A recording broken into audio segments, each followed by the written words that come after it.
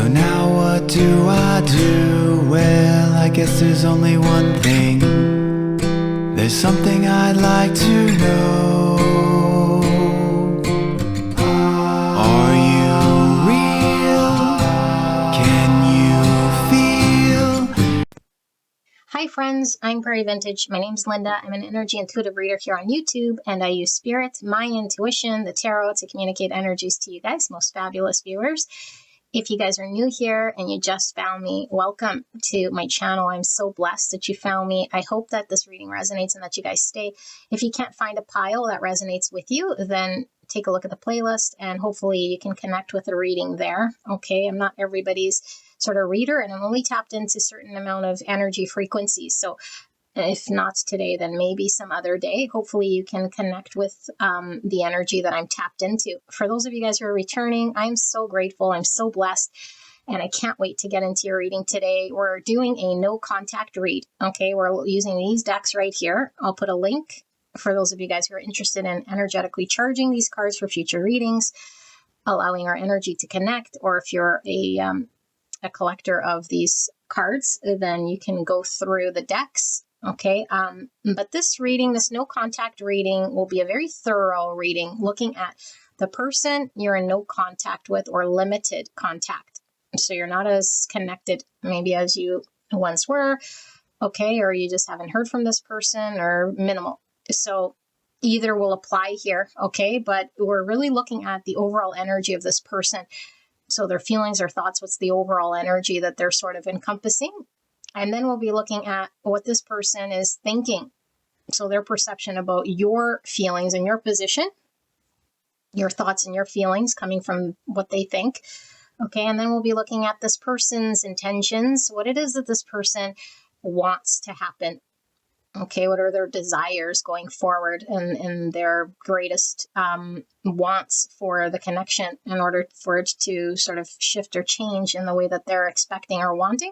And then we'll look at what will happen in this connection. So will this person take action? What will happen energetically between you and this person?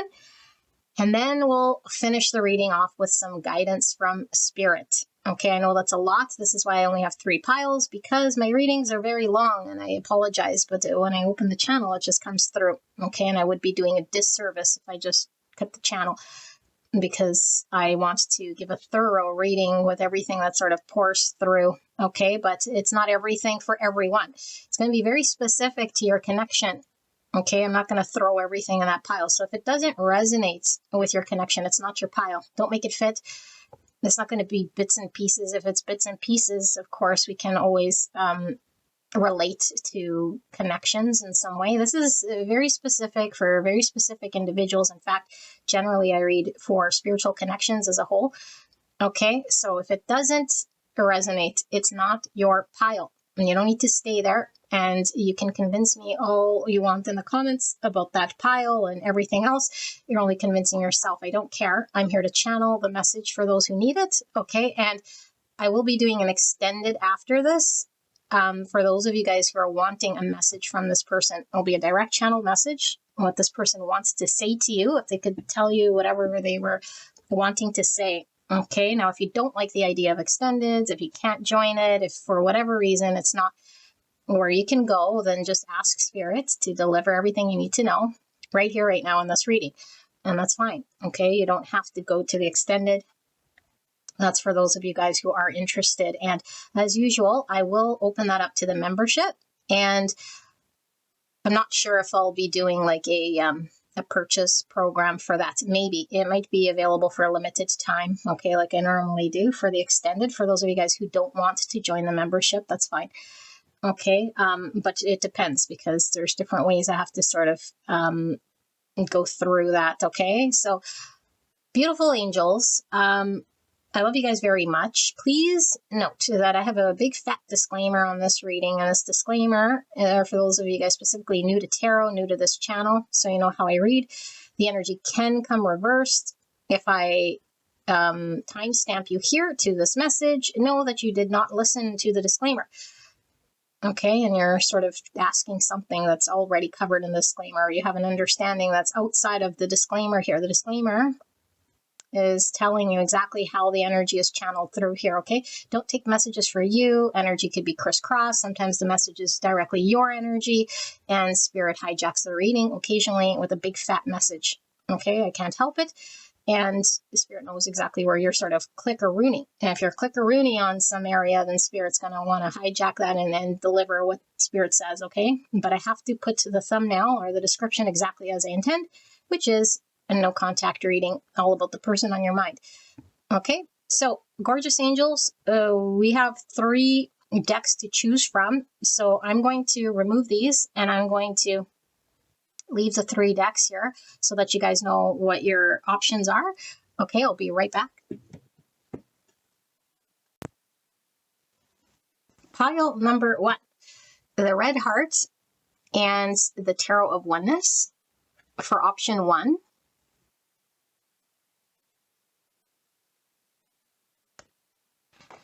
Option number 2, the Surrealist Tarot and the green speckled heart.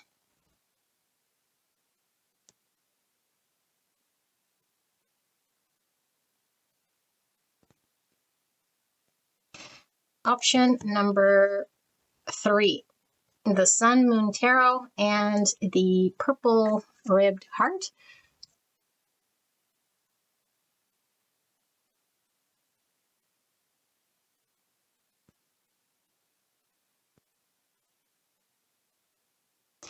All right, so sit with this energy, beautiful people. Take as long as you need. If you feel like there's multiple piles calling to you, listen to that intuition, okay? Sometimes we have different aspects of the same connection. Sometimes we could be tapped into past, present, future energy, because energy is not in a fixed timeline. So if it sounds like old energy, if it sounds like something that you're not really wanting to sort of listen to, go check out another pile, okay? It could just be the energy that's overlapping in some way, okay? So just close your eyes, and when you're feeling centered, open your eyes, and then whichever first pile sort of pulls to you will most likely be your pile, okay? If it's your own energy, then you can listen if you want. Like I say, Spirit sometimes has a message in there for you. That could be very healing, okay? It could be your blind spot. But I know we're here to listen to the person on our mind. So that's my intention. And that's exactly what I'm asking Spirit for, okay? So beautiful angels, sit with this energy. And I will see you guys at your pick.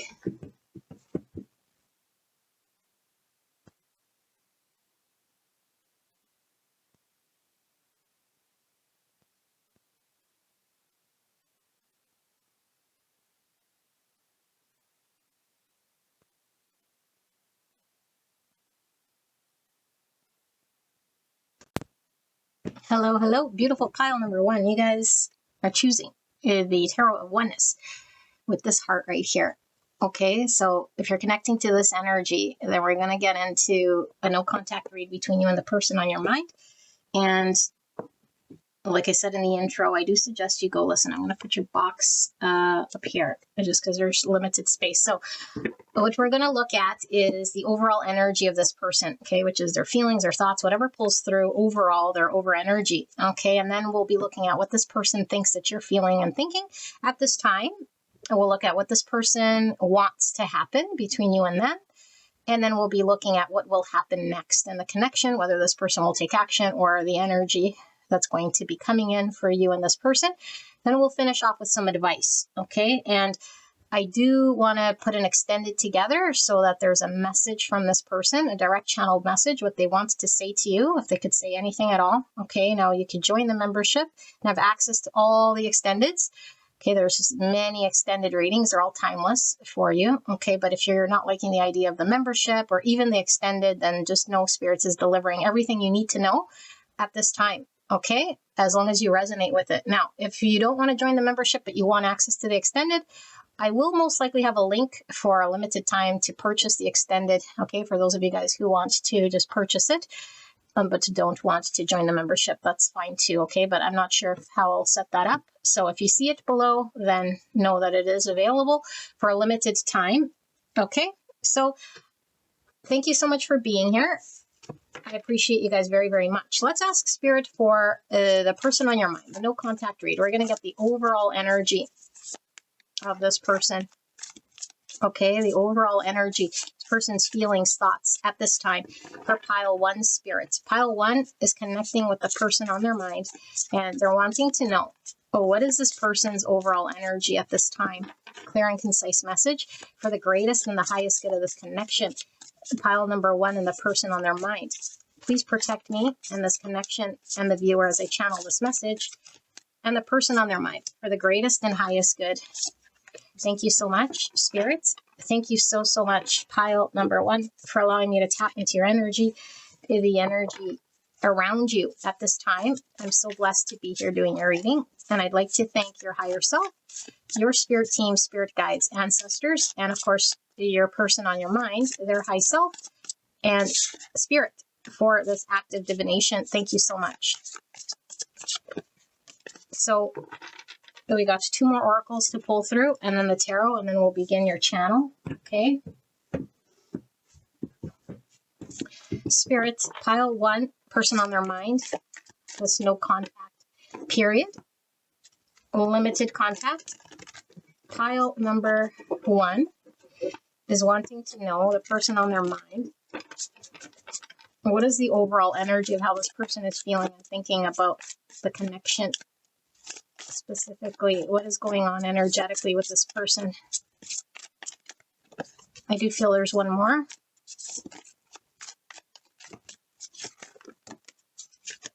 Top one, spirit said.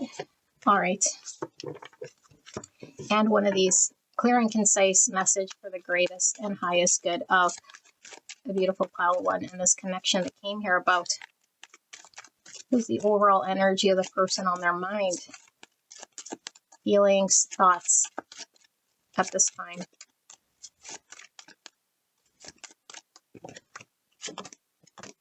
Wow, lots of cards. Okay.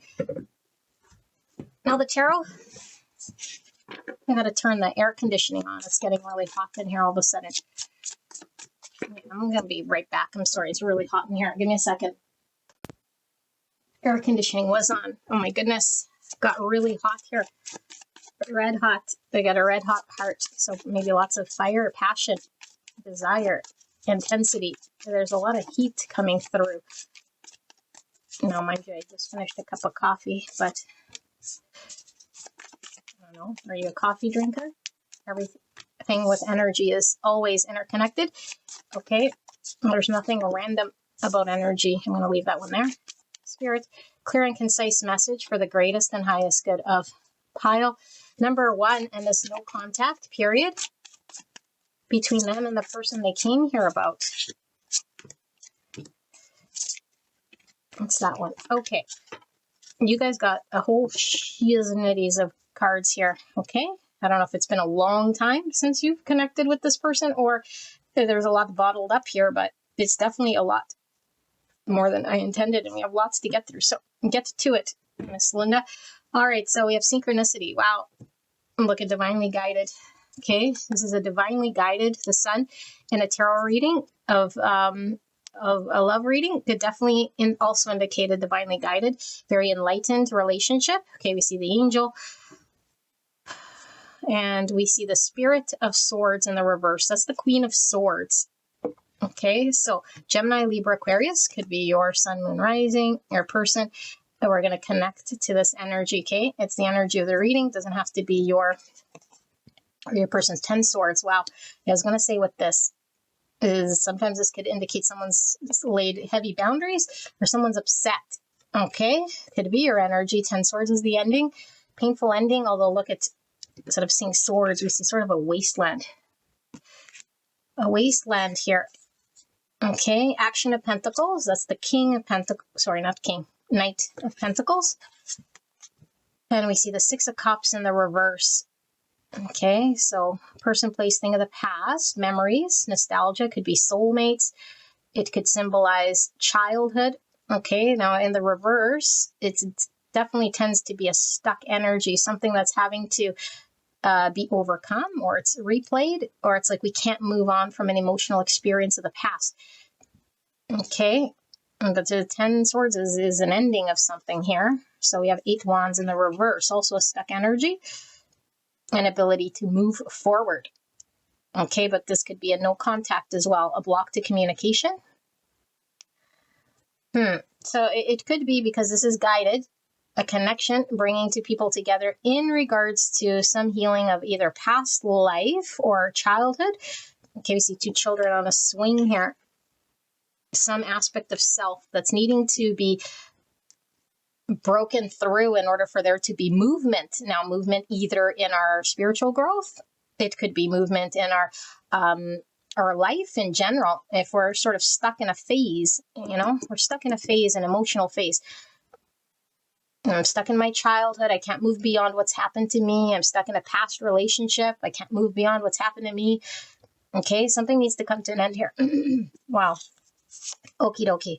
Ace of Swords in the reverse. So the truth needs to come to light. I need to see and understand before I can have a new beginning. Also the bird here, I'm getting strong communication block. This person might be very challenged with speaking their truth, and this could be a part of why this is divinely guided. Also, Queen of Swords in the reverse as a block in communication and clarity. Okay, this person could be very not seeing a direction because they're so hung up on something of the past here. Okay, could be they're hung up on how it ended between you and them, so much so that they're replaying it, rather than seeing some new sort of understanding of what to do or what to say, or they just, if this is a sudden sort of ending here for them, like, I don't know how to move forward. I don't know what to say. I'm sort of stuck on what happened here. Okay, it could very well be Inspirational Wands. Yeah, lacking the confidence, the vision, and the direction, and the planning and the understanding, okay? Or could be very much stuck in an egoic energy. I was right, or I don't want to be, I don't want to put myself maybe out there in some way, because the King of Wands in shadow could definitely be more looking at the superficial sort of reasons why they're sort of doing what they're doing. But there is definitely a block here. I feel there's a lack of confidence and vision. Okay, 6 of Pentacles. I don't know how to give to a situation. I don't know how to make it balanced. I feel like there's somebody here that's receiving more than they are being in a position to give. Okay, and it could be because of a childhood experience that made this person have a belief that they carry. Okay, now this ego, I call it the ego because it is a belief we carry. It doesn't say it's arrogant or anything like this. A belief we carry that we're not good enough, or we're not in a position to invest because we are less than, or we don't know how, or we lack some sort of confidence or some sort of vision in order to have momentum to move here. Okay, I'm getting a strong 5 pentacle energy from these hobo gloves, if you want to call it a hobo, 5 pentacle, like left out in the cold. Just like very limited here with whatever this energy is. Okay, yeah, 6 of Wands in reverse. Again, another card of defeat. So defeated here. I'm very defeated that I have no energy to muster up to even believe in myself or do anything outside of this strong emotional charge that I have to the past. How things ended, or the position I'm in now because of the past. I'm helpless, I'm hopeless. All I can do is sort of wait here, But again, this ego card with the 6 of Wands in the reverse, there's a need for there to see through some sort of egoic belief. Action of Cups. So here is the Knight that's able to express his feelings. Okay, so this is the Knight in shining armor that can come forward and communicate and show and express how one feels here. So this ego is getting in the way of there being action and communication. But is there feels here? Yes. There's love here. And there's a desire to make something sort of a reality here with the Knight of Pentacles. Okay, but 2 Knights are talk about action. So it's like no matter how much I want action, no matter how much I feel, I'm limited by this strong energy that's encompassing me, okay? Whatever's happened in the past, and I can't sort of move beyond this thing. Action of Wands, another Knight in the reverse. Yeah, so it's like, but I lack the energy, I lack the vision, I lack the confidence. So I'll just sort of sit here. So it would be good to see what this person sort of wants then, because I feel like, well, what they're wanting, I feel, is to be able to express and connect and make something happen. But there's a stronger energy of tying this person to the past. All right, well, let's see. So we have the dad bod, letting go of rigid ideas. That's the Six of Cups in the reverse, okay? Grounded masculinity, balance between comfort, responsibility, and self-acceptance. Self-acceptance, exactly what I said. A lack of self-confidence, a lack of vision, a lack of trust in oneself because of my experience. And I've just sort of given up on any dream or that I can even be somebody. Okay, I am getting this person could be older with this dad bod. Okay, they could be a father, but they could just be in father age, like over 30. Okay, maybe even like in their 40s. Okay, so 3 is a master. No, it's not a master number. I don't know why I said that, but obviously it's coming through for a reason. Master number is reproduction, creativity, humor, Christ consciousness, joy, and harmony. 3 is all about growth, relationships, initial success. It is Empress energy, so about giving and receiving love and abundance here with the Empress. So I feel there's a masculine energy that is challenged with this feminine energy. So this could be somebody very uncomfortable with being open to expressing love, definitely. So we have some Taurus, Libra, and some Pisces energy coming through. Frivolous lawsuit, distractions from real issues. That's the Six of Cups in the reverse. Abuse of power, empty attacks or baseless accusations and false claims. So look at this judge's gavel, okay, which I'm really getting the synchronicity and this divine guidance because there's something about spiritual law and karma pulling through. And we see the rooster, which for me, rooster is obviously the masculine energy, but it's egoic. Standing here, okay? King of Wands in the reverse is definitely high ego. The 6 Wands in the reverse. Okay, there's something here about being able to work through this egoic belief. Frivolous lawsuit. It's an untrue belief that we carry as an egoic belief.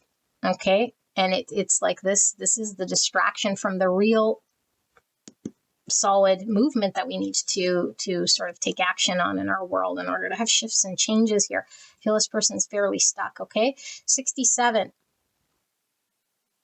Okay.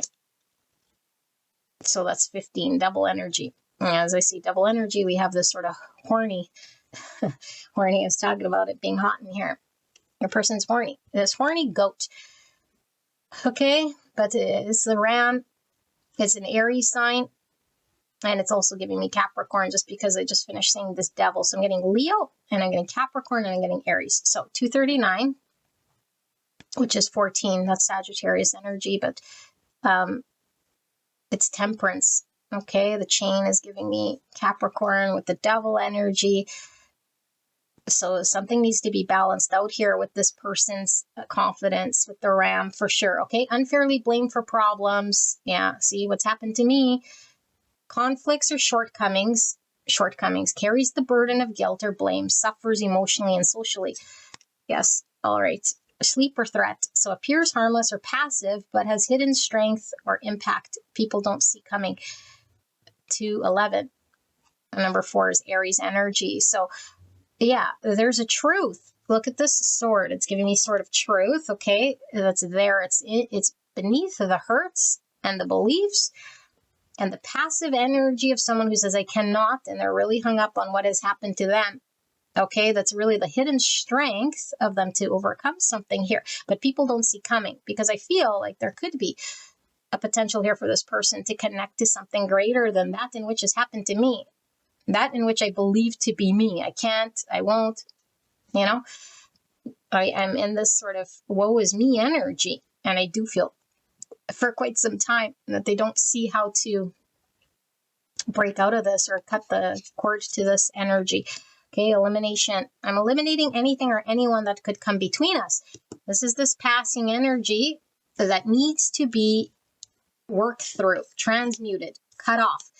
Okay, look, they're ripping the picture. So an experience of the past. It could be a relationship of the past that didn't work, whatever this relationship was. It could be family dynamics, but it needs to be transmuted, released, worked through in order for there to be this movement. Okay, but they're working through this, I feel, with this elimination, don't see coming, this hidden strength. Okay, yeah, commitment. It's getting in the way of them committing to this connection, free love. So 101 and 2, independent love, emancipated love, liberated love, sovereign love, multiple loves, and autonomous love. So this person had a fear of commitment, I feel, based on an experience that they had in the past. I got to cover this up because YouTube doesn't like, and neither do I, because I like to see my own, not other people's. So it says free love, meaning I want my independence and my freedom, and I confuse with love. Remember this Empress energy that I was connecting to, that this person has a shadow, which I was calling the ego or whatever, the devil, the ego of a belief of how to give and receive love, which is untrue because of the lack of understanding or clarity in what actually love means and what commitment means. There is no giving up of freedom. So it could be a connection we experience, okay, where there might have been limitations put on this person by other, okay, or a childhood where maybe there was enmeshment from a parent, okay, that's made this person feel like I cannot connect with a committed one-on-one sort of engagement here without sort of thinking that it's going to impact my freedom or my independence or my, I don't know, how I can sort of act upon true love here. Okay, and this is obviously a frivolous belief. There is no truth to this thing. It's stemmed from something that needs to be healed upon here, okay? Well, okay, so there we have seduction. That's that heat I was feeling. Attractiveness, charisma, glamour, beauty, elegance, and gallantry. Type 3, the achiever, emotional center between appearing and authenticity. So, the two people here, this solar plexus energy is giving me this ego. Solar plexus is the chakra of the ego, okay? Although we have lots of sort of hidden energy in our lower chakras, this solar plexus is tying it back to this confidence, okay? Is this person attracted to you? Absolutely. Lots of heat here, okay? I even feel with the cups here, there's love and there's a desire to ground something here. But this is all about their lack of self-confidence in order to make something happen. 3 again with the divine empress energy, okay? Passion, yeah, look, it's heat. I was feeling heat. Okay, intense fascination, ardent affectivity, impetuosity, exaltation, get carried away, irresistible attraction. Type 8, the challenger, instinctive center between strength and weakness. This very strong desire here. Now we have the shadow with the black, so Pluto, Scorpio energy, and I feel like there is this intensity for a reason. If this person wasn't pulled in intensely here to this connection, there'd be no desire to sort of overcome this thing. And unavailability here, well, it was sort of in the reverse because I feel they're working through. This is the main message. This person's unavailable to commit to this connection, which could be why there is no contact or limited movement.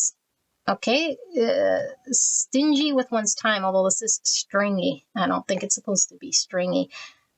Stringy with one's time, stingy. Okay, invested elsewhere, absorbed, busy, focused elsewhere, invested in his passion. So there is this.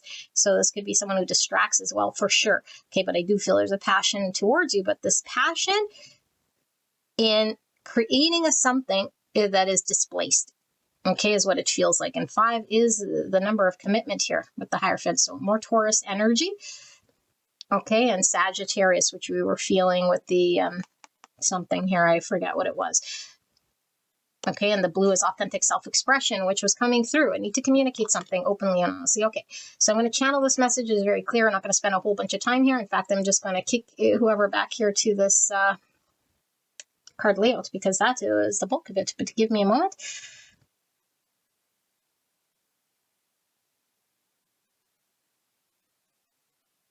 Okay, pile number 1. Now, I do suggest you go listen to the card layout for sure because I channeled it all. It came through as the channel. It's all the messages you need to hear. Okay, there's one major theme here. Your person had an experience of the past.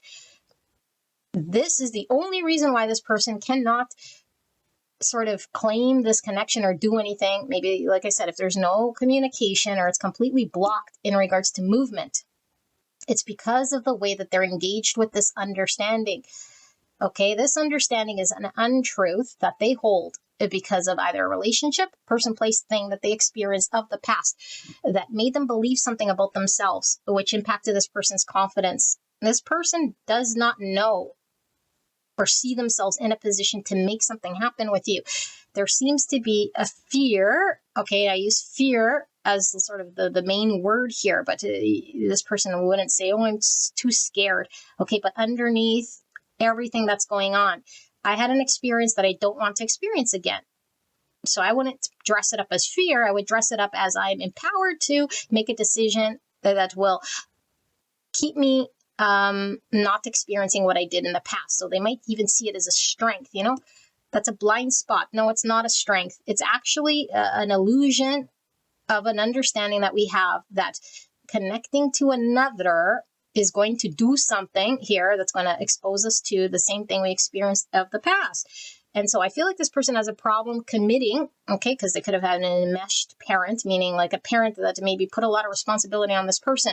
So they might have had restrictions on their freedom, or a past relationship that limited their freedom or their independence or something like this, And so this is divinely guided, very strong. This person is having some sort of, if you want to call it karma, some sort of spiritual justice that's happening for this person. Now, of course, you're not just one person sort of lesson, okay, because I'm sure that there's sort of lessons on your end, if you want to call it lessons or experiences, in order for there to be growth.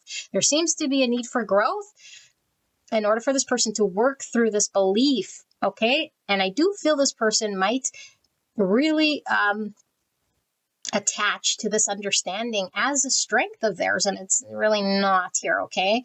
It's unfounded that you or any other connection is going to be something that's limiting this person in any sort of way here. So there's the truth that lies beneath this pain, okay? But this person has to see the truth, and I feel like this person is really hung up on this wound. Now, whether they're ruminating about it out loud or whether they're completely clueless about this sort of wound that has happened because they're too distracted. And for some of you guys, this person distracts themselves however they do it, it could be in a I don't know, some sort of thing that they put all their energy towards, whatever it is. I don't know, music, work, art, maybe squandered energy. Okay, but I feel it's no, I don't know necessarily that it's squandered energy. Okay, because I do feel this person could be very focused and committed to something. Yeah, but either that, okay, or for sure that, okay, but also at the same time, this person has an intensity here for you. It comes through very, very, very strong passion, desire. The intensity is so loud. This person has to address this thing. If this person had no intensity for you, no desire for you, they would sit here forever ungrowing, running away from the truth. Okay, and now not everyone needs to get married and have commitment, but we're here in order to experience love in the deepest, truest way. And in order to do this, there's a union of a one-on-one experience this person can have that will bring fulfillment, and they don't need to sacrifice parts of themselves. So it's finding themselves, the truth of who they are, to speak their truth in order for them to experience a union here. Okay, I feel this person is very challenged in communicating a truth. I don't think they want to withhold from you and have a secret, around you. Haha, you'll never know how I feel. No, I feel like this person won't even admit to themselves their true deepest feelings here, because there's a lot of belief around this bigger truth for them, but it's not a big truth. It's a big fat illusion. Okay, so underneath this illusion of fear and trying to a control situation in order for them not to get hurt, there's a truth that needs to come sort of to the surface. And I'm sure this is probably why you're disconnected from this person, because this person seems like they're not interested, or that the interest isn't enough to move forward, isn't enough to admit a truth, isn't enough to communicate and break from past. or whatever they have their eye on, because they have their eye on, I don't know, like I said, work, art, music, whatever the thing is, it seems to be really important in their world. It's like, yes, it's important, but it's displaced, and it has to be displaced because the energy needs to go somewhere, because energy needs to flow here. And it's like, instead of being balanced in a way that can express love, give and receive love, engage in love, and work through commitment and still understand who I am and what I'm about and stand strong in myself, what I do here is I focus it all on an outlet here, and it's at the expense of engaging here. So what I think happened, there was an ending, or at least there's some experience with you that's been impacted by this block and this ungrowth. Okay, because there's a need for them to put behind the thing that's happened a while ago. And I feel it's quite a while ago. Okay, but it's like it always sits there because energy needs to flow one way or another. We need to transmute it, release it, transcend beyond it. We need to do something here rather than just store it away and then be like, yeah, I'm over it. It's like over it, how the energy needs to get sort of worked through here. So there is a message here about a shift. Okay, so this is a no contact reading. What's going on with your person? There's a shift here. Okay, I'm eliminating anything or anyone that could come between us. If this person is, whether they're consciously doing it or through an energetic, a natural, organic procession, whatever you want to call it, this person is working through releasing some of this energy that's been there for some time, with the sleeper threat as well. Okay, people don't see this coming, the strength or this impact, because the strength is the truth. Okay, strength can also be this egoic thing, but it's like the ego and the truth, okay, or the illusion and the truth are sort of going at it. And so the fear is stronger, the beliefs are stronger in some understanding here, because it really needs to protect oneself. That's what the ego's job is, to protect you from harm, or this person. Okay, that's the main function. And so the ego is doing exactly what it needs to do. You need to trust that you'll get hurt if you sort of move beyond this thing, but it's an untruth here that this person's needing to learn to see here. Now, I don't feel this person's given up at all, but I feel this person's chained to that pain of the past, that understanding of the past. This person's needing to work through their own belief in themselves. Okay, like belief in who they are and what they can accomplish, and there's an underlying I can't energy here.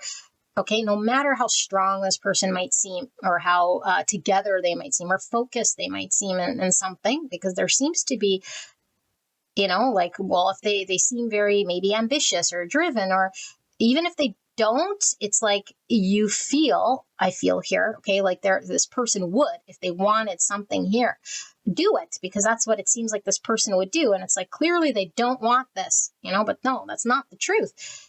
So what they want is to protect themselves, like all of us. Every single person on earth here, it defaults to the protection of self, unless they're highly conscious and awake to their own fears, limiting thoughts, destructive ways and patterns, and the shadows in which they hold, which, I mean, it's a shadow for a reason. We're not all in tune with the shadow. So there's a shadow that's driving this person's actions that's greater than their intensity and their desire here, but they don't know, because it's sort of just firing off this thing that's been firing off. This is all I've ever known. This is how I handle it. This is where I feel safe and protected. Okay, so highly guided.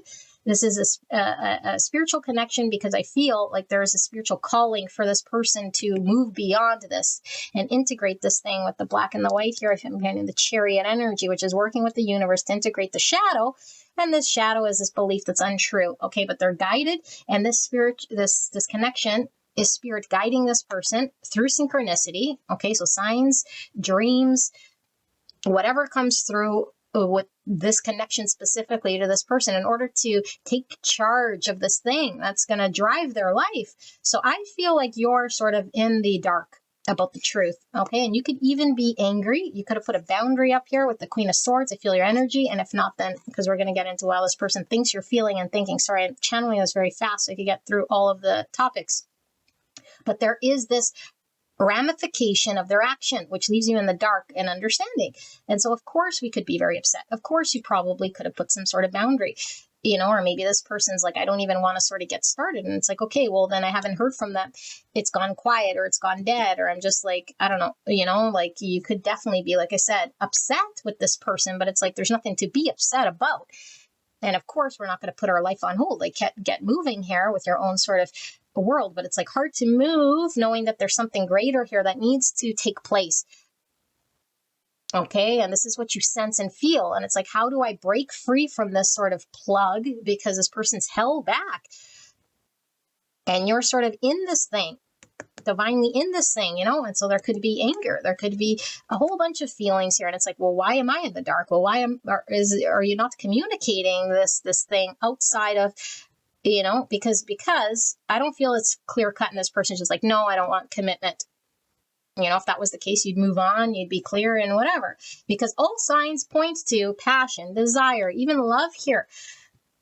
And it's like, well, then why is it not working? Well, then why, you know, and there could be, like I said, a past life connection with this person, okay, or like something that needs to really be resolved between you and this person. And this person needs to sort of step into this energy and work through it in order to invest in this connection. This person hasn't invested. This person hasn't communicated. This person hasn't moved forward from the past towards you. That's where they're at. And it's frustrating. And they're the only ones that can sort of work through this thing and see the truth. Okay, the challenge with giving and receiving love, for sure, absolutely here with this person. Okay, so I'm going to clear these cards because what we're going to do, yeah, and I feel with this unavailability and this Six of Pentacles here, it's like this person has not been able to invest in this connection in a way that makes you feel like this person has an intention to build something or to be with you or to give love and receive with you. Okay, so they could have been taking your energy. They could have been somebody here who is just saying one thing, doing another. Okay, or saying to you, again, like, I'm unavailable or whatever. But then in their action, there could have been like something here that was showing you that this person had every desire to break from this thing because this thing is very heavy and painful here, you know? It's like, I need to eliminate this hold. I need to see through my own shadow chains and devils in order for me to move beyond this. Now, for some of you guys, this person could certainly be somebody who has superficial relationships, you know, multiple relationships, but it doesn't get deep. And this is how they sort of cope because everyone wants connection, you know, but it's like, well, how could this be fulfilling? How could this be healthy for this person? Okay, but they could see it as healthy because it sort of scratches some superficial itch, but it doesn't go deep. And I feel like there's a deepness here that's being revealed to this person, and this person needs to sort of pick up the sort of truth and be honest with themselves. Okay, but very blocked here for sure. Okay, so this is their overall energy right now, by the way, you know, working through this, however they're doing it. Okay, for all of you guys, obviously different. It could be just shown to them by a separation, shown to them. Because now maybe if they are dating or if they are seeing people or if they're just people around or they're observing, okay, because they don't have to be in another relationship so much as it is now, I'm seeing something, okay, that maybe I'm not conscious of, but I see something here and it's making this apparent to me, and it could just be the absence of you. Okay, now I don't know, because there was devil coming through. Now I'm seeing cigarettes here, and like I was saying, squandering of energy. I feel like this person definitely uses coping mechanisms here. Okay, whatever the coping mechanism is here, in order for them to cover sort of this wound. And it's like they latch onto this rather than taking accountability or responsibility. So we're going to look at what this person thinks that you're feeling and thinking about them. Okay. We'll clear this up and I'll be right back. All right, let's take a look at how they think. Let's start with this. You're feeling and thinking at this time, okay? Clear and concise message for the greatest and highest good of pile number 1. What does pile 1's person I just channeled, think that pile 1 is feeling and thinking about this connection, about them? What are their perceived understandings here in regards to pile 1? And why are they thinking that pile 1 is thinking and feeling the way that they are at this time, Spirit? Thank you so much. Person on pile 1's mind, and how does this person think pile 1 is feeling and thinking about them in this connection at this time? Just the bottom. Okay. 2 more.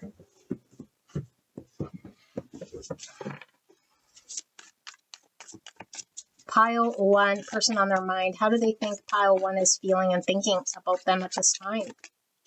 What do they think pile 1 is feeling and thinking? We've got 3. All right.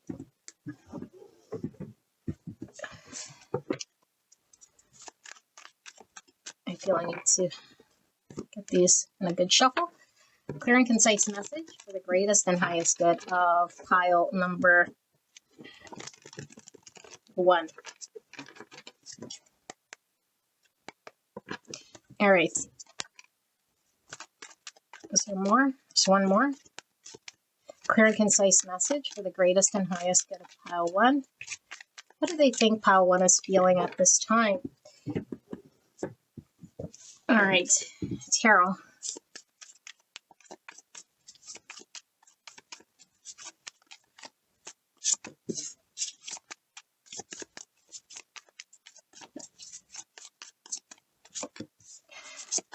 Am I recording? Yes.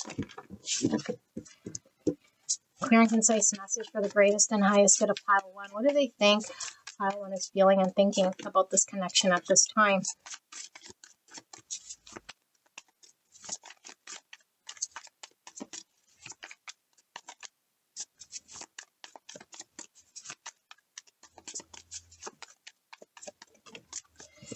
Okay, let's take a look. We have 4 pentacles and the inspiration of pentacles in the reverse. So that's the page of pentacles in the reverse, 4 pentacles. And we have temperance at the bottom of the deck. That is Sagittarius energy. It's in reverse. Okay, the Hierophant in reverse. 2 major arcana. Hierophant's the commitment card here. Okay. Spirit of Wands, there's that passion, desire again. Wow. So Aries, Leo, Sagittarius, strong Sag coming through for sure. 8 of Pentacles. Okay, 8 of Cups, 2 8s, 88's a master number. A higher calling, remember I said divine guidance, that is grounded in self-awareness. That's what this person lacks, the truth of themselves. Okay, and reverence for life. Wow, how synchronistic is your reading? Oneness, this is the name of this deck. What is oneness? Consciousness, like I said, enlightenment, knowing that we're connected to all. Okay, the sun comes through again as the confidence to connect to all that is and pull from that source of energy. But if we're in illusion, we don't see that we're connected to the oneness and we feel like we're an island unto ourselves, like we're a victim of some sort of experience that we're removed. So there's a need to connect to all that is the greatness. There's a card coming through the bottom here, you guys. Yeah, the 8 of Swords, absolutely. And it's in reverse, 888, okay? Could be an angel number you're seeing. By the way, I'm seeing a lot of 8s. My battery was stuck on 88 forever. And I started seeing 88, 88, 88, but double 8s. Not 3 8s, 88, 88. Anyway, it's coming through very strong here. Okay, 888. Okay, 8s is the ego number, okay? Because it is strength in the tarot, which is the courage to face the fear. Okay, but it's movement, it's change. This person is needing to move in order for there to be a change. It's also attainment, which is what? Fulfillment. Being able to create and attain, you know, if there is no movement, we can't sort of move towards. Okay, 8 is also star, which is healing, hope, desire, and that ambition to have a vision and go after like the King of Wands would. This person feels like they've given up sort of on themselves and convinced themselves why it's good, you know, maybe not good, but why it needs to be sort of them or why it is the way it is, you know. All right. So pirate, remember, this is how they think you're feeling. Okay. 35, another 8, stealing what's not yours, living by your own rules, my way or the highway. That's the King of Wands in reverse. Greed and deception, persuasive and magnetic. Definite King of Wands in reverse energy here, okay? Leo, very strong Leo that comes through. The person doesn't have to be a Leo, but I'm getting that from this King of Wands. Again, just the ego, okay? Egregore.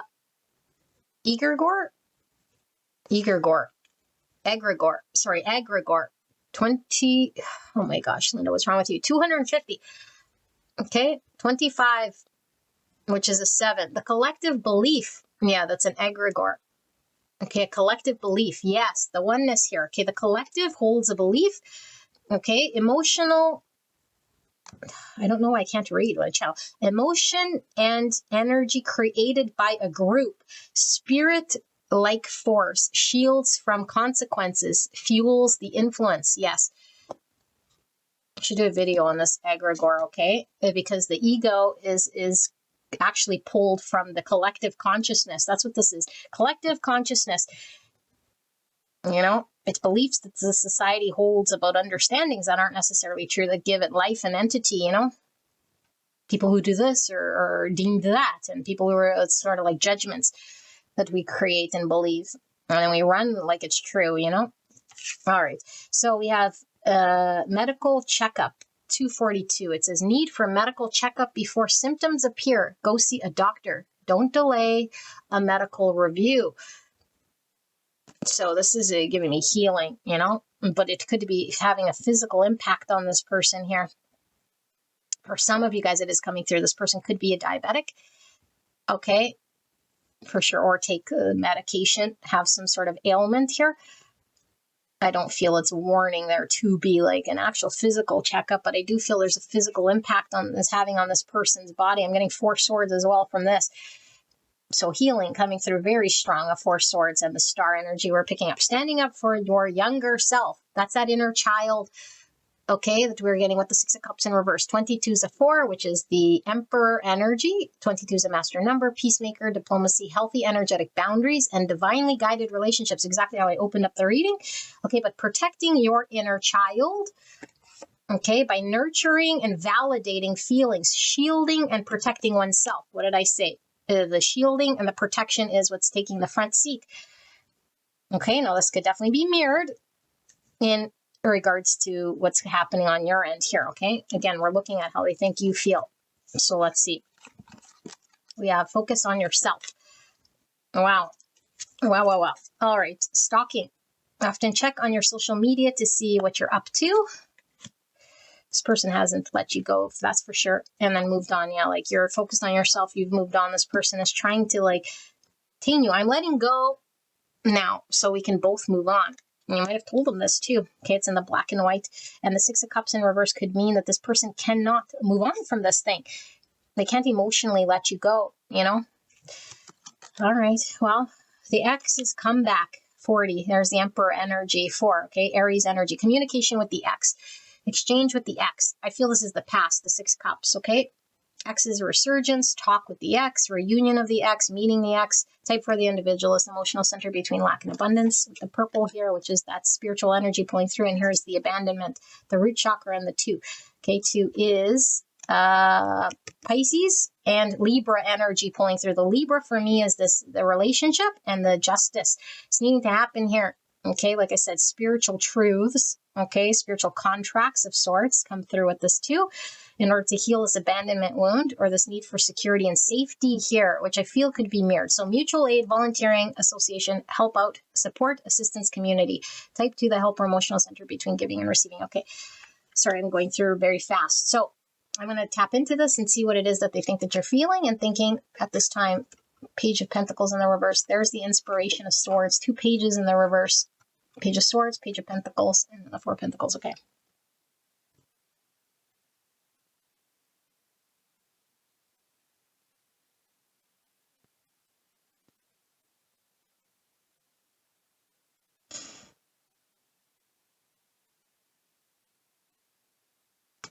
Under that is the Chariot, Cancer energy.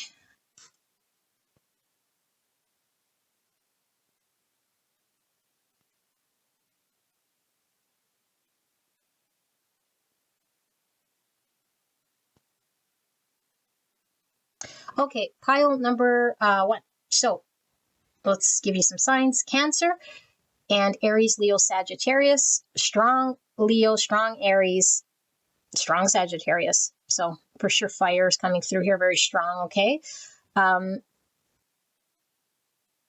then some Pisces and some Libra as well, which I feel is more like, yeah, the energy here. So on the 8s, we got through your reading, which I was talking about here, okay? So your person can see and understand that they're a challenge when it comes to doing what it is that you're wanting them to do and be, but it doesn't shift. It's not going to do anything for them to want to do anything different. And it's not because they choose to be how they are and they're saying, what you want from me, I don't want. No, it's like, what you want from me, I can see and understand this thing, but how do I move beyond this thing that I need to heal? It has a grip on me and it becomes my reality. And so I'm trying to protect that thing. And you feel threatening here. And it's not because it's you, but it's because what you represent to me, this thing that needs to work through this thing. And so they feel like you're trying to focus on moving forward with this full lack of understanding. Like, you don't understand me. You don't understand this thing. You don't understand, because all I've showed you, and I'm talking like your person, all I've showed you is the pain body talking, saying my way or the highway, or this is my understanding. Okay. And I know that I've done this, and I've done this from a reason to protect, but you don't know why I'm saying and doing what I'm doing here, because you don't know the depth of this whole thing. Because I'd rather protect myself and not get hurt. Okay, but now I have the consequences of you believing something here that isn't necessarily true. And so there's a disconnect. And this is what I talked about, like the spiritual court that says only the truth shall remain. Anything that's not untruth must be worked through, seen through, transmuted, transcended, whatever it is. The childhood wound, the thing of the past, the thing that limits us because it's an illusion, it needs to be seen through. So this action that happened between you and them, me saying I can't for whatever reason, won't, I don't desire it, I'm unable, whatever they said to you, or even if they didn't say, but in action, it's like they haven't moved forward. So in action, speak louder than words. You're not doing the thing. You're not being available. You're not investing here. And they know they did this. And they're saying you, as a result of this, are now trying to move on and heal and gain your bearings. And that you're not just yet, but that you're beautiful, capable, independent, strong, and that you will be able to do this. So they think a lot of you guys are focused on gaining your balance from what has happened, but focused on work, focused on other things, committed and dedicated to your practice or to your thing. They think you're very good at doing what you do. They think that you're still potentially connected to this person because they can feel it intuitively. Okay, just like you can feel it, even though if there was an easy button, you'd hit it to move on because I feel this person's being a pain in the ass. You don't want to have to heal their wound, and you're not healing their wound. But as a mirror, a conscious mirror, and we engage, we reflect back to others because that's the agreement here. And so this person has your mirror of whatever you showed to them. And now they could feel a thread, okay, the thread of fate. And it's like they feel the thread of fate, but they don't know for sure. But they feel a thread of fate that you feel tied to this person. And it's still there. And it's like it's hanging by a thread. That's the urgency. They believe in this urgency because it's hanging by a thread. You're walking away. You're going to walk away from me and be this independent, beautiful person that can do whatever here. Okay, but they don't see the truth. The truth is that the oneness, the connectedness here. Okay, but they feel like you're working through releasing yourself from whatever this experience has been, okay, but that you're still sort of attached to this person, that there's still some sort of part of you that's holding on or hoping for something here, even though you're in the dark, even though there's no potential. According to them, they think there's zero potential. It's not going anywhere. Okay, that's what they made you understand here. And that you're going to overcome this one way or another eventually, which is true, of course. But that you might be very guarded because of your experience of what's happened with this person. Okay. And for some of you guys, this person feels like you could definitely be like putting this energy towards sort of picking up where you left off before you met this person. Okay. Or just like energetically sort of involving yourself, maybe in community, maybe in, like I said, work, volunteering, whatever you are doing in order to sort of help yourself process this energy that's helping you sort of focus on other things here. Okay. And if this is fresh, okay, if this is fresh, then this person, for some of you guys, they might feel like you right now are still tied strong to their energy or have a hard time moving on, that you might still be sort of trying to figure out what's going on with this person, with this stalking. But eventually the energy will dissipate, and eventually you'll just sort of go on and move on and dissipate. Okay, but for a lot more of you guys, I feel like this stalking is your person. If you've been in this rigmarole for some time, which I feel a lot of you guys have been, rigmarole, this person is needing to heal something. They're needing to work through this understanding of theirs that they have. Okay, but it's like, I need to keep my eye on you because you're going to get too far away, because I see you as this Queen of Wands, and the Queen of Wands can have whatever she wants when she's in her full power. And right now she's gaining her full power. She's working through her full power and balance, and you'll be healed and you'll be removed. And then you're going to be sort of creating your own future here. And I'm going to be not in it. They feel like you want a commitment that they're unable to give to you. And they're unable to create a future that you want here. And that you're not wanting to sort of play by their rules or wait for them or do whatever, that you're really trying to move on here so that you guys can be free, you know? And I mean, you have no other choice here, because it's either you stay here with this inability for this person to do anything or move on. So you're sort of stuck here, you know? But they feel like they could see a truth about you that you can't see. And this truth about you that you can't see is that you're capable to have and to move on and to just break free from this. But for whatever reason, you're still sort of in my world, you know? And it's like, do you not see your value, your beauty? And if you really wanted to, you could move on, and you could. It's like, no, they don't know. The string of fate is tying you here to this thing, you know? You can't just pick up and move. I mean, yes, you can physically do this thing, but emotionally, energetically, there's a string here. Okay, now this egregore is talking about the social constructs, which is beliefs that society holds or the collective holds that becomes a truth. That's the social ego, the collective ego. Okay, because we're not islands unto ourselves with this oneness. We're all connected, which means the stronger the ego of the collective is, the more weight it has. And so we got to unplug from collective ego. So collective ego is what? What we understand about. This is now kind of almost going into your advice, okay? But we'll give you advice at the end of the thing. But it's like the collective has an understanding of what tradition is, what commitments are. It's like it's been taught to us. It's been handed down to us. Okay, it could be as focused as cultural. But if it rises above this collectively, it could be, sort of as a whole, society in this day and age has beliefs about what commitment looks like, what marriage looks like, what family looks like. And it's still an untruth. It doesn't matter if the whole universe has a belief, you know, get the shot. It's like, no, because there is this fear driving this, or this belief that feeds this egoic understanding that doesn't make something true.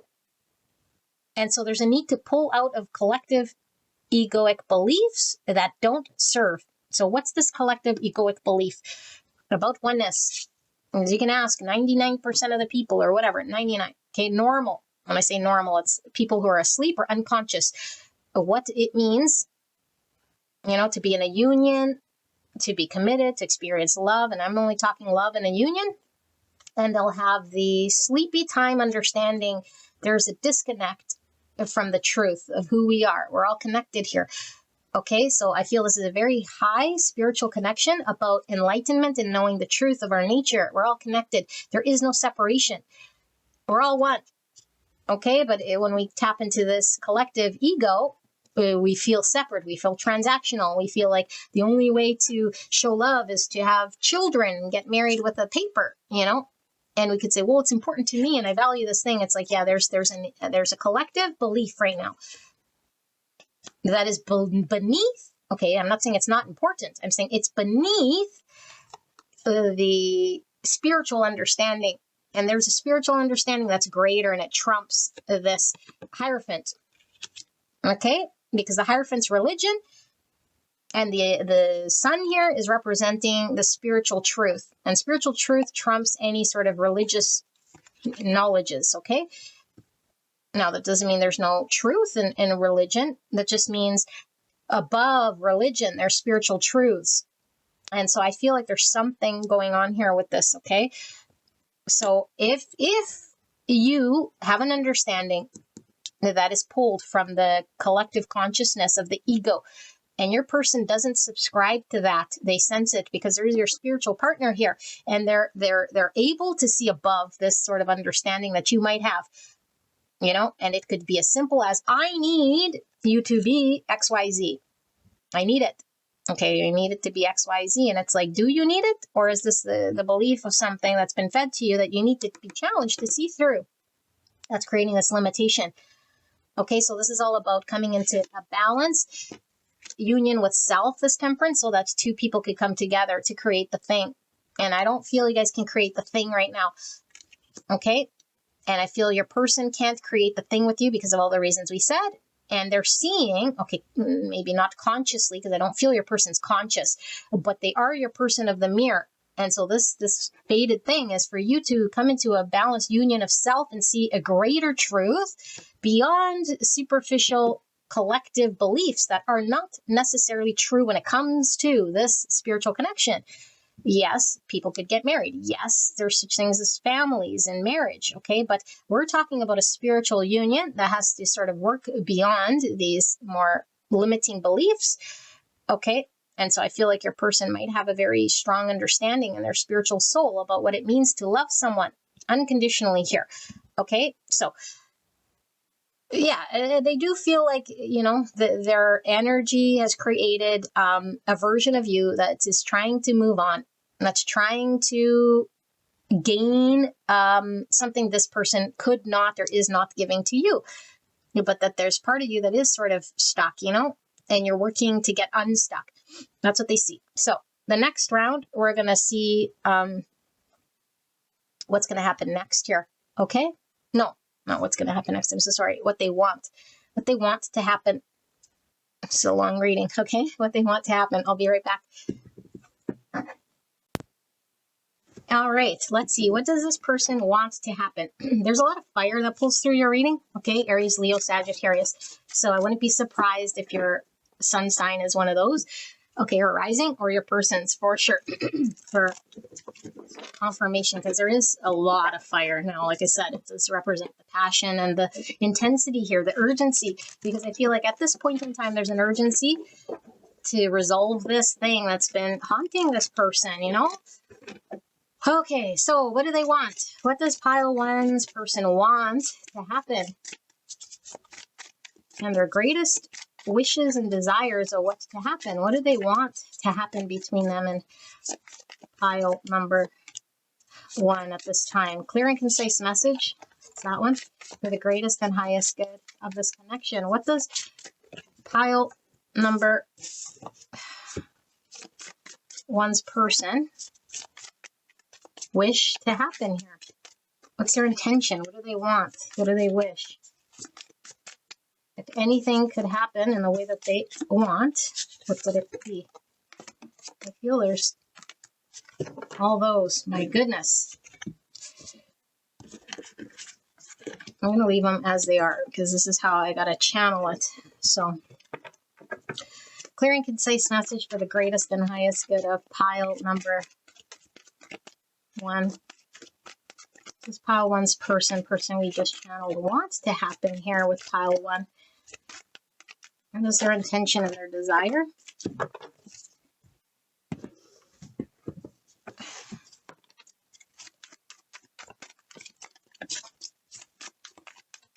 What does pile number one's person wants to happen here?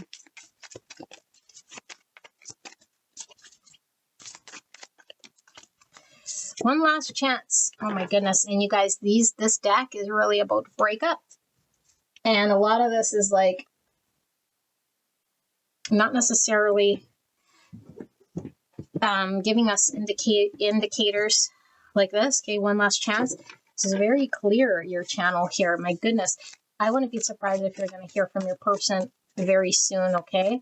It's like a 10 wand energy I'm feeling here with the heat, the intensity, the urgency, the passion, but also the pressure to do something here is getting very strong with this person.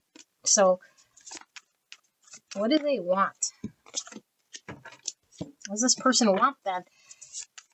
And you could really feel like, you know, it could be very confusing because the intensity is so strong to resolve this thing. But they're fighting it with this truth of theirs, okay, the illusion. And so it's like these two things that don't really sort of coincide here. It's like an illusion of what they're trying to tell you and what they're doing in their action, but it's going totally against this bigger truth. And so it's like, it doesn't make sense. No, it does not make sense. Okie dokie. So, oh my goodness, you guys. You saw me shuffle this whole thing, okay? Same card that I got at the beginning. Synchronicity here. Guided relationship. And being called here. So it's like, it's not about what they want. It's about what has to sort of happen, okay? And we could say, well, but what about free will? And nothing has to happen. It's like, no, but the destiny and divine guidance, it brings us towards what needs to move, because change is the only constant in order for there to be growth.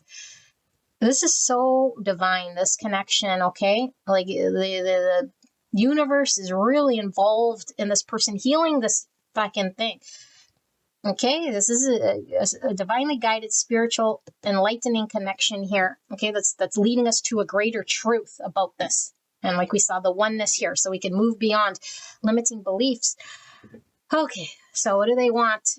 Yeah, 9 of Cups in the reverse.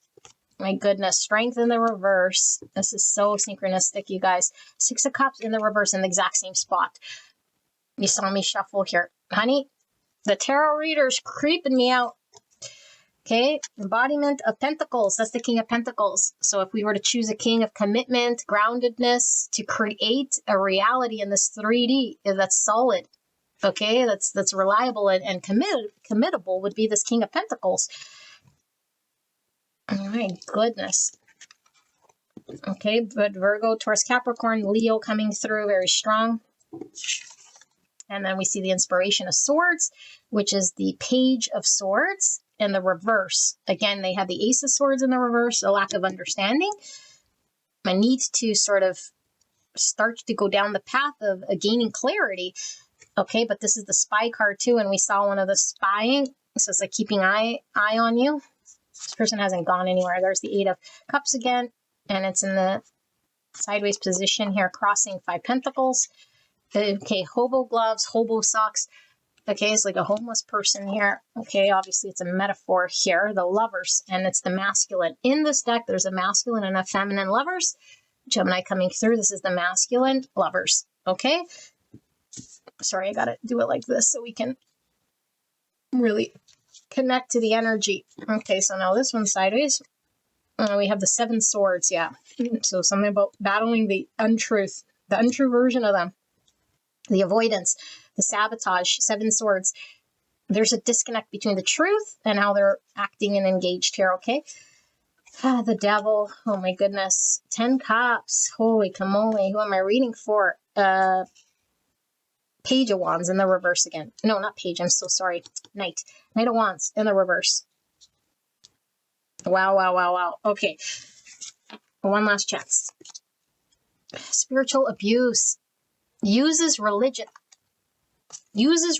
or spirituality to control, manipulate, or keep someone in a toxic relationship. Remember, let's talk about religion and spirituality being different. Okay. Wow. Okay. And then we have tariff wars, intense economic conflict and power struggles, obstacles, restrictions, and that impede on flow of creativity. So this is giving me a collective again here. I'm seeing Titanic, 2 boats here, or ships. Wow, those are really big ships. 64? Yeah, they're like those ships that carry the cargo. So that's a 10. 201, that's a 3. Wow, okay. And then we have Sigma. Independent, self-reliant individual, takes control, authoritative, and non-conforming. This is the Queen of Wands energy. 169. Okay, and then we have pit stop, a necessary pause, a need to rest and recover, self-care and healing, strategic pause, community help. Oh my goodness, community help, community. And then we have community help here, 31 and 4. Okay, wow. We have the Empress and the Emperor sitting here energetically with the 3 and the 4. Okay, but this is this no contact. This is the separation. This is the spirit of healing in order to see a greater truth. Deviance. So it says rules and compliance. That's the reverse hierophants. Delinquency, marginality, offense, transgression, outside the norm. Okay, Devil and Lovers here with the 6.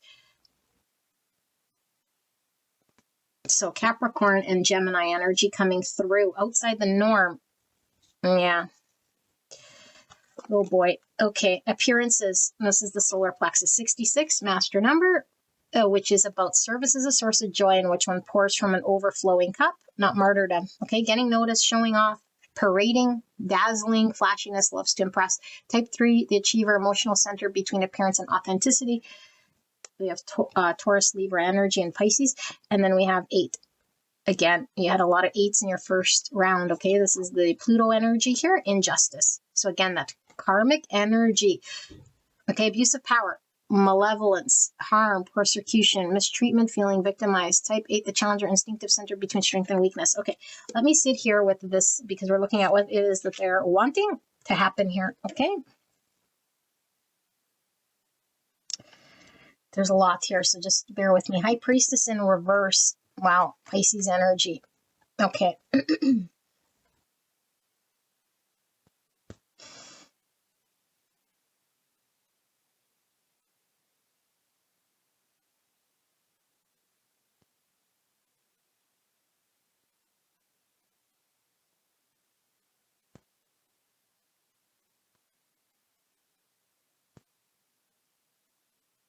Okay, beautiful people. This is going to be a challenging message, okay? For some people. Spirit is really coming through here with the stronger message of divine guidance all over the place in this reading. And it's saying, if left to the devices of this person, okay, their own capacity here is very limited, as we saw. We're only as good as our capacity of understanding. We can't be greater than that in which we don't know. Repeat that. Rewind that.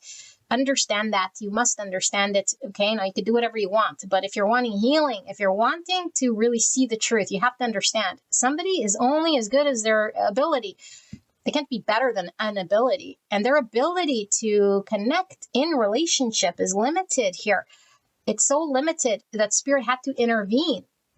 And Spirit is saying, I'm intervening.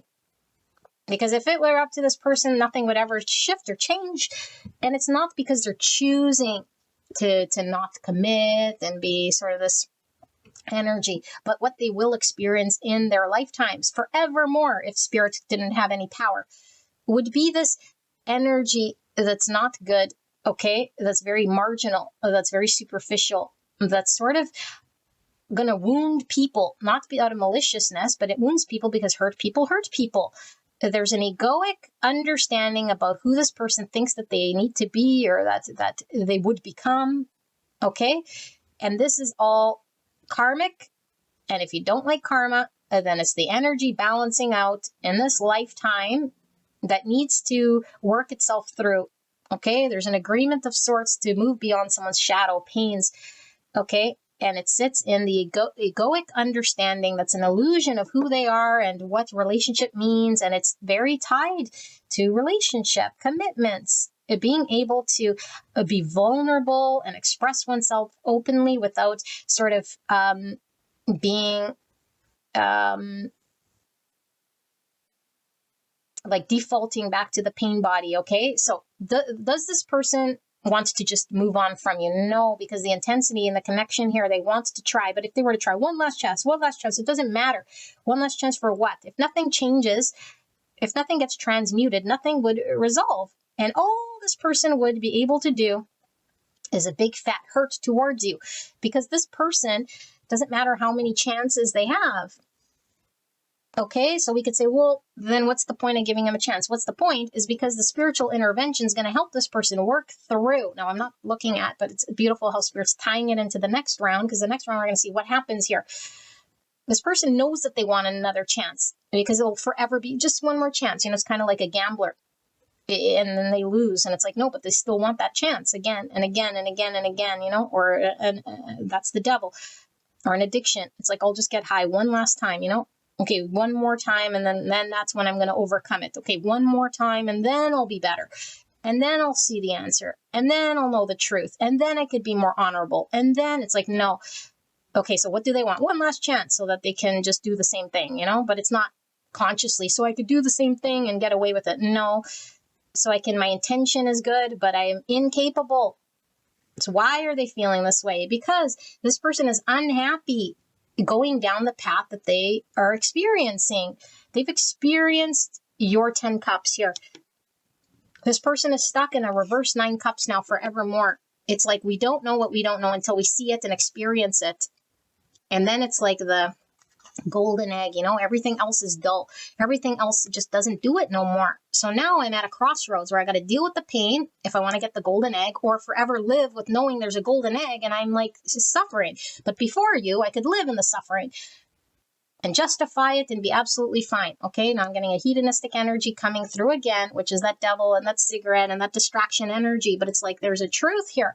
And so now, when you're not around, I will forever be emotionally unsatisfied in my situation here, and I'm being cold because spirit cannot make us do things. We have to use our free will to do things here. And what's they're being asked to do? Face their fear. The fear is the only thing that's holding them back here. Like I said, I use the word fear, okay? Whatever. The courage to face the thing that they're believing that's untrue, that happened in the past, the horrible relationship, the childhood that stunted me, the inability for me to believe in myself, to create a version of me, because our version of us in the healed capacity can be grounded, can create beautiful things that stand the test of time. We can be committable, reliable, beautiful, grounded, solid. Your person is a solid, committable person here, but they don't know how to get here. And so they're being called to do this or stay in the forever emotional dissatisfaction. Now, could they stay here emotionally dissatisfied forever? No. But it's up to them how long they want to sort of suffer here. And it's a suffering. And it's tied to the ego. Like I said, there's an ego that needs to be shed in order for there to be an awakening, which is this enlightenment, the awakening of the truth. And the truth is their innate nature to connect to love and oneness. They have to get on this path if they're wanting to experience a truth. Now, they don't have to be in relationship forevermore connected, having babies, okay, or a marriage piece of paper. But what they need to see and understand is that their understanding of relationship is untrue, and it's stemmed from a thing from the past, okay? And so they're really needing to walk through this door of understanding so they can see a greater truth. There's a destined path that this person is pushed upon so that they can take as long as they need, make the decisions that they choose, but there's one path here. And they will have to sort of walk through this path to overcome their belief in scarcity, lack, and this understanding that they have. They must detach from this thing. I feel is very, very karmic here. Okay, it's the devil, it's the shadow, it's the untruth, it's the inauthentic self. Where are they walking towards? A 10 cups in their world. Now, whether it's with you or just overcoming this understanding so they can have a 10 cups in their world. It's a healing relationship so they can understand what a 10 cups means. What's a 10 cups? A happily ever after, a community of people that are absolutely able to support and stand in truth. Okay, not through tactics, not through lies and manipulations. Now, why is it manipulating? It's manipulating because it's not in integrity and truth. It's manipulating because it's reacting out of fear. It's not standing in the highest truth. The highest truth is an ability to be vulnerable, express one's emotions, and allow oneself to sort of, be the thing. So, Spirit is saying, what's happened next? What's happened next? No. Not what happened next. I'm sorry. We're looking at what they want. What they want is irrelevant here, okay? Because there's a divine intervention and it does tie into what happens next. And the divine intervention is talking about you, independent, self-reliant. That's your only option. You can't force someone to what? You can't force someone to see the light. You can't do anything. I think you already know this, okay? But like I said, the conscious mirror is something for you to be able to see about your own strength. Work through your own egoic beliefs, work through your own emotional dissatisfaction, because I feel like you're saying It's emotionally dissatisfying here. I want and I need something that's unjust. It's imbalanced right now, however this person is, and you'd be right. But you're still having an egoic understanding, okay, that remains, that is untrue about yourself or about this person or about something here that is being worked through. And they're all at sort of different stages here. Okay, but the great truth here is that regardless of your sort of understanding, that's going to create either the suffering or the lack of suffering or the truth.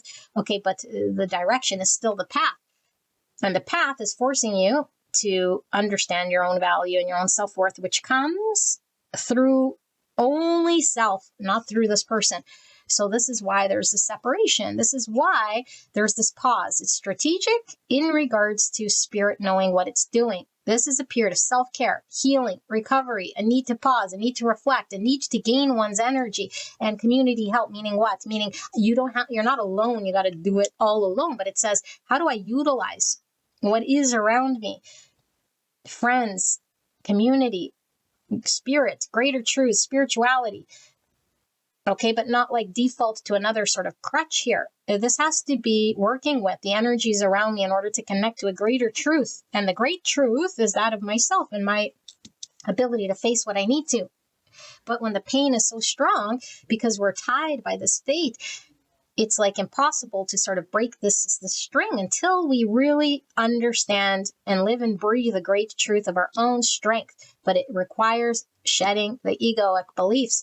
And it only comes through disappointing, emotionally dissatisfying situations, which this person is, because what you're experiencing here with this deviance is a person who doesn't seem integral, someone who you can't rely upon, somebody who seems as though they're sort of playing on your emotions in some way, or they just don't seem to get it, you know?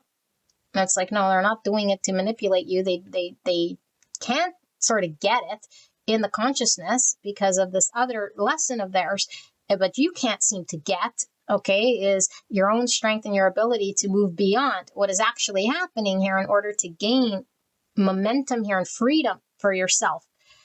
Okay, so I feel like both of you guys with this tariff wars and both of these sort of ships carrying this precious cargo, if you will, okay? But I feel like cargo is representing ego for me because it's the superficial. It's the material. Okay, and material will forever be sort of superficial. It's not saying it's not important, but it's superficial in this more enlightened spiritual experience because there's the spiritual energy. Okay, and then there's everything else happening in the 3D, and it's saying, how tied to the 3D are we carrying these beliefs, these burdens? It's like at the expense of something greater, realer, truer. Okay, so we have to unload a lot of this belief in the 3D of the material, what's happening in the 3D, what I'm seeing, touching, feeling, what the senses here. That becomes the reality, and that's it. And this is the only thing that is going to make me happy. It's like, is this person like in the 3D here, you know, beside me? And so what your person wants is sort of mirroring you. There's a 3D connection to what they want. They want to be safe. They want to be, but it's all in the 3D. And you want the 3D happiness. You know, I want this person to commit or to show up in this way. And it's like, yes, okay, but that 3D thing, it's not saying it's not important. It's saying this lesson transcends past this spiritual knowledge and understanding that has to get understood and healed before we can work on this 3D union or this 3D understanding. So it's not saying give up on ever having committed partnership. Okay, but it goes through this process because it's like you have to be with someone here who unfortunately cannot show up because their own 3D understanding is great. The 3D understanding which created this pain, the suffering, and this challenge. And so they want one last chance, but they're tied to this 3D understanding. And you want this person to, I don't know, face their fear or commit or do something for you, but you're tied to a 3D experience. So it's very mirrored. And Spirit's saying, rise above. Both you guys are being guided, and you're not seeing a greater, deeper truth here with the High Priestess in reverse. And only Spirit knows where this is sort of being guided to, okay? Although we're going to channel what's going to happen next. But there seems to be hidden from you guys, as long as you're tied to 3D, as long as there's beliefs in what we see, touch, feel, and smell with our 3D senses, that we cannot rise above Okay, rising above, meaning what? Meaning we have to sort of surrender to what's happening here and not be attached and tied so much so that it's driving the suffering. It's driving the beliefs we have. Okay, so you have beliefs that are tied to the 3D that are very real for you, and that's fine to have them. But this journey is requiring you to cut this understanding for this experience only until we move through. And then, yes, we could revisit the 3D. Then, yes, we can revisit whether this person is doing this or the other. But what's happening now is a healing. Okay. And so I feel like what Spirit is saying is, regardless of what you guys want, it's just like you want this person to be this and that and do this and say that and be healed. And it's like, no, that's just because you want it. It's not going to happen. And what this person wants is to be able to just give me this chance to be this experience and still protect myself. It's like, yeah, but those are two contradicting things. If you keep protecting yourself, you can't be vulnerable. If you keep acting the way you've always acted in relationship, you haven't learned the thing. And so Spirit's saying both you guys are attached to this material understanding, and it's guiding you guys above this thing. A very destined lesson here, okay? So see both you guys sort of going through it. So your person can't just sort of fly by the seat of their own pants coming in, you know, like acting as though it's like, okay, I miss you, or I want to see you, or I'm like being pulled to you, but I have no follow through here. It's like this fizzle out energy, because I feel like this could have been the inconsistent energy of this deviance, this Knight of Wands that was lacking the substance here, okay, that was sort of tied to an untruth that needs to be healed and seen through, the shadow, the devil, the chain of what happened in the past and those beliefs. And I'm working through. Remember we saw in the first round that card that said they were releasing the past in order to get with you. This is what the sideways Seven of Swords is. I have to work through seeing the Seven of Swords. Okay, and it's not all going to become super clear just sort of overnight. This happens through a process, maybe multiple disappointments, maybe many days of being in separation, because this is talking about through this period of pause, I can sort of see my truth or heal through utilizing what's around me to see greater truths. So I feel like the chains are being worked through here. And the direction is that of the 10 cups, but not from this sort of instinctual energy of this Knight of Wands that's just going to sort of act now, think later, because the wounding and the ego sort of getting me to drive, you know, because the ego is asking there to be one form of action and understanding that's misaligned with the truth. And so I feel you're acting out of an egoic desire and also a protection, which is telling me that we're still not sort of shedding the ego. And it's hard to do because the ego, like I said, is in place to protect us. Otherwise, it feels like we're dying. It feels like we're threatened. It feels like we're this intense energy. Okay. And so there's an imbalance right now, and we know this. And there's an egoic understanding of what something has to be or has to look, that has to get seen through. That's not true on both your sides. And yours is this independence, this ability to be self-reliant, to take control of what you can. Of course, Spirit has the wheel. Okay, and we're not doers, but take control. It's like, how can you be empowered in your own energy, centered in your own energy, not sort of swayed or pulled by someone's, again, inability or their suffering or their childhood traumas, in order for you to be centered, grounded, and know your own value. Okay, non-conforming, meaning what? Meaning I don't have to go and bend, to someone else's sort of wounds or shadows or their understanding, which is untrue. It's an illusion of a truth here. Okay, so that was interesting. We're going to then look at what's going to happen next, okay? And then we'll get guidance for you. So just give me a moment to clear this, and I'll be right back. All right, pile number 1. We're going to look at what's going to happen next. Let's get these cards out of the way, sorry. What will happen next here? I'm still going to use the breakup oracle here, okay? But don't take words literally here, because I need to channel this energy as it sort of pulls through energetically. So what's going to happen next in this connection, Spirit? Pile number 1. Will their person take action? What will the energy be next in this connection between pile 1 and the person on their mind? And the energy we just channeled. What will happen next here? in this connection. Please protect me on pile 1 and this connection as I channel this message for the greatest and highest good. What will happen next? I feel like I need to shuffle these.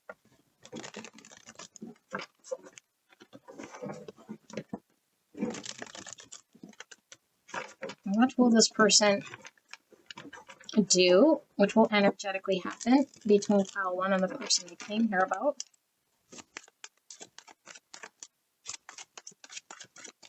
For the greatest and highest good of this connection, Spirit, what will happen next?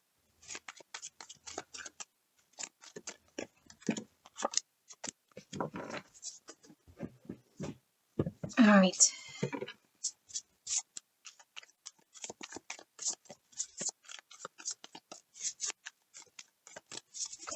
Pile number 1, Spirit, what will happen next in this connection?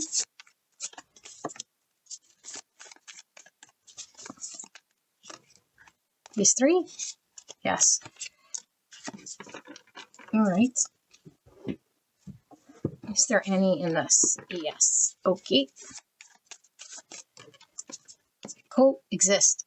Learning to live together or deal with each other civilly for the sake of yourself and others. Wow. Isn't that profound? And look at the cat and the bird. Okay, cats chase birds. So we got runner, chaser energy here, but look at them coexisting here. Okay, 256 could be a significant number. That's 13. 13 is transformation. It is death. Is there another? There's one more. Clear and concise message for pile number 1 regarding what will happen next energetically between pile 1 and this person they came here about. So this is this independence, the cat. Okay, cats are all about their freedom, their independence, their individuality. It's like this person has a very difficult time understanding, healing the thing that gives them a sense of freedom because of their understanding about what that looks like to them, you know, and they're entitled to their understanding for sure. But when it's stemmed from a trauma, there's something here that they're really being called to get the truth of the matter. Okay, so what will happen next here in this connection? Where is this headed? Will pile 1's person take action? What will happen next in this connection for the greatest and highest good of pile 1 and the person on their mind?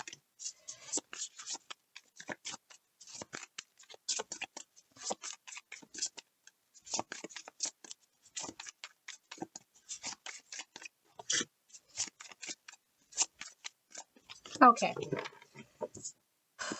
Hot in here. Ace of Swords. Wow.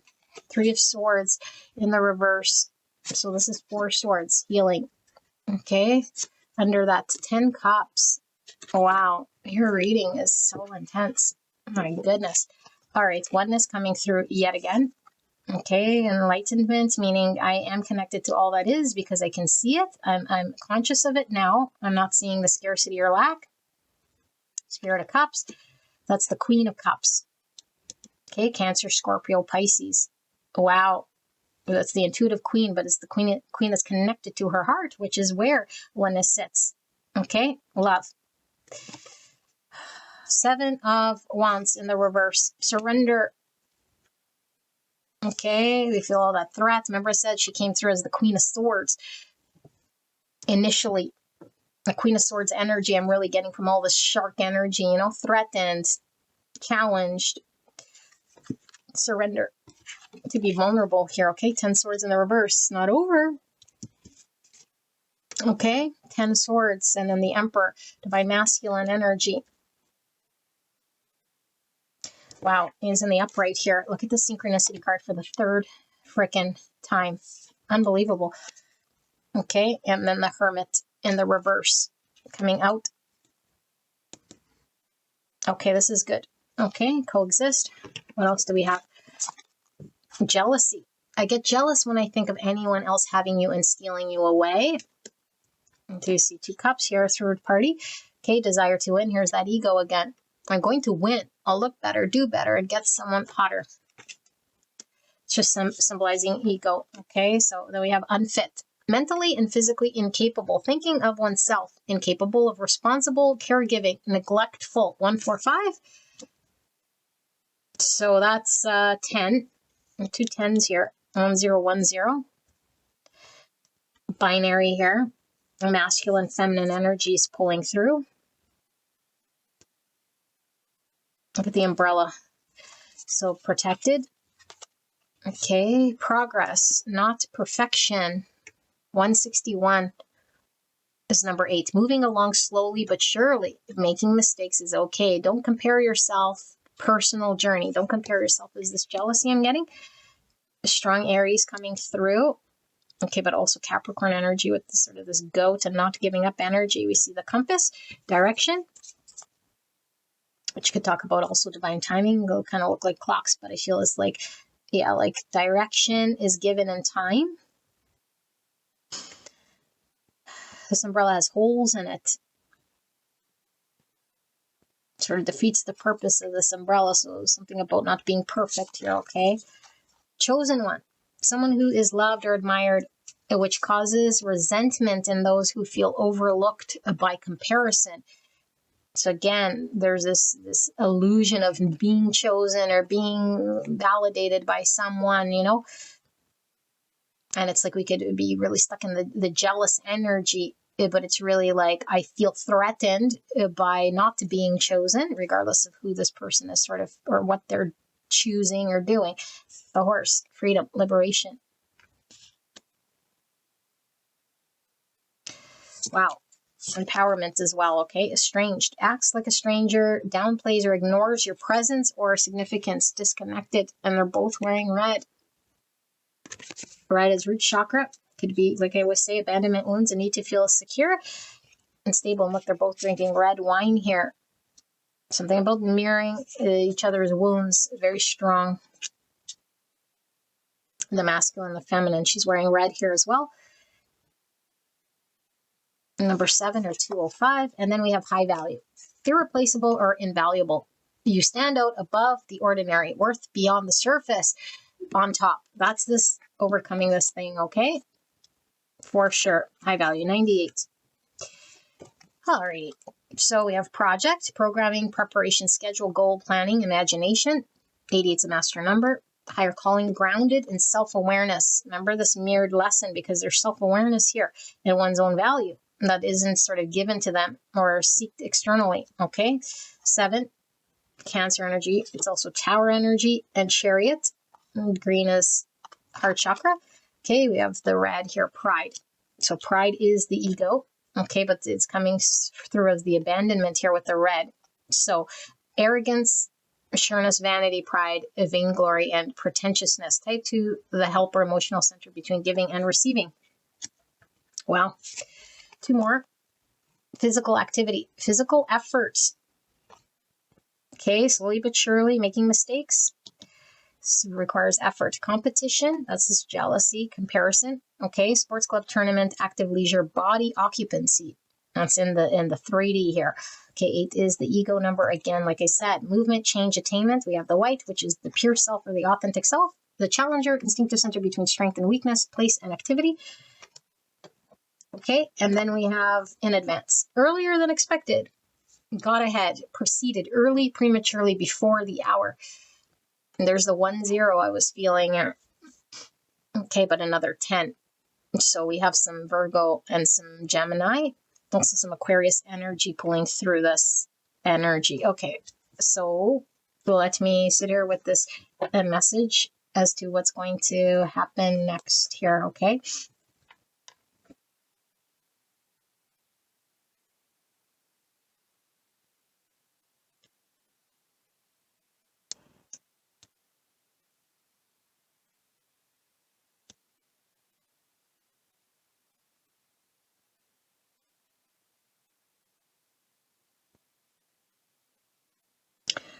Okay, pile number 1.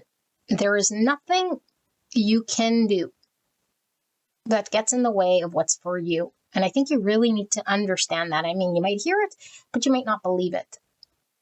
unless you really fully believe that to be true, it creates an understanding you hold that can be very create challenge for you.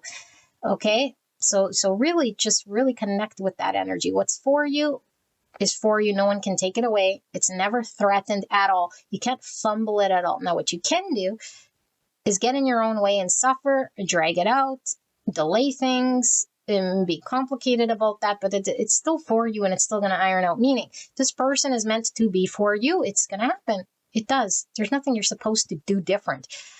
Let that go. And if you still feel like there's something you're supposed to do or say or be, as long as you feel that, know the wound is still active. Because you're not supposed to be or do anything in order to attain something. There's nothing to attain. And right here, it's talking about you having to reach this state before there's any shift here. So you're heavily working through this understanding of your own value, your own freedom and independence and empowerment, that someone isn't not choosing you or choosing you because it's going to talk about your value. Whether you're worthy or unworthy is all in this person's hands. And it feels very real this way, for sure. But that is the illusion. That's coming from the abandonment. That's saying I have to be something or do something different. So we're not accepting ourselves sort of as it is, all of ourselves. And so there's something about overcoming this. So what happens next? You working through this very carefully, and you definitely doing this, okay? But who knows how long this takes? Something about divine timing for sure. This person, I do feel sort of slightly behind you. There's a lot of ego getting in the way here between you and this person. Not only the ego would feel like it's comparing itself to a version of itself that it thinks it needs to be or become or attain in order for it then to be loved or then to be appreciated or then to get the commitment or then, and as long as you carry that belief, you're in suffering. Undo that belief, however you get there. You have to sort of work through this. It's untrue. And this is the divine lesson. You have to work through it. Until you do this, there's two sides here, two abandonments, two misbeliefs, equally valid. And your person's misbelief, like we read throughout this whole thing, okay, is having to overcome this understanding they have of themselves that pushes people out because I feel threatened here. There's an egoic understanding what they're capable of doing and not capable of engaging with because of the trauma and the pain. Okay. And so I feel like we're going to experience suffering for sure if we hang on to illusions and beliefs. And the illusions and beliefs don't just fall away overnight. It takes conscious effort to want to be free of the suffering, to awaken to the truth. So Spirit says, regardless, you're protected by Spirit. Spirit doesn't disappear because we don't see Spirit or we don't believe in it. So we might not believe that what's for us is for us. We might have all sorts of twisted beliefs. And we start to live like that's the truth, but it doesn't supersede the fact of the truth. What's for you is going to be for you. You can't change that in any way. Like I said, yes, you could delay it. Yes, you could suffer through it. Yes, you could not see it, and it could be right there in front of you. It's like I could continue seeing a purple sky because that's what I'm perceiving, and it becomes my reality. But the sky was always sort of blue, It's like, well, why am I seeing purple? Well, why am I seeing purple? It's like because you're wearing the veil. And it's not to put blame. It's like the veil you must understand that there's a veil to begin with. I am suffering. I have these beliefs. I hold on to this understanding that creates a veil. Therefore, I'm distorted in my perception. So I will see a purple sky, but I know that the sky is blue.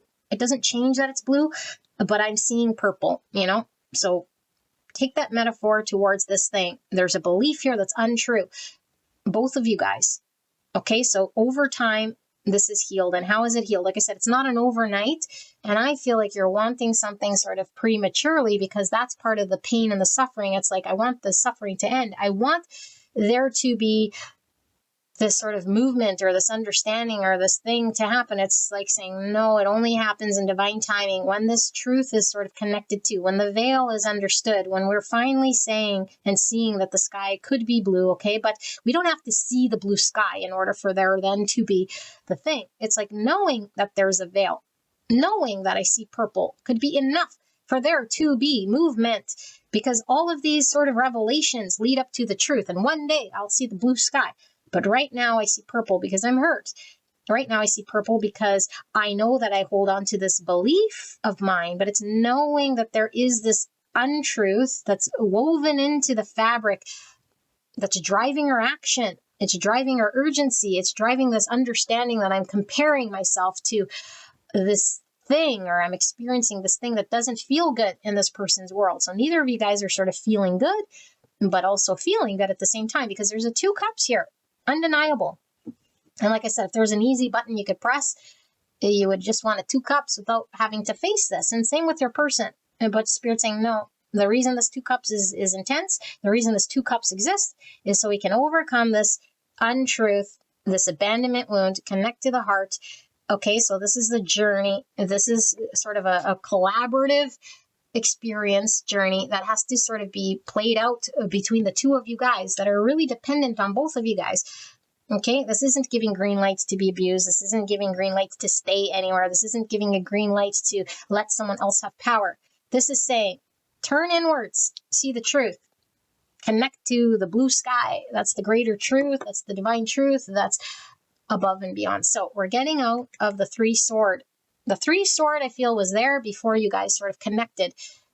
And we create 3 swords together because the wound shows the mirror. And we see this 3 sword in each other. But it's easy to point at someone else's hurts and say, they're the ones that have abandonment. They're the ones that can't love. They're the ones that are unhealed. They're the ones. It's like, well, whatever we're seeing here is a reflection of ourselves, because we wouldn't see it out there.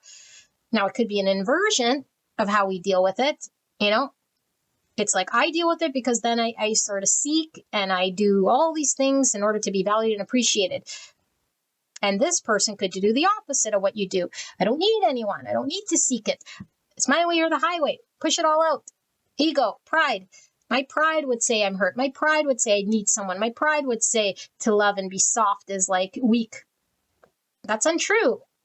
And so the ego swings. It's an untruth, however you slice and dice it.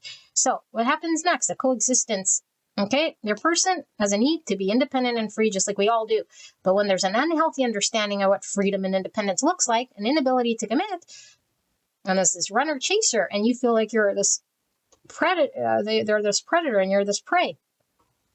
Okay, and you could for a long time, or you could be just like this cat and this bird for a long time, you know? But it's like an ability to understand each other's sort of understandings and wounds in order to coexist and create peace and harmony in a 2 cups, knowing that the wounding of the past is something that we've had to work through and see through and honor and respect the other person's truth, even if it seems like it makes no sense, even if it seems like it's a delusion or just imaginary. It's like, no, but it's true to this person what they experience. Same with your truth. Okay, but they can look at you and say, well, of course you're valuable. Of course you're, all these things. Why don't you see it in yourself? And you could see this person and say, you're healed. There is nothing here that's going to threaten you. Well, what's the big deal with being vulnerable or whatever? Because we could have these 2 sort of perceptions of each other. And it's like, how do I accept this person? This is true unconditional love. Accept this person with their experience here. So I feel like the ego has a hold until it doesn't, and it slowly erodes based on an acceptance of one another and seeing this truth. So are you going to hear from this person? I feel you will. Now, does this mean they're the ones going to reach out? I don't know who reaches out to who, if I got to be honest here, okay? But we were asking about your person specifically here, and I feel your person is the Emperor. I feel it's not over. I feel like your person is being called to step into their truth just as you are, which is the Emperor energy. Okay, so your Emperor energy is one to align your Empress.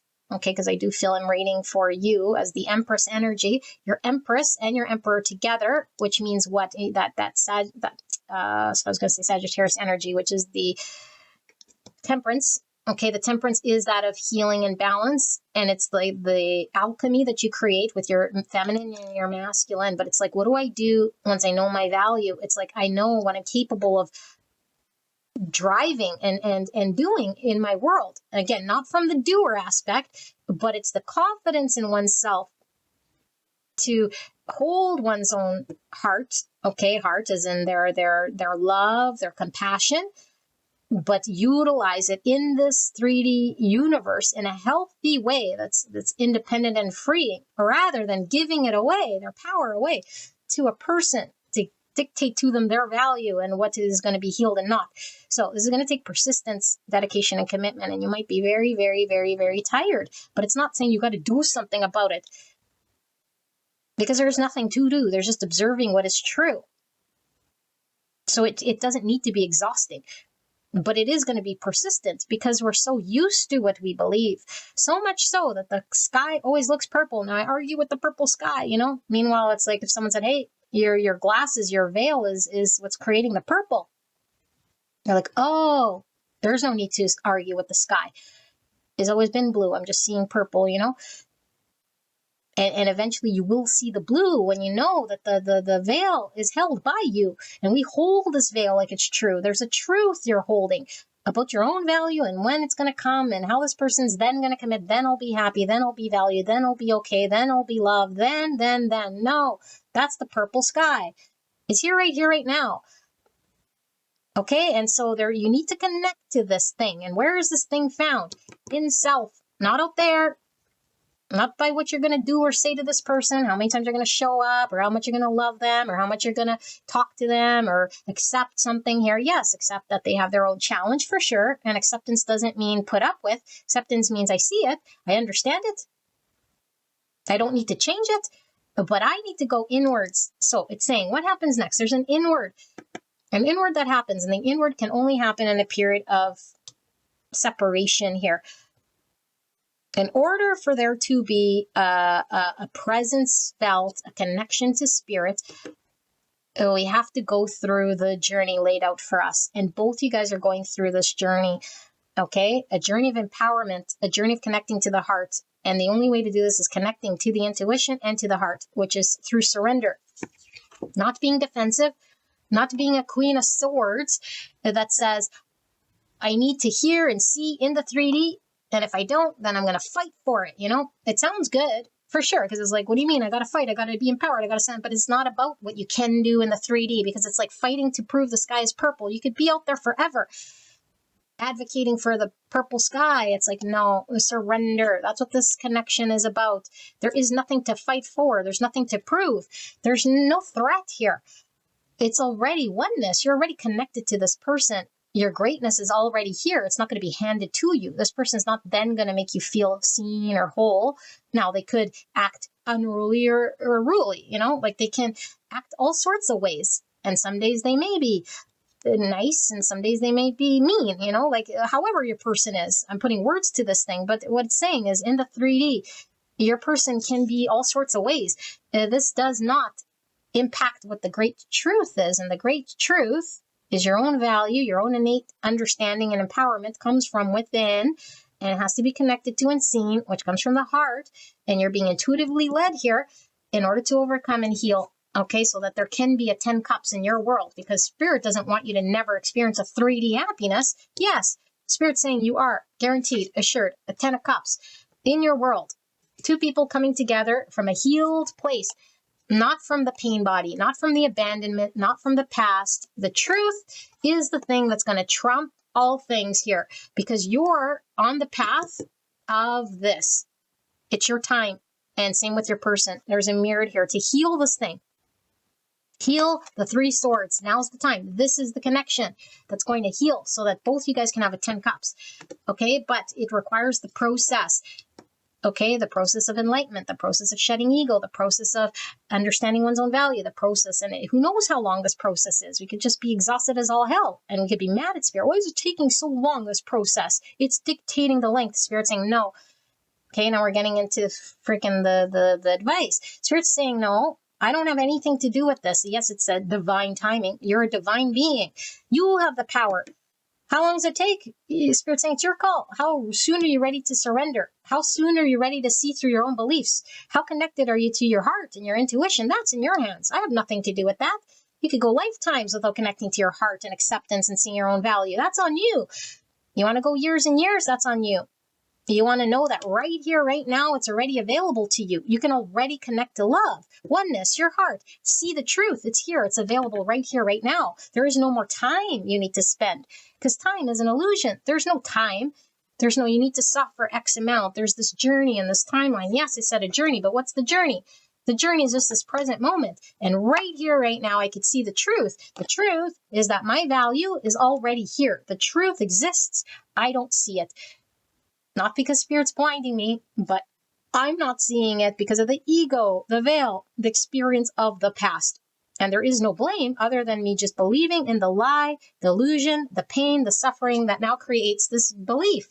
And I'm cutting through this with the great truth. And great truth that we're all one, we're already connected. The divine truth, the enlightened truth, the spiritual meaning behind this thing. There is no end to what this great truth is because it has no beginning, it has no end. It's divine truth, it's love, it's oneness. And when you see this, then we can come to the 3D and create all sorts of things from that understanding because we're empowered. And then Spirit says, now you can experience the 10 cups because you've gone through the experience that I've been wanting you to finally see or connect to.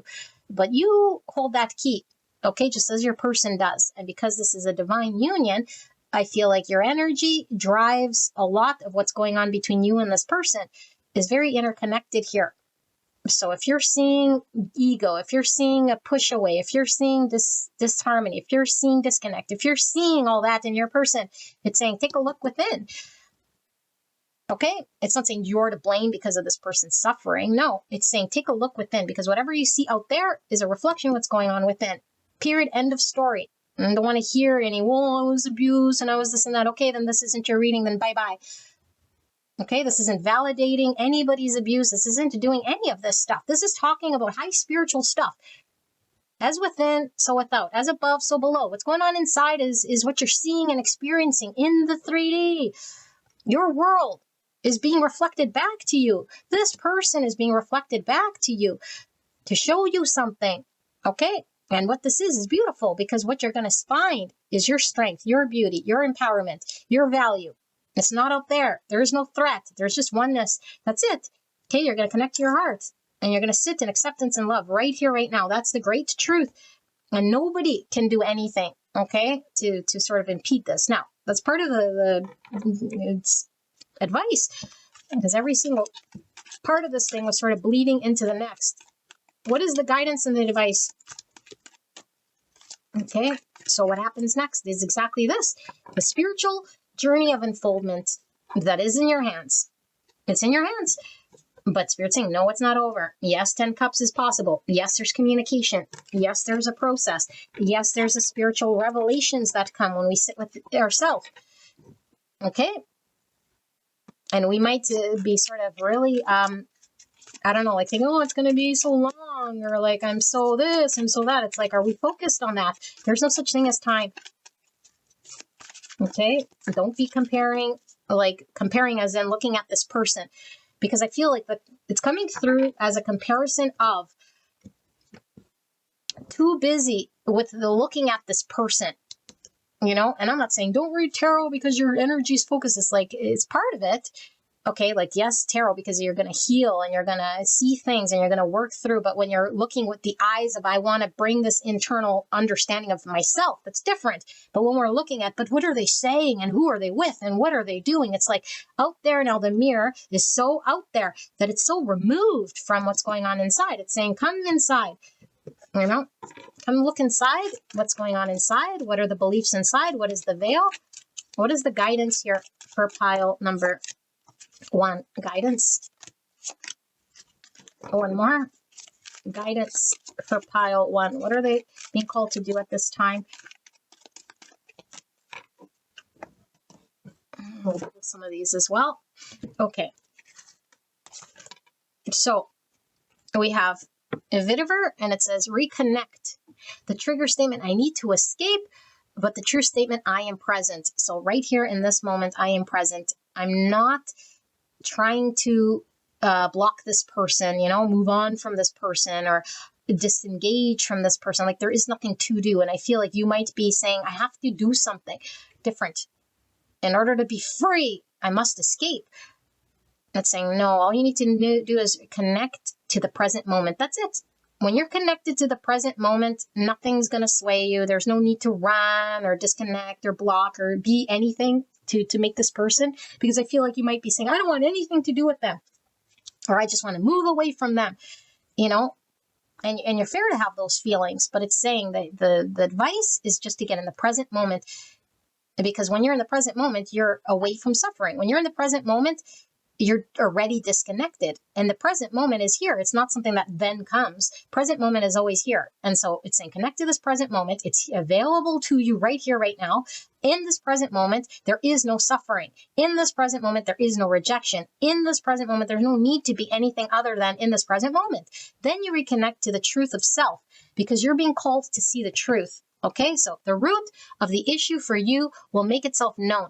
Be open to the information you receive from your body, mind, and environment. So the right here, right now is going to show me everything I need. I don't need to seek it. I don't need to go out there, okay, to balance it. I don't need to disconnect. I don't need to be defensive. All I need to do is just connect to the present moment.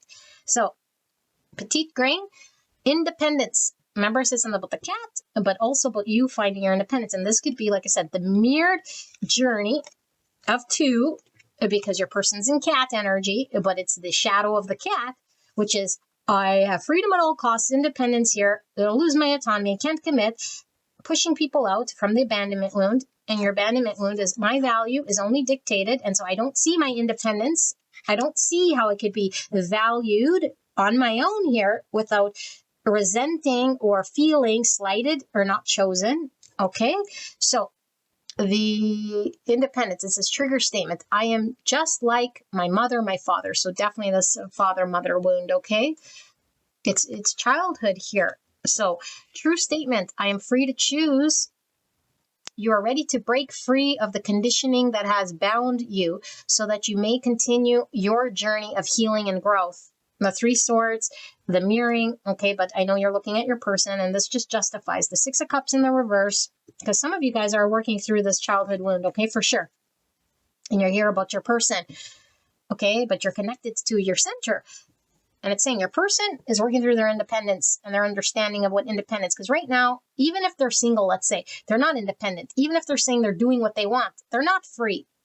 They're at the mercy of their childhood wounds. Their abandonment, that's what's in the driver's seat. So they don't feel free. So the more they want freedom, I was hurt, I was abandoned, I can't feel love and connect to love, and so I feel this pressure. Okay, but it's like, no, they are free to choose, but they can only be free to choose when they see the truth, because we can't choose when the pain is choosing. The pain would choose to push everyone out. The pain would choose the Three Cups. The pain would choose everything but connecting here. So it's saying must heal in order for there to be a conscious choice. And a conscious choice is only through clarity. Okay, so I am free to choose once I'm conscious, once I'm enlightened, once I work through the pain here. And it says, you're ready to break free of the conditioning that has bound you, so that you may continue your journey on with healing and growth. Okay, we read that. Grapefruit, nourishment. Trigger statement, it's all my fault. The true statement, I see what I truly need. Okay, seeing beyond the veil, seeing what you truly need here. The nourishment in this present moment, what fulfills me, what heals me. Okay, your energetic body needs nourishment. So begin to discern physical hunger from spiritual hunger. Cherish your body and the way it supports you. So something was coming through with that needle, okay, that I was reading, that I was saying was sort of four swords here. Something about physical. This could be physically draining, you know? So this is saying, as above, so below again. So yes, we're not the 3D body, but what happens spiritually manifests in the 3D. And so it's saying, do we have spiritual health? Okay, spiritual health, meaning we got to connect to something greater and understand this. And so whatever we're doing in the 3D, what we intake, what we ingest, what we engage in, is going to reflect to us a reality. And so there's this truth that comes through from spirit that we must connect to, so that the 3D sort of shifts to this truth. Okay, we might think we know what we need, but it's the ego choosing. I need to push people out, or I need to run away from this person because they're toxic or whatever. Ego. Okay, and so there's a greater truth we need to see and connect to. Experiments, conviction. Trigger statement, no one listens to me. The true statement, my voice is heard. Stand strong and communicate your message.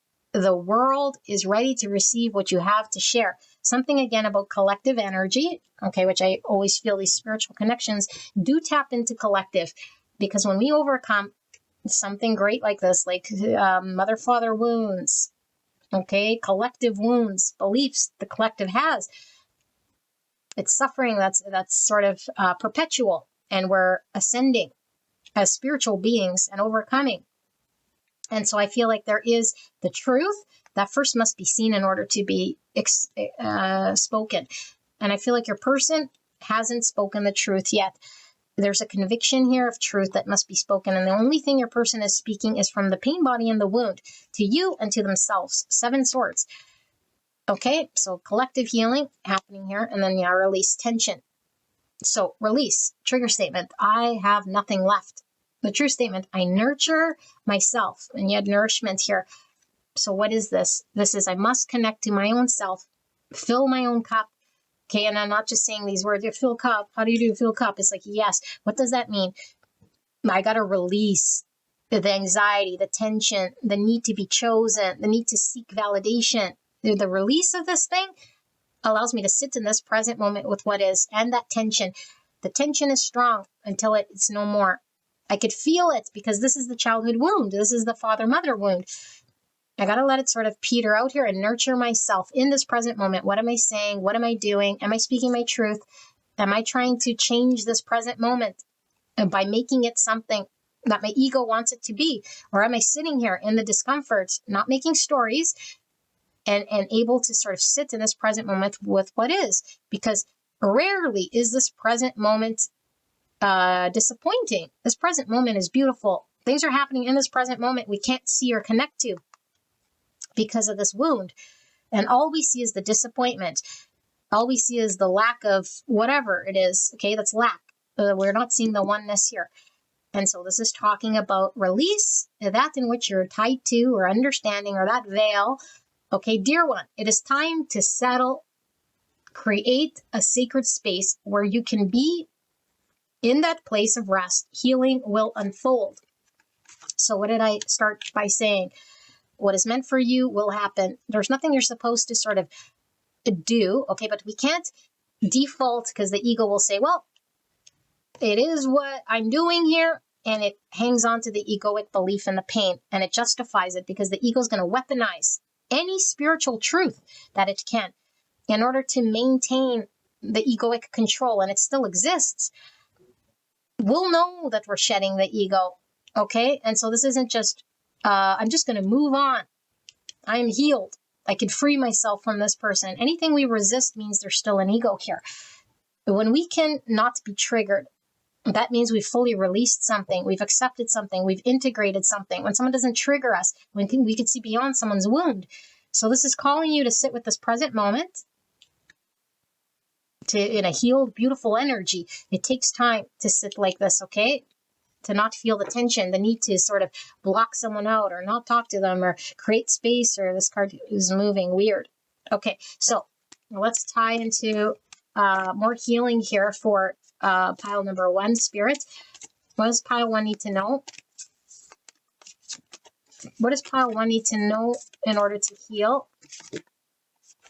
So lots. Is there any here? Spirit saying to pull from here. Clear and concise message. Okay, and there's one more. It's this one.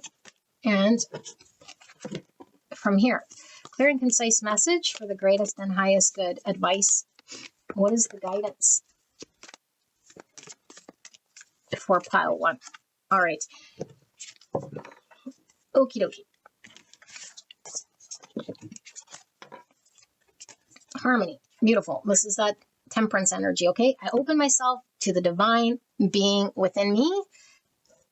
Hermit and the synchronicity, okay? I am the image of God. Thus, I have the power to bring into my life and turn the darkness in me into something beautiful. That's this abandonment. In the absence of resentment, anger, or doubt, I find harmony. So the Queen of Swords in reverse. finding blame, finding why this person is the one that's in the wrong, why they hurt me, why they're not choosing, creating this you versus me and me not being chosen. That's this lack of harmony, because this doesn't require this sort of an energy that creates the division, that creates the separation in your mind. That's the purple sky. Okay, I'm creating an illusion that there's them not choosing me. That's a story that we're hanging on to. We feel unchosen because we believe that there's a choice, and it's saying, no, there is no choice here. There's just somebody in this experience of suffering because of an experience of the past. And you carry an illusion that it's like a threat to you, So we need to harmonize. We need to integrate shadow, okay? Guidance. In times of uncertainty, I ask God to guide me to the light in my being. I am directed to doors that will open inner freedom to me and step forward in trust. I release my faith to God, and my faith is rewarded. So release coming through twice, which is, again, surrender. And like I said, your advice was coming through as this 7 of Wands in the reverse. Put down the defense. No need for Queen of Swords. I need to know. They need to explain. They got to do this and they got to do that. No, they've got to do nothing. You just got to be in the present moment and be okay with your energy. Somebody's unruly or not, coming, going, doesn't matter. Shouldn't change your energy. Release that need for it to be anything other than what it is. Okay? Joy. Like a child, I discover joy in the simplicity of life. Happiness lies in magical moments, not in the material. Remember I said with those cargo ships, it's not here. The material, both of you guys, okay? Even the smallest joy is a great source of light. So there is a need to not only see the 3D and be attached to the 3D and the material, so much so that we ignore that there's a spiritual truth going on here that's pulling us to a greater understanding of self and love. Okay, but it sits in the heart, it sits in truth. I'm also getting childhood here because I'm getting the sun energy. But the joy is this enlightenment process, connecting to the heart and all that is in order to find the happiness that you seek. Okay, because I do feel you want to be happy here, of course. Okay, the path to light. I make the conscious choice. Conscious means not pain body. Conscious choice to move toward the light one step at a time. Progress, not perfection. I transform my weakness into strengths by mastering my thoughts. I overcome obstacles with positivity and acceptance. I develop my gifts and extend my light to every being unconditionally, meaning there are no conditions. My love isn't existent only when there is something I need or want, and then I withhold or remove it. Okay, inner work, that's this. God brings me ideal situations for my inner healing. As I become aware of my weakness, I turn them into strengths. I direct my thoughts towards the light, and I see the positive side of every stage of my life. Darkness turns into courage. Thus, I get stronger. So, the weakness is the illusion that there's a weak me and there's a strong me. It's like, no, either I believe in a version of me that doesn't give me power, or I believe in the me that has the power. I need to just connect to that version of me in this present moment that can create whatever. There is no limitation. This is the inner work. Right here, right now, everything's available to me. I am the magician. And when we're healed, we see beyond the pain, the suffering, the story, and the beliefs. So it talked about the mind, because I feel like there's a mind, and the mind only comes into play when we have an experience that wove a belief that I hold to be true of the purple sky. Okay, that's the analogy I use.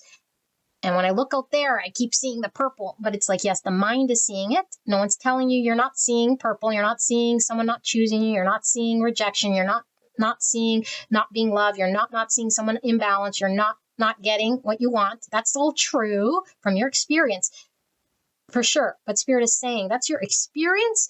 And now you have this woven belief of what's happening. And Spirit says there's a greater truth, and it doesn't feel real.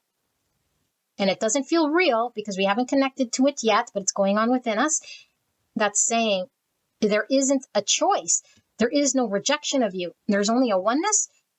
There's only all that is. There's only this present moment. There's only connecting with what is true. And you are already whole and complete and valued. No one needs to give it to you or show it to you or tell you. And there's an ability and a power for you to connect to the heart, to extend acceptance and understanding once you remove this veil that's going on within your mind. Okay, but that's the inner work. That's shadow work. So right here, it's just talking about shadow work. seeing the truth for what it is. Okay, and it's easy, like I said, for the ego to default and say it's already done the shadow work, or it sees the truth, because we could say, I see the truth. It's like, are you sure about this? I would beg to differ. I think the Three Swords is the thing that's seeing the truth, but it's an illusion. The Three Swords for both of you guys, from an abandonment, from an understanding, and you're running as if, just like your person is, because there's no way that this person would be this much in this shadow unless you were in the shadow. And I feel there's a mirrored reflection here of one person thinking they know a truth and another person thinking they know the truth, and sort of looking at each other here and saying, no, there's divine truth. Divine truth is above this, because both people are in this material understanding from the pain body, what's happened to me, rejected, comparison, not chosen, not connecting to a great truth. This is what we're being guided to see, to heal this thing once and for all in this lifetime, so we can collectively rise above this sort of transactional ego. Okay, so beautiful pile number one. There will be an extended. We're going to look at a direct channeled message from your person to you. Occasionally, it comes flipped, okay? I'm going to really try, and if we do get sort of your own energy, then I'll sort of try to flip it in the reading, just in case. But Spirit always pulls through, like I said, exactly as you need it. But we're going to ask for a direct channeled message from your person, what they would say to you, if they were to say anything at all here in the Spirit and No Contact. Okay, and it is available through the membership. And I will try to get it through as a purchase as well, if you're wanting to join outside of the membership. Okay, the links will be available below. And I love you guys very much. If you're called to another pile, I will see you there. All right, bye-bye. Hello, beautiful pile number two. You guys are choosing the Surrealist Tarot and this green speckled heart right here. So we're going to connect to, I'm going to put your box just outside of view here, but we're going to connect to your person on your mind, and we're doing a no contact reading. Okay, so this could be limited contact with this person, or no contact at all for whatever reason. And we're looking at the overall energy of this person, their feelings and their thoughts. Okay, and then we'll look at how they're thinking, you're feeling and thinking about them at this time. What do they want? What's their intention of what they wish to happen? Okay, and then we'll look at what will happen energetically in this connection next. And then we'll get you some guidance and some advice. Okay, now I strongly suggest you listen to the disclaimer if it's your first time to tarot or here to this channel, so that you know how I'm channeling this thing, and sometimes it comes flipped or reversed. Okay, if you don't want to hear the message, then go check out another pile. So there will be an extended where we'll be looking at a direct channeled message from the person on your mind, exactly what they're wanting to say to you, if they could say anything at all. Okay, so that will be available through the membership, or like I said at the intro, I might do it as a separate sort of purchase for a limited time. Okay, I'm not sure how I'm going to do it, but let's tap into pile number two. Spirit and no contact, person on their mind. What is the overall energy of the person they came here about? Their feelings, their thoughts. But what's the over energy for pile number two's person on their mind? Clear and concise message for the greatest and highest good of pile two. Please protect me and pile two, the person on their mind, and this connection as I channel this message for the greatest and highest good. I'm feeling there's one more. For the greatest and highest good of pile two in this connection. What is the overall energy here of the person that came here about? Pile two, I'd like to thank you, your spirit team, spirit guides, ancestors, your higher self, and of course your person and their higher self, and spirit for this act of divination. Thank you so much, spirit. Help me to channel this message in a way pile two will understand. What is it that pile two's person on their mind is feeling and thinking? What is the energy? Spirit, which ones? Spirit in the top and the bottom.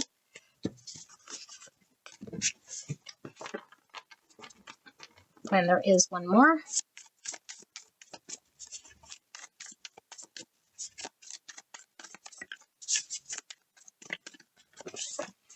There it is. All right.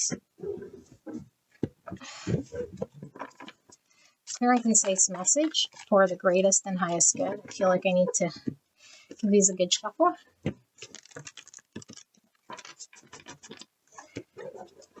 The overall energy pile number 2 and the person on their mind. What is their overall energy at this time? Is there another? There's one more.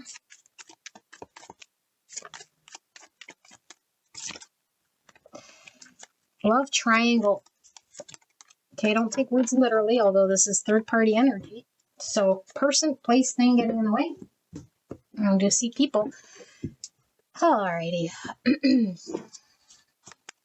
Clear and concise message for the greatest and highest good. What's the overall energy of this no contact?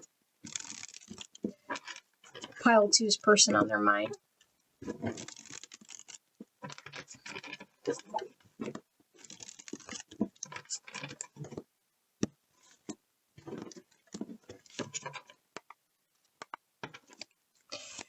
Okay. Clear and concise message.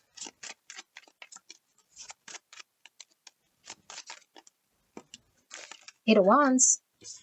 That's a card of travel. It's a card of communication, movement. Some of you guys could be at a long distance here. Seeing paintbrushes. That sometimes comes through on my reading. Okay, there could be an artist here for sure. Okay, horses talk about independence and freedom. I'm getting a Knight of Wands energy from this horse. Strong Aries, Leo, Sagittarius energy, and also Cancer, Scorpio, Pisces. What is the energy? Do that again. Going on for pile number 2's person on their mind. This period of no contact. Okay. 6 Cups. Wow. 6 Cups is the card of nostalgia. Person, place, thing of the past. Soulmates. Okay, childhood. Stomach's gurgling. Hangman in reverse. Pisces. Hangman in reverse. Okay. Then we have 4 Pentacles in the reverse. Ace of Wands. And we have the Queen of Pentacles in the reverse. This could be known as the wife card, okay? Oh, but it could be someone that's dependent here, or we depend on someone, or someone's dependent on us here, financially, practically, resources, okay, unavailable to be in the practical world to invest. King of Swords. So we have Virgo, Taurus, Capricorn, Gemini, Libra, Aquarius. All signs are here. Okay, 3 Wands, and it could connect back to 3, the third party energy with the 3 Wands, but also this long distance energy I'm feeling here. But again, could be the separation, because that usually comes through, or the no contact as separation between sort of 2 people here. Tower in the reverse. Okay. Yeah, that makes sense. All right, let's take a look. Let me make space. Okay. So we have Super Dodger. Avoidance, sidestepping, emotional hits or conflicts, consistently avoids harm, drama, or responsibility. I know that person. All right. Truce. Letting go of ego, pride, or the need to win. Temporary pause, fragile agreement, emotional ceasefire. 88. Since seeing 88, I was telling pile 1. Look, another 8. Lots of 8s came through that reading for sure, too. I've been seeing them all over the place. You got 3 8s here so far. Okay, 88's a master number. A higher calling, grounded in self-awareness and reverence for life. 18 is moon energy, some Cancer energy. Okay, and 88 is 16, which is, again, no, sorry, I thought this was 16, that's 18. So 16 is the Tower energy. Fascinating. Truce. Truce. 2 swords here. Pride or the need to win. Temporary pause. Fragile agreement. Okay. And then we have drank the Kool-Aid. 100. Bought into an idea or story completely without questioning its authenticity. Rode the hype train. joined the cult. Double agent, 129. 12. Pretends to work for, oh, that's 12. That's this hangman energy. Pretends to work for one while working for another. Two-faced. Untrustworthy. Hidden motives. Yikes. All right. Unpaid. Deadbeat, 48. Irresponsible. Lazy. Lack of accountability. That's this. Drama, responsibility. Oh my goodness. Drains others' energy. Holy frick shits. All right. Yes. All right. And then we have drama. Oh my goodness. All over this place. Might have to go get something to drink. All right. I have too much drama in my life. I'm trying to stay out of it. Oh boy. Protection. Another 8. 35. Relationship skills. So sense of honor, supporter, strength, helper, defender, assistance. Type 8, the challenger, instinctive center between strength and weakness. Okay. And then we have acceptance of other. Open-mindedness, non-judgment, flexible, sweetness, good for other, mistakes, acceptance. Type 1, the perfectionist, instinctive center between control and letting go. All right. Some Virgo, Gemini energy. Lots of Leo coming through this reading. Okay, but like I said, there's all signs here. Celibacy. 41 and 5. So Taurus and Sagittarius. So without commitment, solitude, virgin, chastity, widower, private occupation. Type 5, the observer, thinking center between interior and exterior. Okie dokie. Interesting energy. Pile number 2. Let me get into this reading, okay?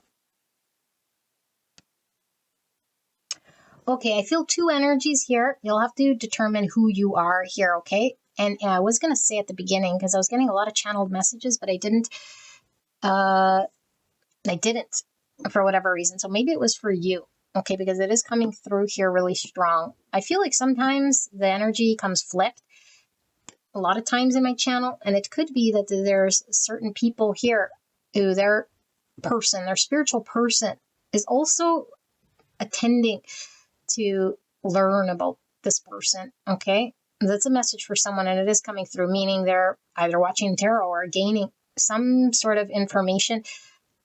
Okay, this person does seem a little detached, but I feel it's coming from your perspective, okay? So I feel two energies here. Now, like I mentioned in the card layout, everybody's sign is here, okay? Aries, Leo, Sag, Cancer, Scorpio, Pisces, Virgo, Taurus, Capricorn, Gemini, Libra, Aquarius. All of the signs are here. Okay, and I feel it's all here because I feel like I'm picking up your energy and your person's, and then, there's a lot of energy. So just bear with me, okay? Because I'm going to lay this out. One energy here, which I do feel is yours, but you can apply it as you see accordingly. There's a moving on or away from a situation in which you feel the other person, which could be the person you came here about, with this deadbeat, super dodger, an avoidant that has been lying or untruthful, okay, are doing something in their world that's been easier for them. Now, for a lot of you guys, it does feel like this person is in a situation here with this love triangle, okay, with either the mother of their child or a situation in which they're dependent on the resources, the finances, a situation. Okay, it does feel like it's a person with this Queen of Pentacles. So it could involve another person, like I said, a mother of their child, someone that they might have married, a sibling, okay? But I do feel like there is this inability for them to step into the connection in a way that allows there to be growth and movement. Now, the long distance was definitely coming through as a thing here with this 8 wands and this 3 wands. Okay, so like I said, though, if it's not geographical, it is talking about it's created a distance between you and this person. And I feel like you, okay, the person I'm tapped into with this drink, the Kool-Aid, it's like, I don't want to buy what this person is selling, because there's an understanding that the person that you came here about is wrapped up in some drama in their world that's untrue, that you can see through.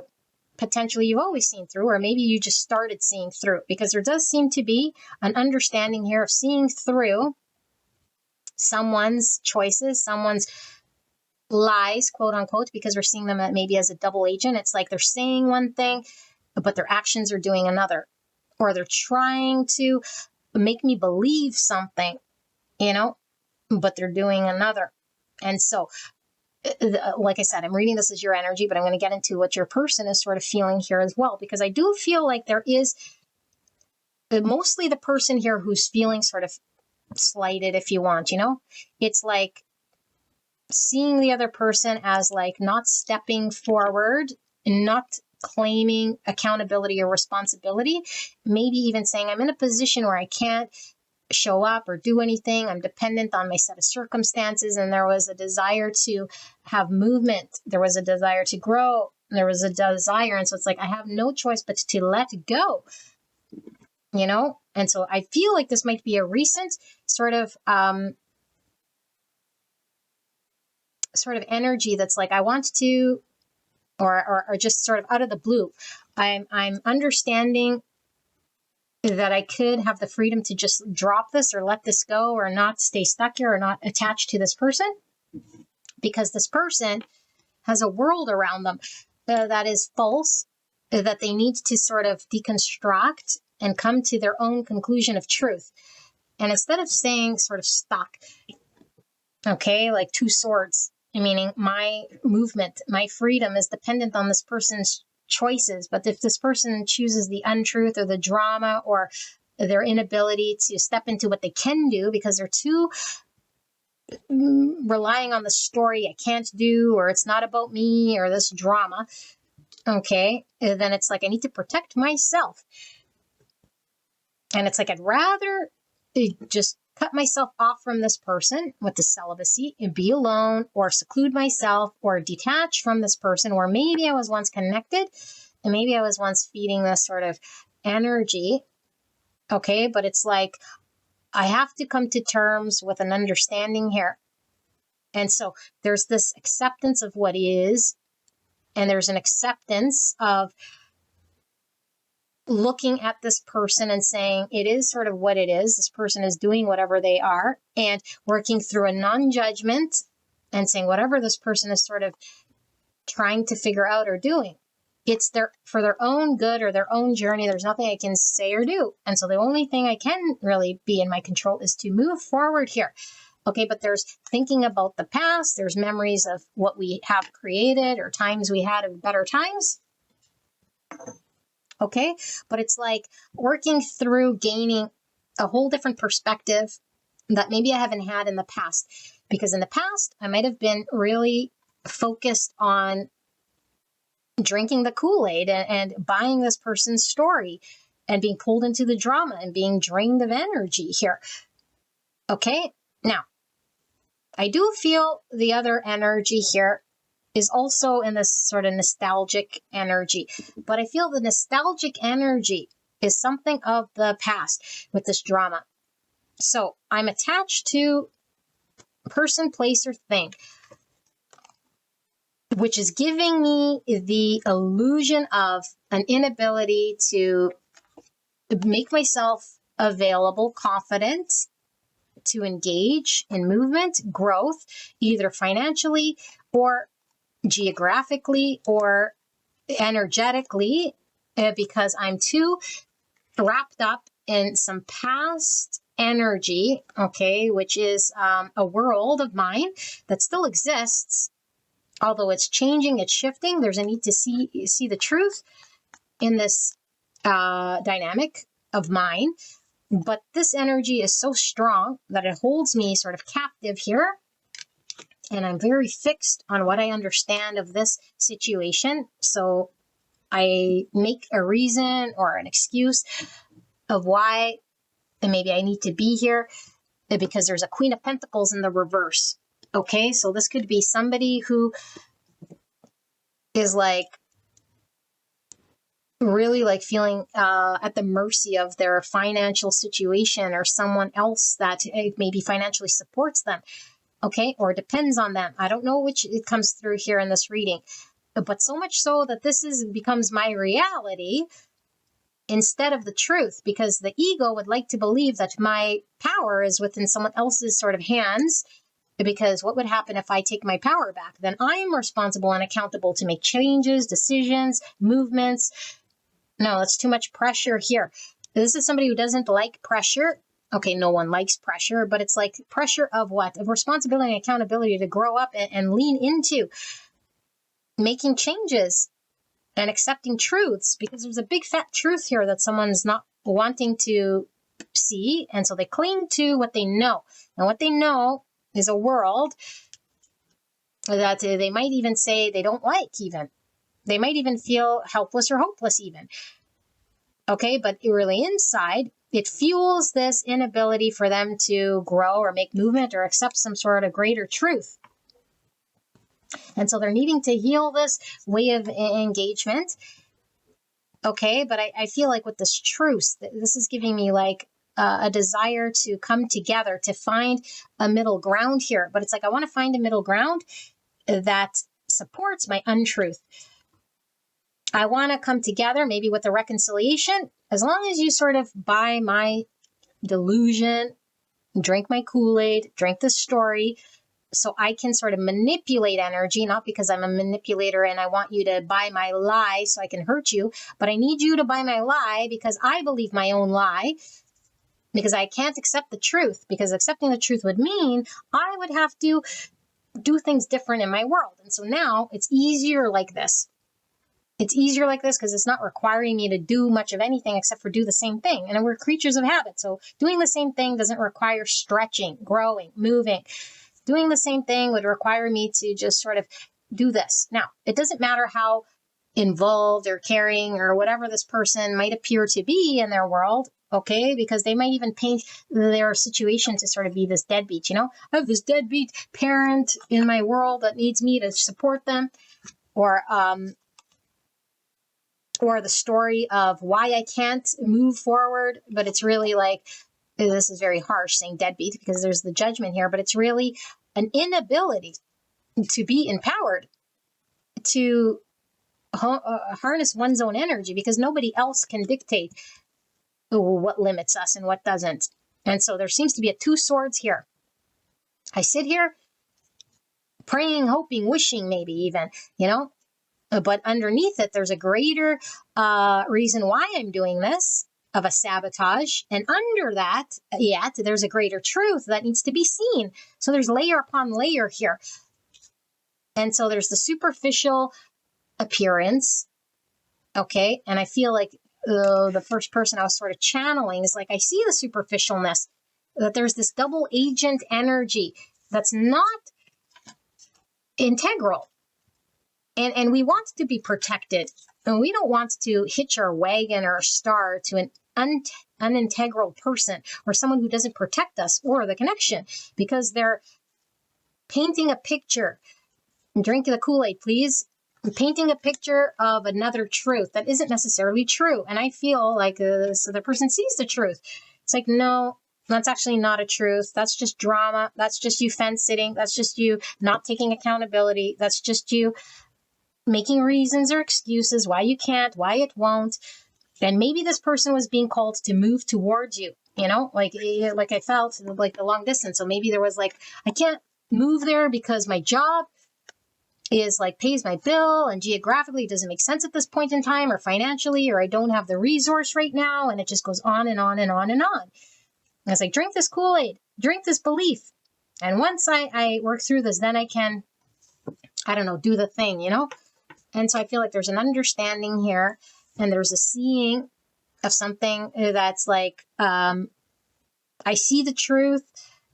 I can accept what's really happening here, and I have to choose to detach and maybe go it alone here, and maybe make it without you or go without you to protect myself from this untruth, this drama, this lie, or this, I don't know, like maybe it had a hold, you know, on this person, because it's like, drink the Kool-Aid, but it's like, no, this will be my downfall if I believe your Kool-Aid. I'd be stuck here, or I would be stagnant here. It's like, I don't want to be a part of this sort of world that must sort of come to terms with the truth, but it's like we're upholding the past so much so that it's like its foundation is rocky here, and we keep sort of seeing it in this way and living like it's true in this way. And there's another sort of truth beyond this, in order for there to be growth, in order for there to be connection, in order for there to be some movement in some way. Okay, so I mean, the current feelings right here, right now, is like, I really feel it's you, okay, if I read it right, that's like really seeing a situation sort of for what it is, you know? That's what this person's feeling. It's like, I see it. I see where I'd be stuck. I see where there's untruths. I see where there's drama and drain. I see where there's excuses. I see where there's a lack of accountability and responsibility. And I see it as being sort of this wanting my cake and eat it too, or telling me one thing, but believing in something that's limiting. And I'm not going to be a part of the limitation here. Yeah, so 5 Pentacles. So it's not coming together.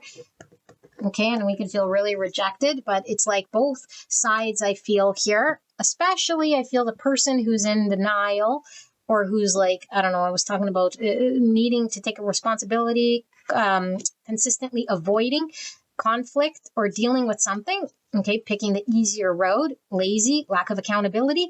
They're feeling 5 Pentacle. They're thinking about the relationship, but it's like, but their mindset.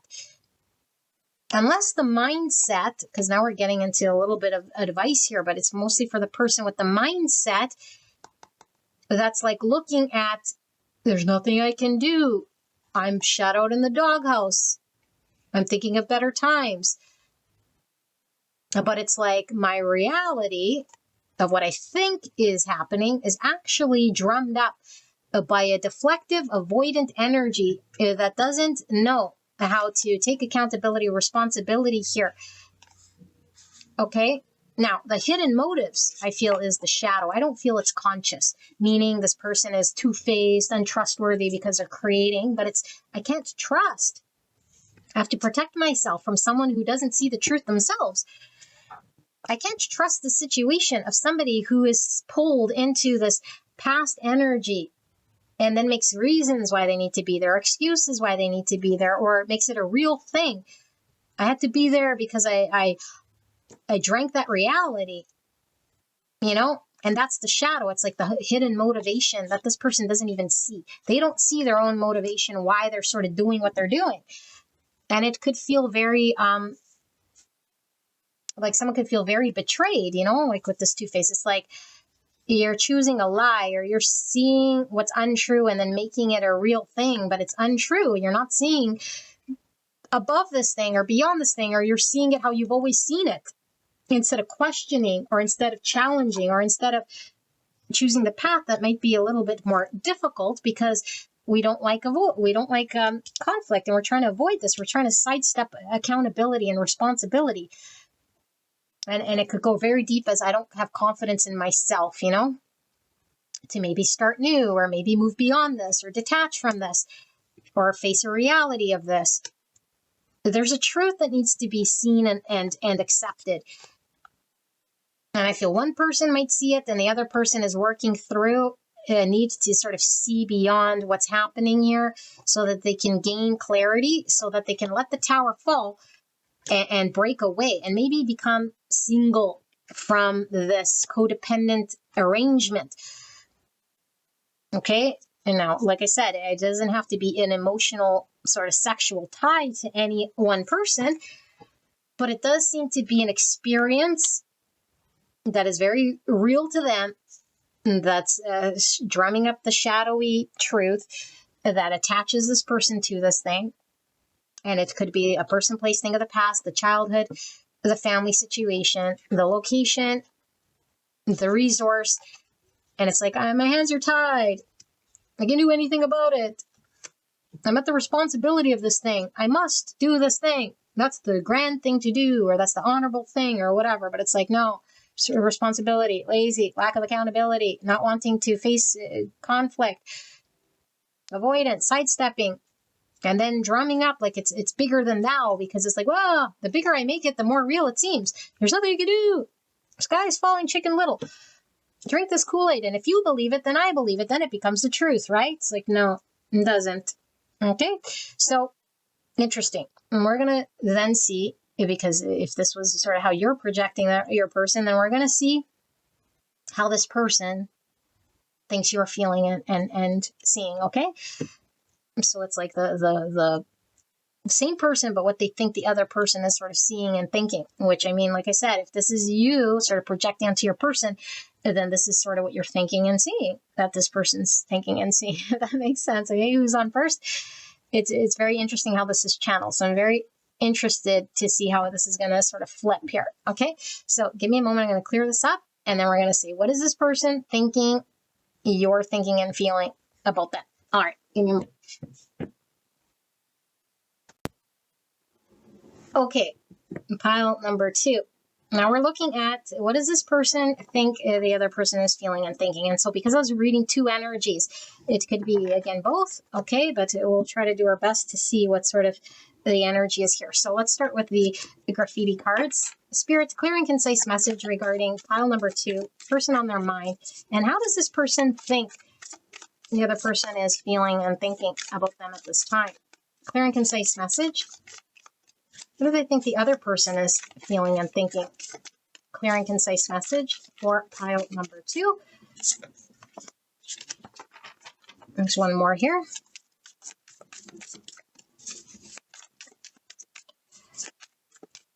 Pile number 2, person on their mind, and what they think the other person is feeling and thinking about the connection at this time. Please protect me and the viewer as I channel this message for the greatest and highest good. So we have receipts. We'll read it shortly. Okay. What is pile number 2? Person on their mind. Feel the other person is thinking and feeling about them at this time.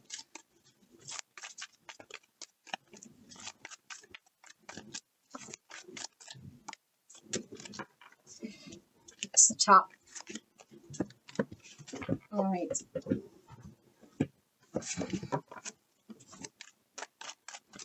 No, not that. Clear and concise message for the greatest and highest good. Just one more.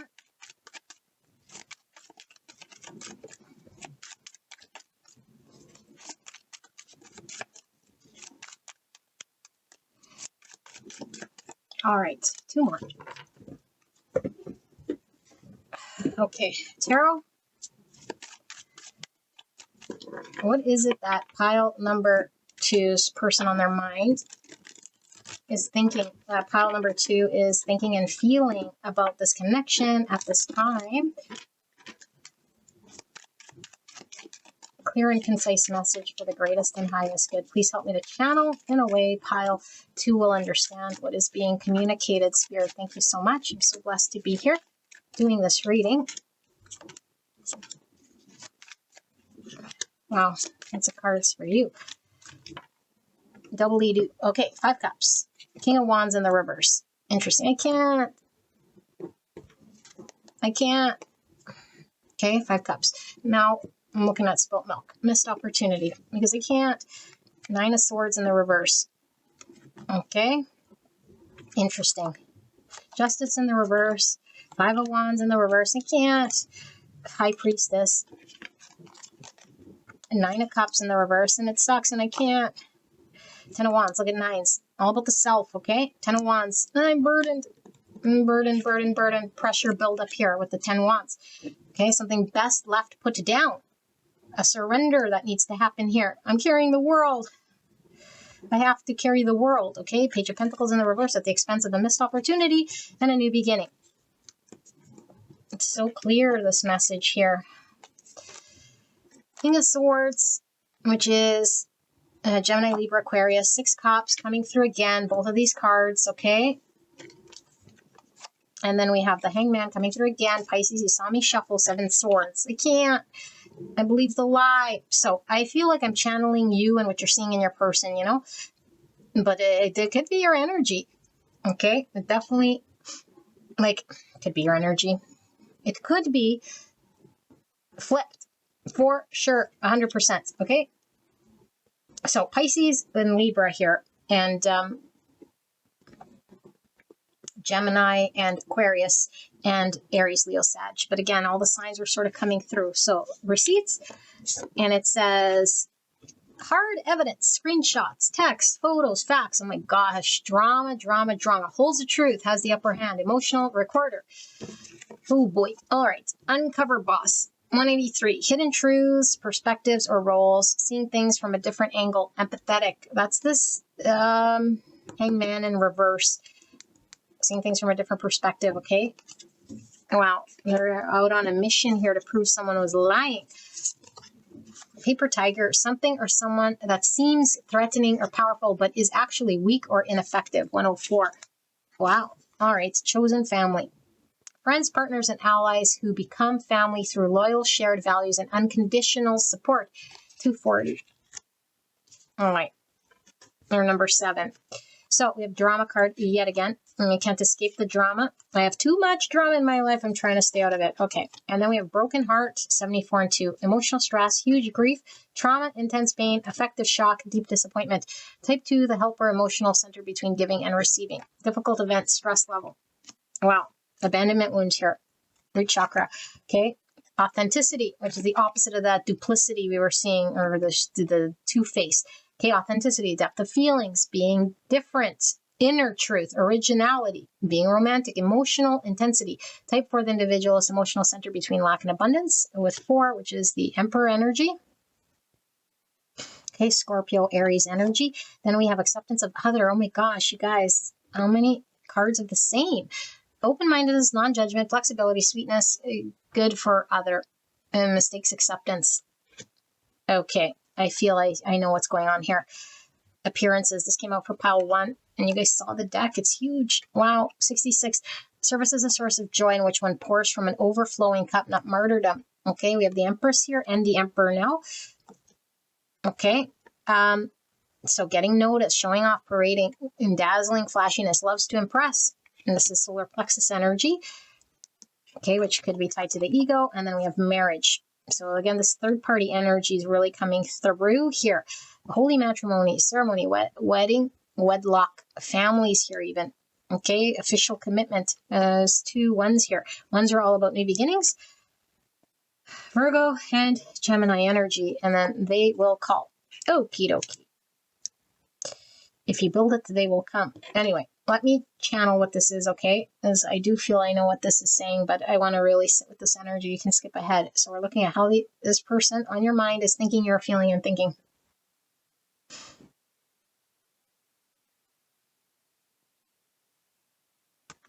And Queen of Swords under that in the reverse. Okay.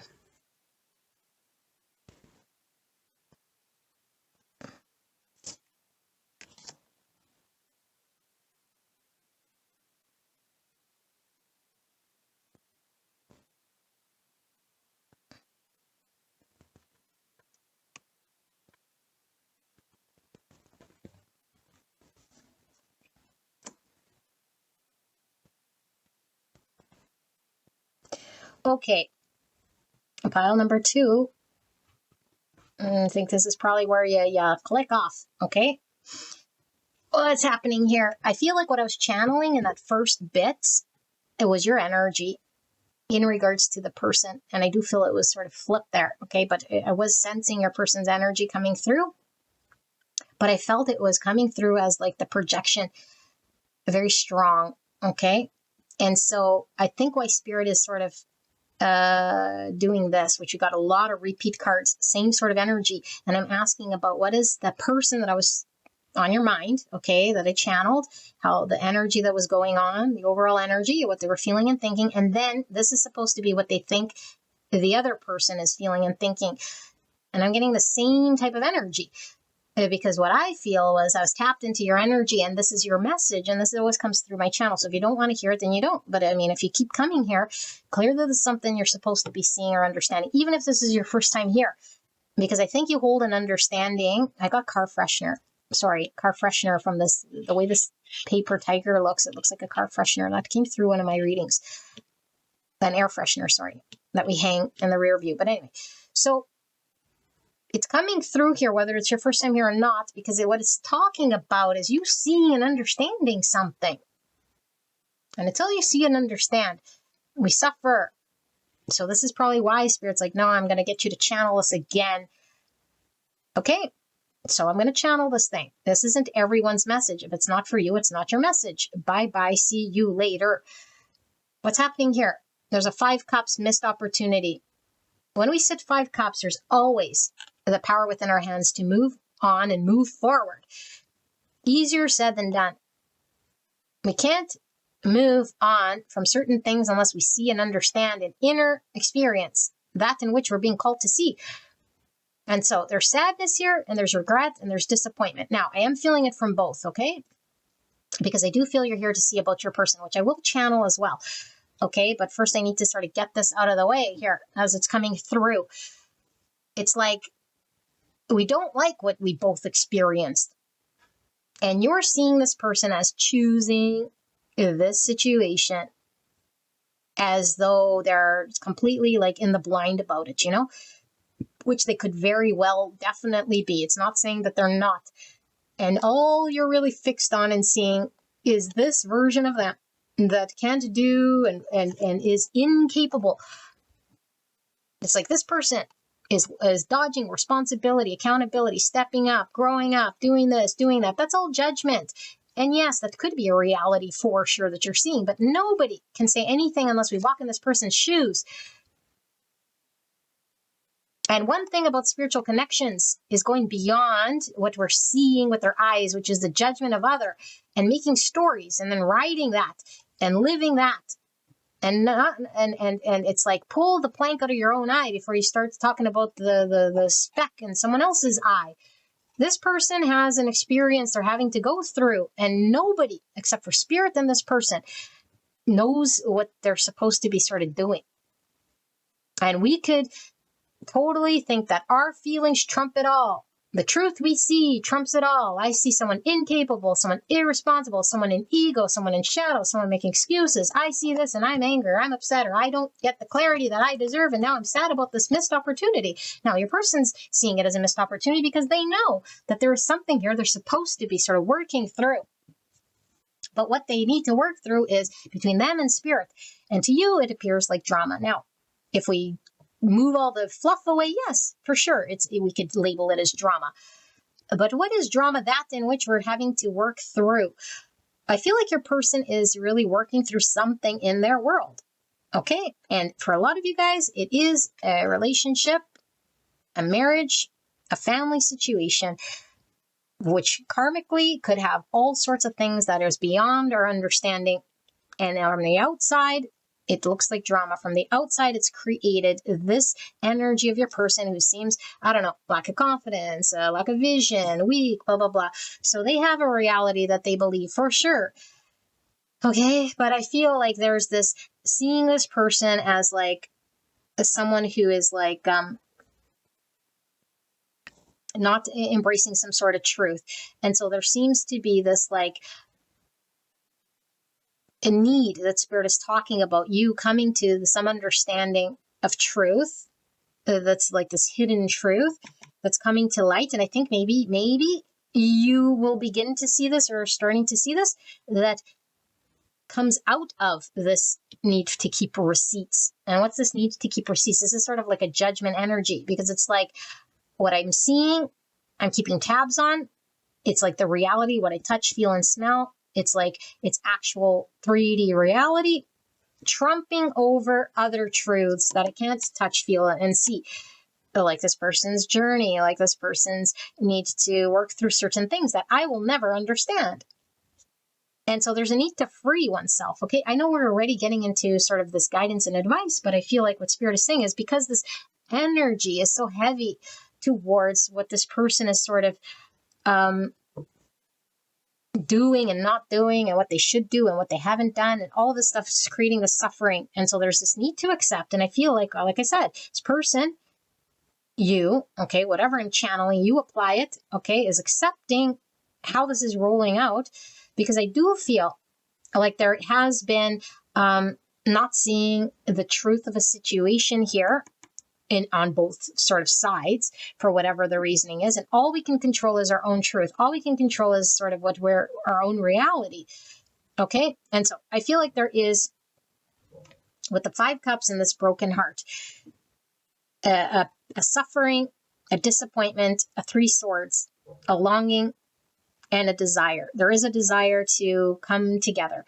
There is a greater, deeper truth that is unfolding here, but it can only unfold once the karmas and the truths are seen and understood. Once we see beyond the superficialness of the drama of a situation, okay, which means non-judgment, seeing situations and not seeing them as black and white and keeping receipts, but seeing them as something maybe that we cannot gain the depths of because we're not privy.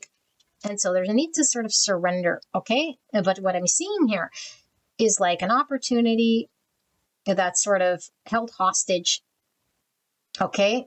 And it's held hostage here because it's like eventually this person will snap, you know? Eventually this person's going to have to walk in truth. Eventually the unhappiness there is going to get to this person, and that the power is within their own hands to make their own happiness. And all that is true.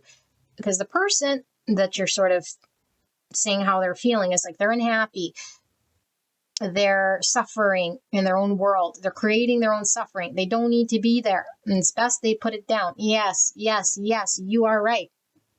And you're like, they need to see and understand better about their past, about what they've experienced here.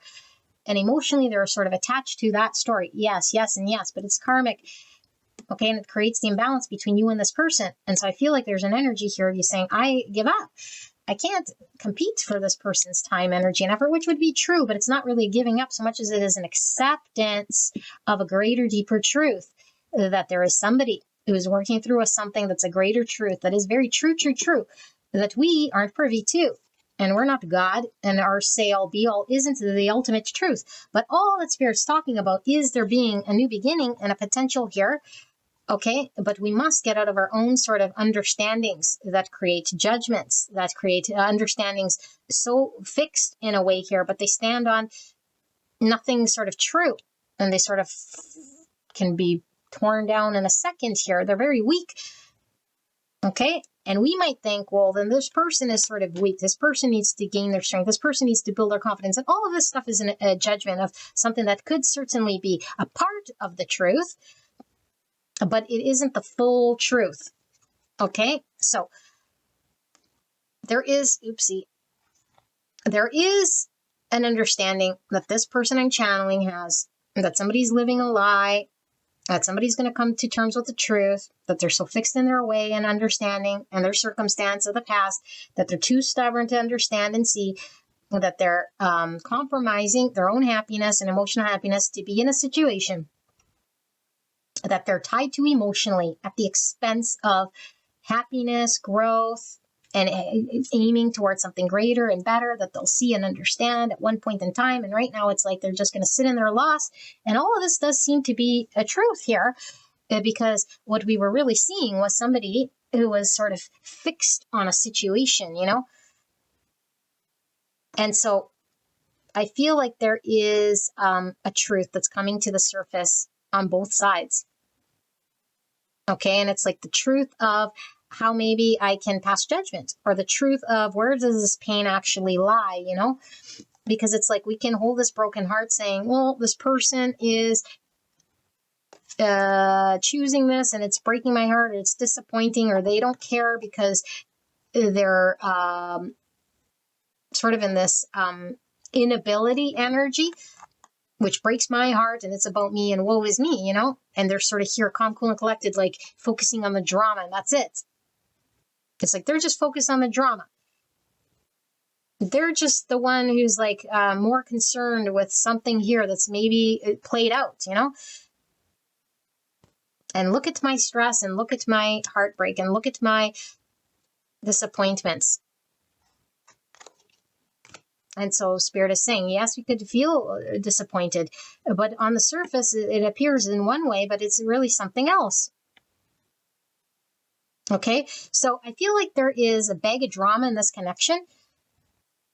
I feel like there is someone who feels they get taken advantage of and be pulled into a third-party situation because they're not seeing the truth of the situation, because it's too painful to say that this person could certainly be working through something very real, you know, and chalk it up to something that, I don't know, that we can just judge, you know. But there is some truth, like I said, because I do feel like this person, okay, I know I keep saying this person, the person who is sort of stuck working through some sort of third-party energy here, is having to align with some greater truth. And only they can sort of get to this whenever that timing comes and see beyond the superficialness of their situation. Okay, but there really needs to be a change of perspective here. And I do feel it's on both sides, because I feel like there is a great truth that could be the key to solving this pain, the suffering, this broken heart. So I do feel like your person, the person who's in this situation, could definitely be unhappy, could definitely be experiencing a 3 swords here and a 5 cups. Separation from you, disappointment, anxieties, okay, and going through maybe a separation, a divorce, something here that seems unjust or imbalanced according to them, and they're at the mercy of the universe, and they'd be kind of right here, because there is a need to surrender. There's a need to work through this justice card here. So they do feel, because I am tapped into the other person here, they feel like whatever's happened between you and them is unjust, that they might have done something here, you know, by not maybe stepping into the role, that it's like you're saying, well, that wasn't right. What you did wasn't right. And since you didn't treat me right, then all sorts of consequences, you know? And they could be right, because I feel this Queen of Swords is you. It's like now there's all these consequences. And you can say, well, yeah, that's the consequence they get for blah, blah, blah, blah, blah. And it's like, okay, we're on this hangman in reverse. So do you, like Dr. Phil says, you want to be right or do you want to be happy? Because there's a truth that we're not seeing and connecting to. And so we could be miserable here and right, you know? And there's a need to surrender here. And so I feel like as long as we carry that belief, we carry the 10 wands of burden. Why this person didn't, what they need to do, what they should have done, what they could have done, what they can do, what they can say, what they missed out on, what they could have, would have, should have. Receipts. When I did that, they should have, could have, would have. No, they can't and they won't. And they won't until this. And this is between them and spirit. And so we need to really get very clear about what's happening here and accept, without judgment, the flexibility here. Okay, now we have a they will call, because I do feel we're tying into what's going to come next. And it's saying that they're going to reach out once this sort of irons out, because there's a greater truth here. There's a greater truth. There's an opportunity. There's a potential. Now, if you don't want it anymore, then that's fine, because you have a choice and you can definitely make this. But I feel like this person is having to work through this. Okay, so we're going to look at, what does this person want? Okay, I feel like what this person wants is a little irrelevant here, because I do feel like this person is having to come to an understanding of what is and work through that in order for them then to choose to make different choices. And we could just be alongside this sort of disorientating untruth, having to manage. Okay, so I'm going to grab all the cards actually So I'm going to pause this and I will be right back, okay? All right, pile number 2. We're looking at what does this person want? Okay, so person on your mind, person on pile 2's mind. What do they want from pile 2 in this connection? Person on pile 2's mind, what do they want from pile 2? If they were to choose how they want this thing to go, what would they want to happen? And what is their intention of what they want? Pile 2 and the person on their mind. Thank you, spirits. Let's move these out of the way. All right. Clear and concise message for the greatest and highest good of pile 2. What does pile 2's person want to happen between them and pile 2?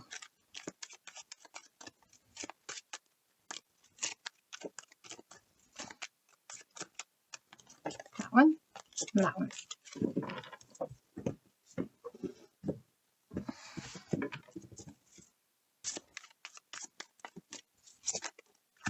One came flying at me.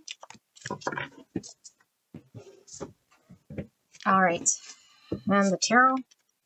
What does pile 2's person on their mind want to happen?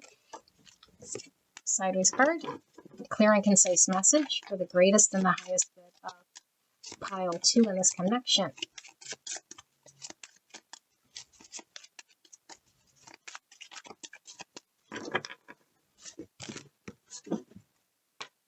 What is it that pile 2, this person on their mind, the person they came here about, want with pile 2 in this connection? What do they want to happen here?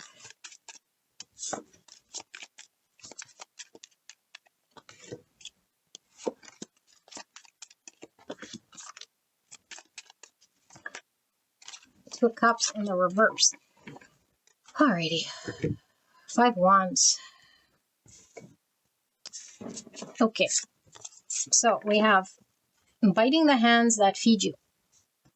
70. Ingratitude or betrayal. Refusal to be controlled. Struggles between loyalty and autonomy. Defiant.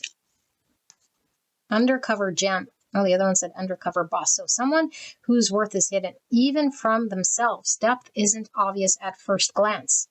204. Baddie. Confident, attractive, and independent woman or person who is unapologetically herself. 171. Okay, that's 9. And then cold feet. 173. Loss of nerve or confidence in following through. Fear of commitment. Doubt creeping in. So that's kind of giving me this refusal to be controlled. Okay, and this struggle between loyalty and autonomy. Interesting. And so we could be looking at the deeper sort of layers to why this person is sort of held hostage where they're at. Okay, break, step back, time out, silence, pause, reflection, interruption. Type 9, the peacemaker, instinctive center between forgetting and asserting oneself. 45 and 9. Virgo energy and Cancer. Okay, broken heart coming out for a second time. Emotional stress, grief, trauma, intense pain, affective shock, deep disappointment. Don't force it. And stalking. Often check on your social media to see what you're up to. Okay. Then we have the Ace of Wands in the reverse, clarified by the 10 of Cups. And then we have the Devil in the reverse, Capricorn energy, the Hierophant in the reverse, Taurus energy, and then that's clarified by the Page of Pentacles and the Judgment. Remember to set about Judgment, okay? 2 Cups in the reverse. Under that, we have 3 Pentacles. Alrighty. Just give me a second here to channel this interesting energy that I'm channeling.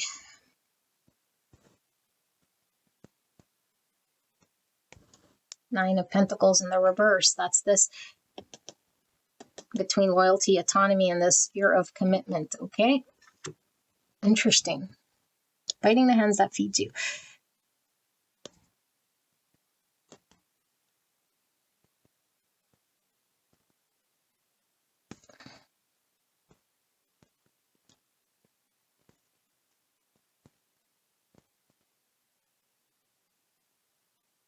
Okay, pile number 2.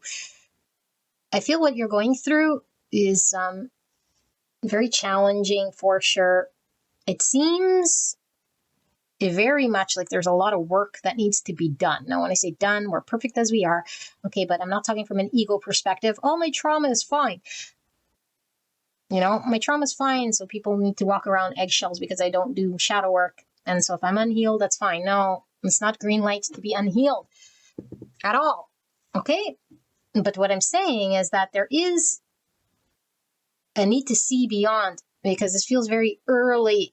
And what I mean by early, it doesn't matter how long we've been in this situation. Early as in there needs to be work done here.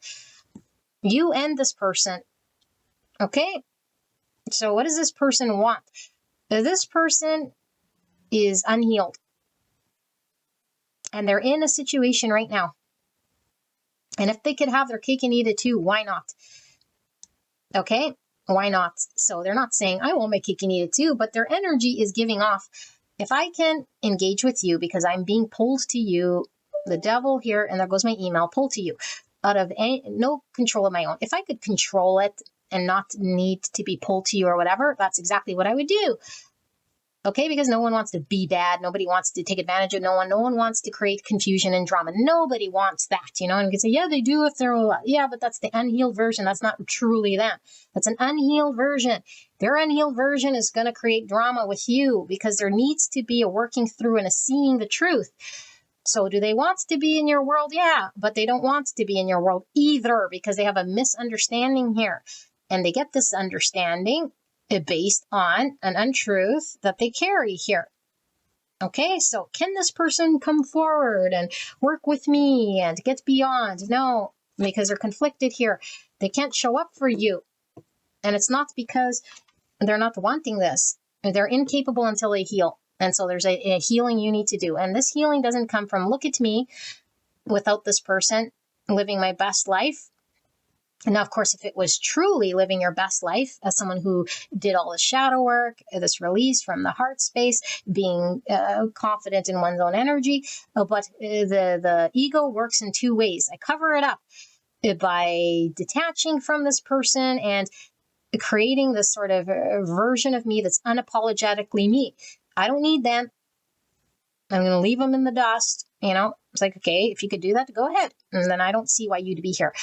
I won't, and I don't, and I can't even fathom this thing. The only reason we'd still be here is because there's a tie to do healing beyond superficialness, because there's a lot of superficiality that I'm reading here all over the place. You, them, okay? Pulled by desire, pulled by intensity, but not seeing the greater truth. The reverse hangman for both of you guys, disconnected from spirit, disconnected from a great truth, not seeing the true self that lies beneath the superficiality of what's going on here. If I look better, do better, maybe I'll be hotter than their situation. Maybe I'll post pictures. Maybe I'll send them things to taunt them or to pull them.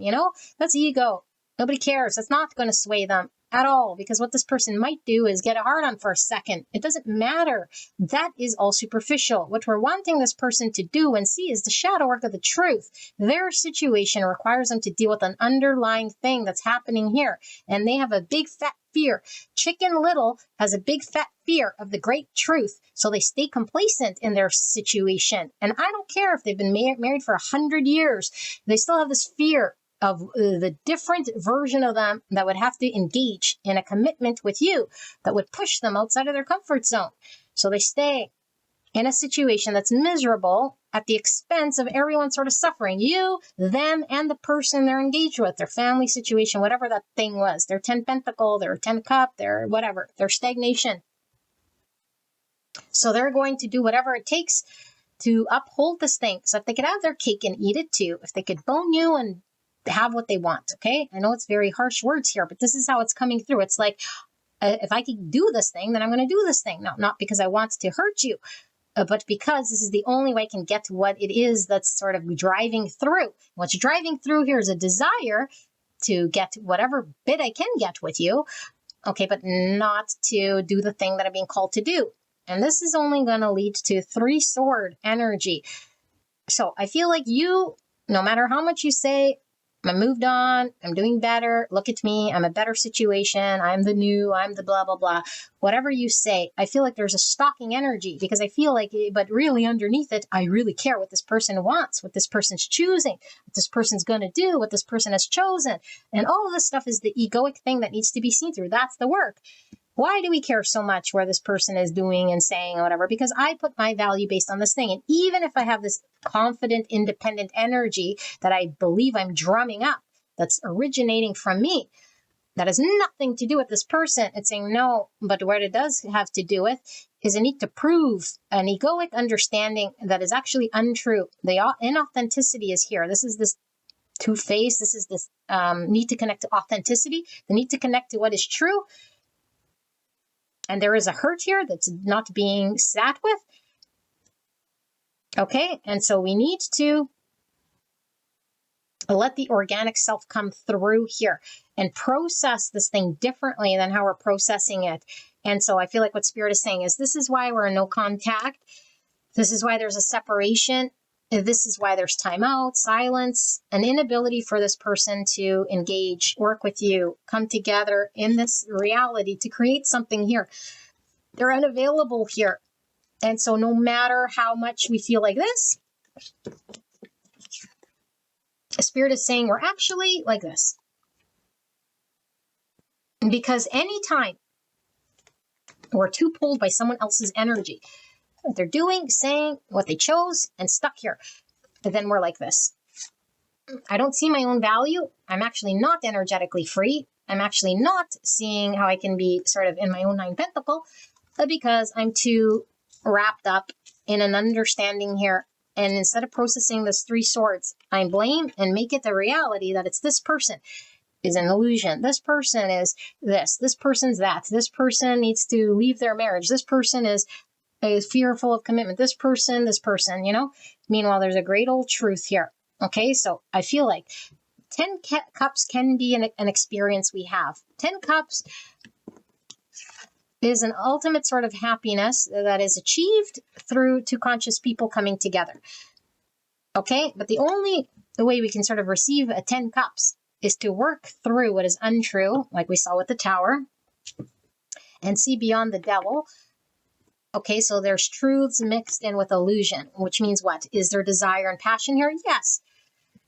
There's a pull here. It has to be here in order for the work to be done, in order for the truth to be seen. And so there's a lot of work, like I said. We have to see beyond our own judgments. We have to see beyond our own self. We have to see beyond our own ego.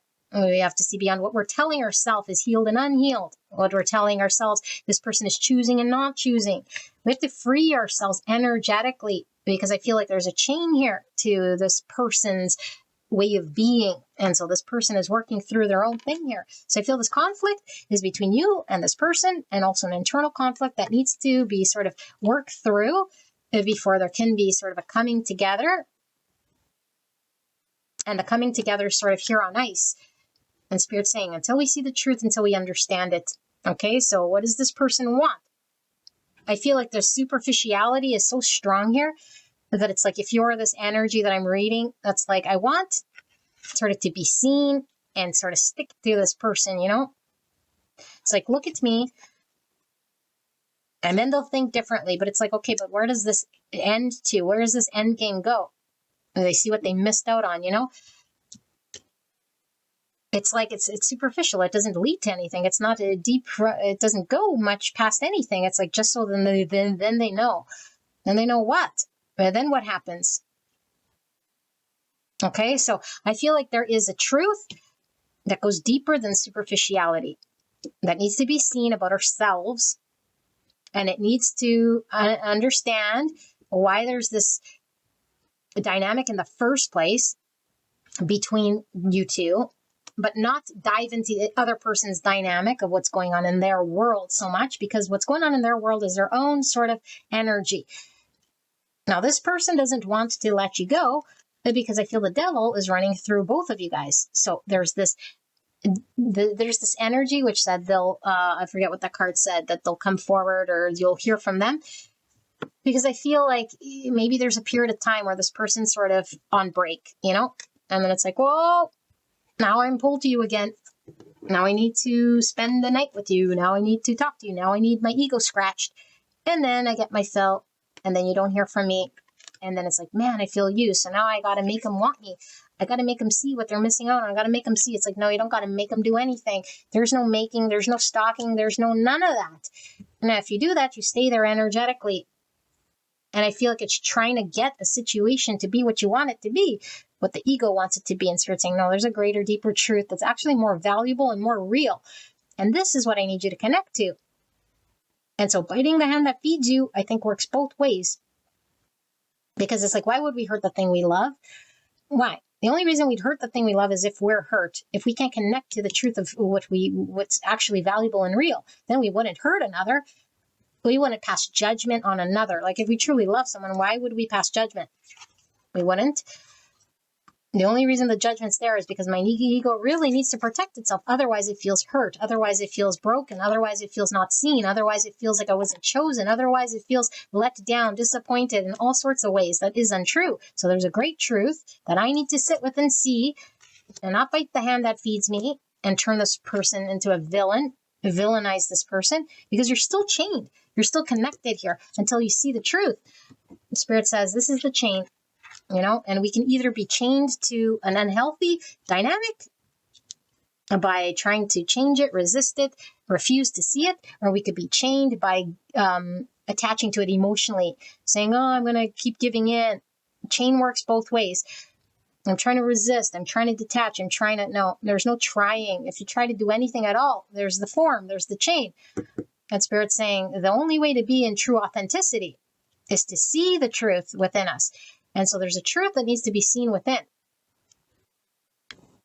Okay, so all this to say, what does this person want? If you're this baddie, I want you to see me in all my glory, living my best life, although you didn't choose me. Okay, and what does the other person want? The other person is like, I want to come around when the intensity is there to scratch my itch, but that's all that you're really going to do, because the other thing would require me to face the greatest fear that I've ever had, I'm not ready to do this whole thing because it taps into the big old shadow of what I'm sort of not wanting to face right now. But I'll keep my pulse on you, and all I'm going to do is perpetuate this challenge between us, because nothing ever grows and moves, and we can't both work together to form something here, because neither of us are sort of coming from good position. And so there will not be harmony unless we see this. There can't be a building and a commitment. So there's lessons that need to be learned and experienced here once we free ourselves from this devil. So does there exist a 10 cups and a page of pentacle that can manifest in the 3D? Absolutely. Okay, but right now there's a fantasy about what this looks like that's based on an egoic pain story of what they did, what they're going to do, what they have to do, what they didn't do, shoulda, woulda, coulda. And my own understanding that's creating this suffering that's not needed. It's devil. Okay, so what I'm going to do is read what's going to happen here. Okay, what's going to happen? And then we'll get some advice, although it seems to be giving advice left, right, and center. So we'll look at what happens next. Give me a moment.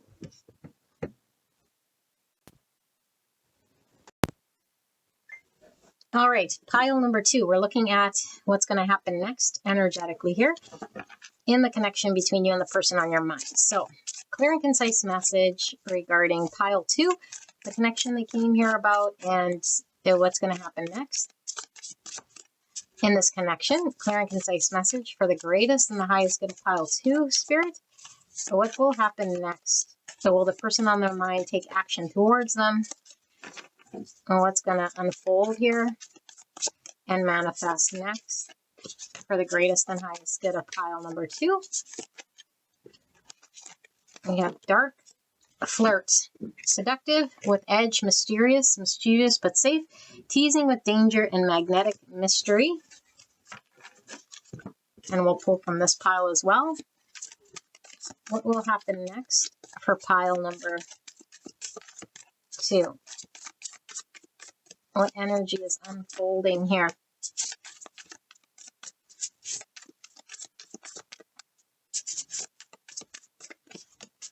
Almost really feels to me like some deep wound here.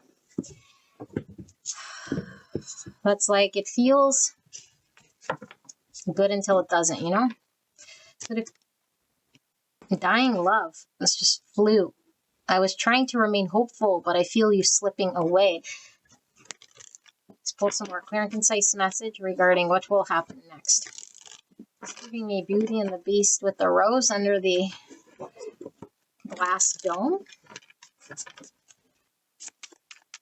What will happen next?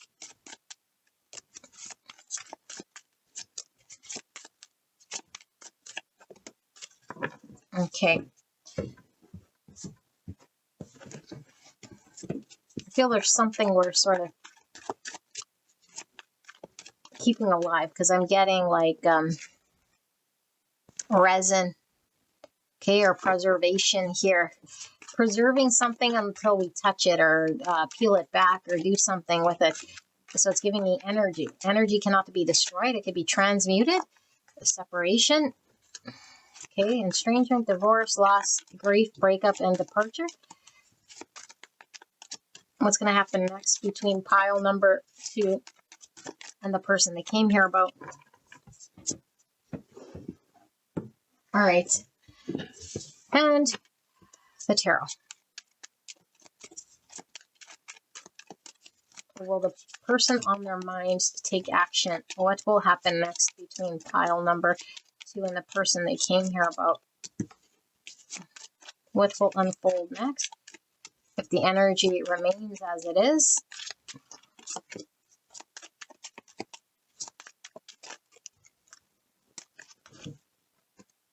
Seven Pentacles. Now I do feel I'm going to leave it sort of on the side there, on the sideways position. Wow, this seems to be something that's been ongoing for quite some time here. For sure, okay? The pain or the story or the revelation. 3 Swords, 6 Wands. Wow. So 6 Wands is the ego card, okay? But it's the image.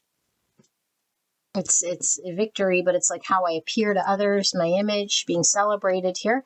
Okay, 3 Swords is the pain, the suffering. I even see Facebook here, so could be social media presence here. Okay, but I'm feeling an egoic sort of energy. Okay, Ace of Cups in the reverse, self-love, Knight of Swords in the reverse, Queen of Wands, Aries, Leo, Sagittarius, and then the Page of Wands. Okay, and then we have the Ace of Swords. 2 aces, both in the reverse. Knight of Cups, 2 Knights, 2 Pentacles. Need to choose, prioritize, invest. The Wheel, it's on the box. So this talks about fate. Okay, this could talk about cycles. Talk about things turning around, circumstances, things out of our control as well. Okay, 6 Cups in the reverse. So stuck in a person, place, thing of the past. Okay, that doesn't allow me to move on. Fated to learn and experience, maybe cycles, things turning here, because change is the only constant and not being stuck on something. Okay, 7 Pentacles is the card of energy and effort and dedication and maintenance we do.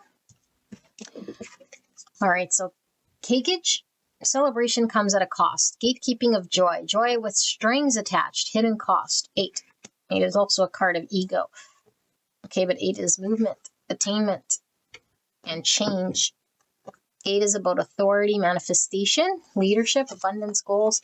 Put a ring on it. Official, wanting recognition for your worth, taking ownership, declaring loyalty, security, and promise. Making something official. And that's, what is that? 14, Temperance, Sagittarius, making peace, forgiving oneself and others, letting things go. You can change and release the pain. All right, and then we have only you. I'm not seeing anyone else if that's what you're wondering. And listening, 36 and 9. So we have 99 here. 99 is a master number. Being the change you wish to see and helping humanity release what no longer works. Wow, this is a very freaking strong message here, okay? Kindheartedness, attentiveness, empathy, kindness, gentleness, harmony, preserver. So Virgo, Cancer energy. Okay, some Scorpio energy pulling through here. Let me tap into this energy and channel what's sort of happening next year. What's under the 6 Wands, 3 Swords, strength. More of this ego energy with strength, okay?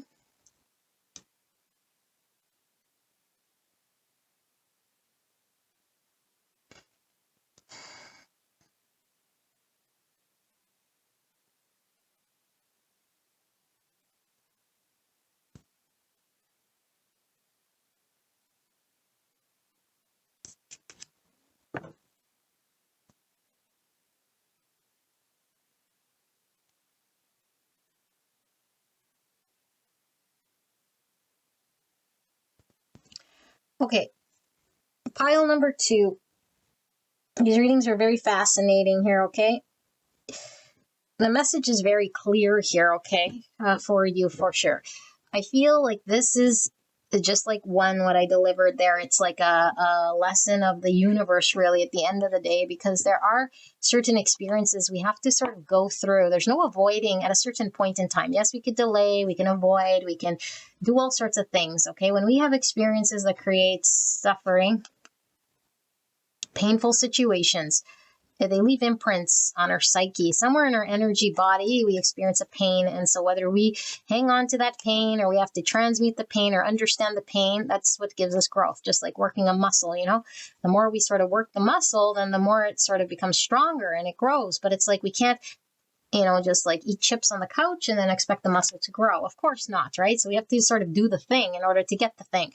We have to do the thing here. No matter what the thing feels like. Sometimes we don't want to go to the gym. Sometimes we don't want to give up the bag of chips. Okay? Why am I saying all this? Because there's a whole bunch of ego here. It almost makes me feel like turning off the reading, you know, because it's very draining. But I understand it for sure because this is normal when we talk about normal when it comes to like human experience. Okay, but we can't just chalk it up to this is normal human experience and I have every right to say, it's like, yes, you do. And yes, everything is spiritual. And yes, you could just sit in that and say, that's it. But it's like me just sitting with my wounds and my trauma and making everyone else suffer the consequences of this thing. And I don't care at the end of the day here that what has happened in the past, because the past is no longer here in this present moment. And so I feel like there's a new beginning. Okay. You're promised a new beginning. Everyone can experience a new beginning for sure, because the universe never withholds.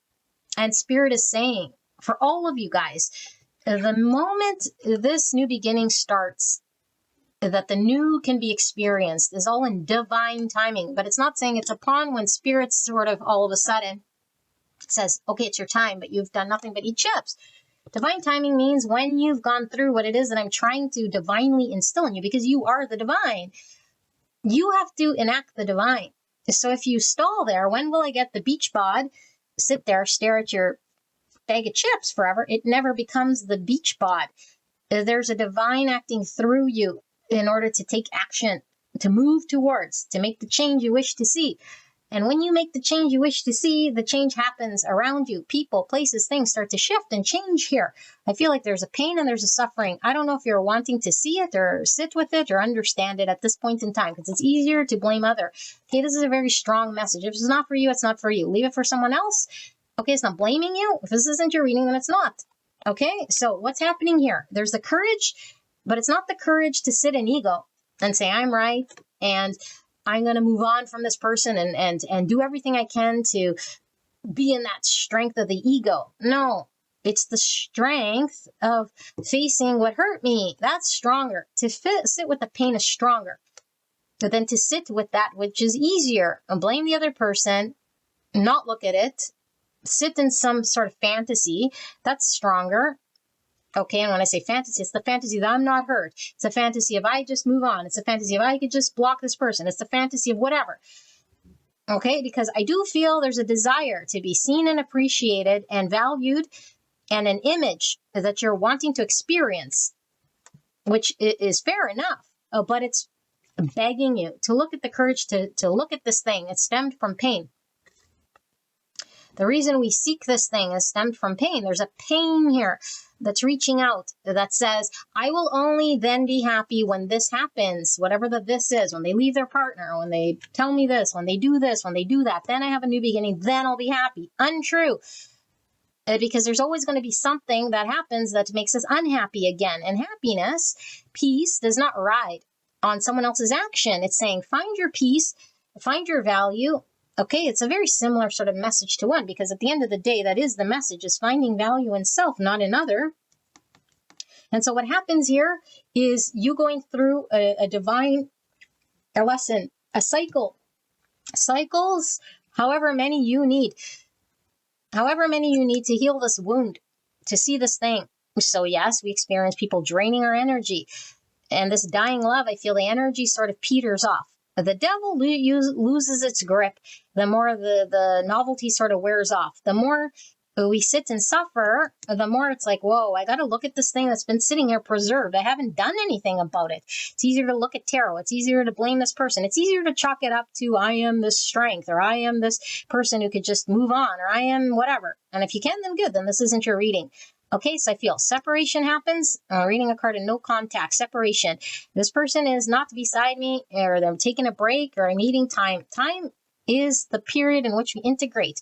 We integrate what we've learned. We can sit and reflect. We can really be honest with ourselves. Unless we use this time to look at the problem with the person, and to do tarot readings to see this person's whatever. Okay, this isn't shame blaming, because if you're at the tarot because you're trying to do self-healing, then that's different. Okay, then that's good. We're doing self-healing. We're getting objective look, and we need to know both energies. Okay, of course it sits with you, but it's like need to know both energies, because this is very tied. This is very karmic. This is very much divine. It's like this lesson, which this person is very much interwoven, is showing me something about myself. Okay, and this person, same thing. So what's going on with your person? Your person has an image to upkeep that's based on their own ego. And that's what they're trying to do here. And as you guys upkeep these illusions, eventually there's this natural, organic progress that happens in this experience, okay? And I feel like you're wanting your person to commit, to be official with you, to show you some level of commitment here so that you can make peace, okay? But there is this like need to forgive, and we cannot forgive. And when we hold understandings within self. So we have to heal ourselves before we can forgive other. And we could say, well, I could just like extend forgiveness to other and carry some sort of pain within. But it's like, no, it doesn't become forgiveness until I release and heal the pain within. The pain has to be healed within in order for there to be a freeing of oneself to create peace. So it's talking about peace will generate healing. Healing will generate shifting, changing, new beginnings, commitments. Okay, but we have to listen to that which is true. If we listen to that which is false, the fear, the blame, the judgment, and everything else that seems very real, but it's like the fear talking, okay, then we start to believe it. It's an egoic driver that creates the action that we have. And so it's saying we must put the day in, day out effort into the healing, our healing. And not only because this person is now around, therefore I have to heal. Yes, it could be the catalyst as to why I need healing. But this should be a healing because collectively we need to heal certain things in order for us to grow and ascend and have new beginnings. Okay, so I feel like your person is MIA with this Knight of Swords in reverse. And I also feel like you're not confronting what you need to. I don't think it's a conscious choice. I'm just going to run away. It's a knee-jerk reaction we all have to pain. Who's going to want to say, let me sit with all of my trauma. Let me blame myself. Let me really just look at myself here and all the things that I've done. Nobody. It takes courage and strength to say, let me look at what sort of image am I trying to portray? What am I calling success? Attaining something? Being seen in a certain way? Having this person then claim me and making it official? Having this person leave whatever situation, then it'll be okay? It's like, no, that's just superficial. That's not the truth. Okay, so your person is not in a position right now to invest in this connection because it's unhealed. and there's a karmic need for there to be a healing. Okay, but does that mean there's not love? No, there's love. The person has feelings for you. If they didn't, then there would be no need to do anything. You just move on and traumatize the next person here. Okay, so there's a deep bond here between you and this person.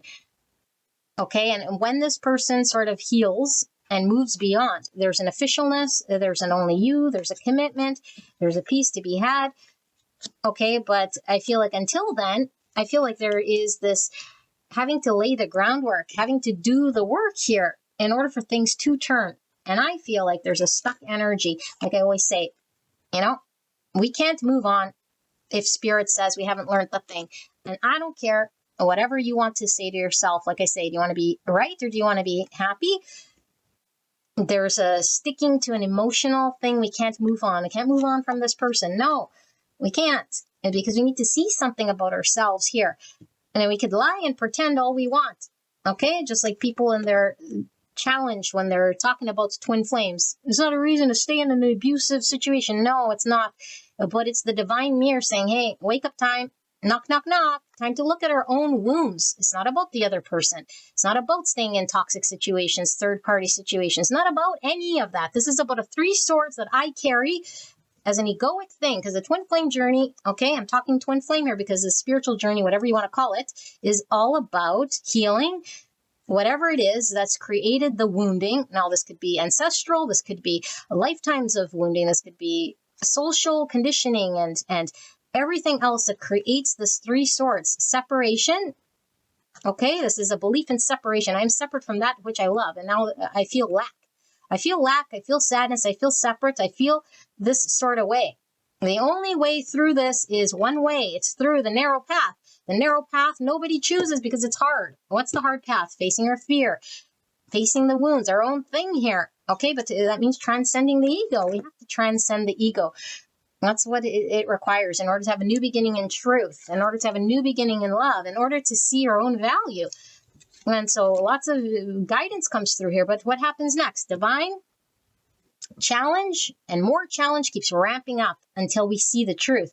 So the challenge is what is cycles. The challenge is still being intermingled with this person. The challenge is having to pierce through what is sort of stuck in this sort of perpetual sort of state unless we make a conscious effort to pierce what we need to see.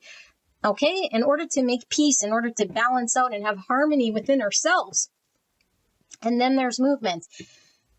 Okay, but it's like, what's this cost? The cost of investment. Okay, the cost of investment. And because it's like, how much am I wanting to get through?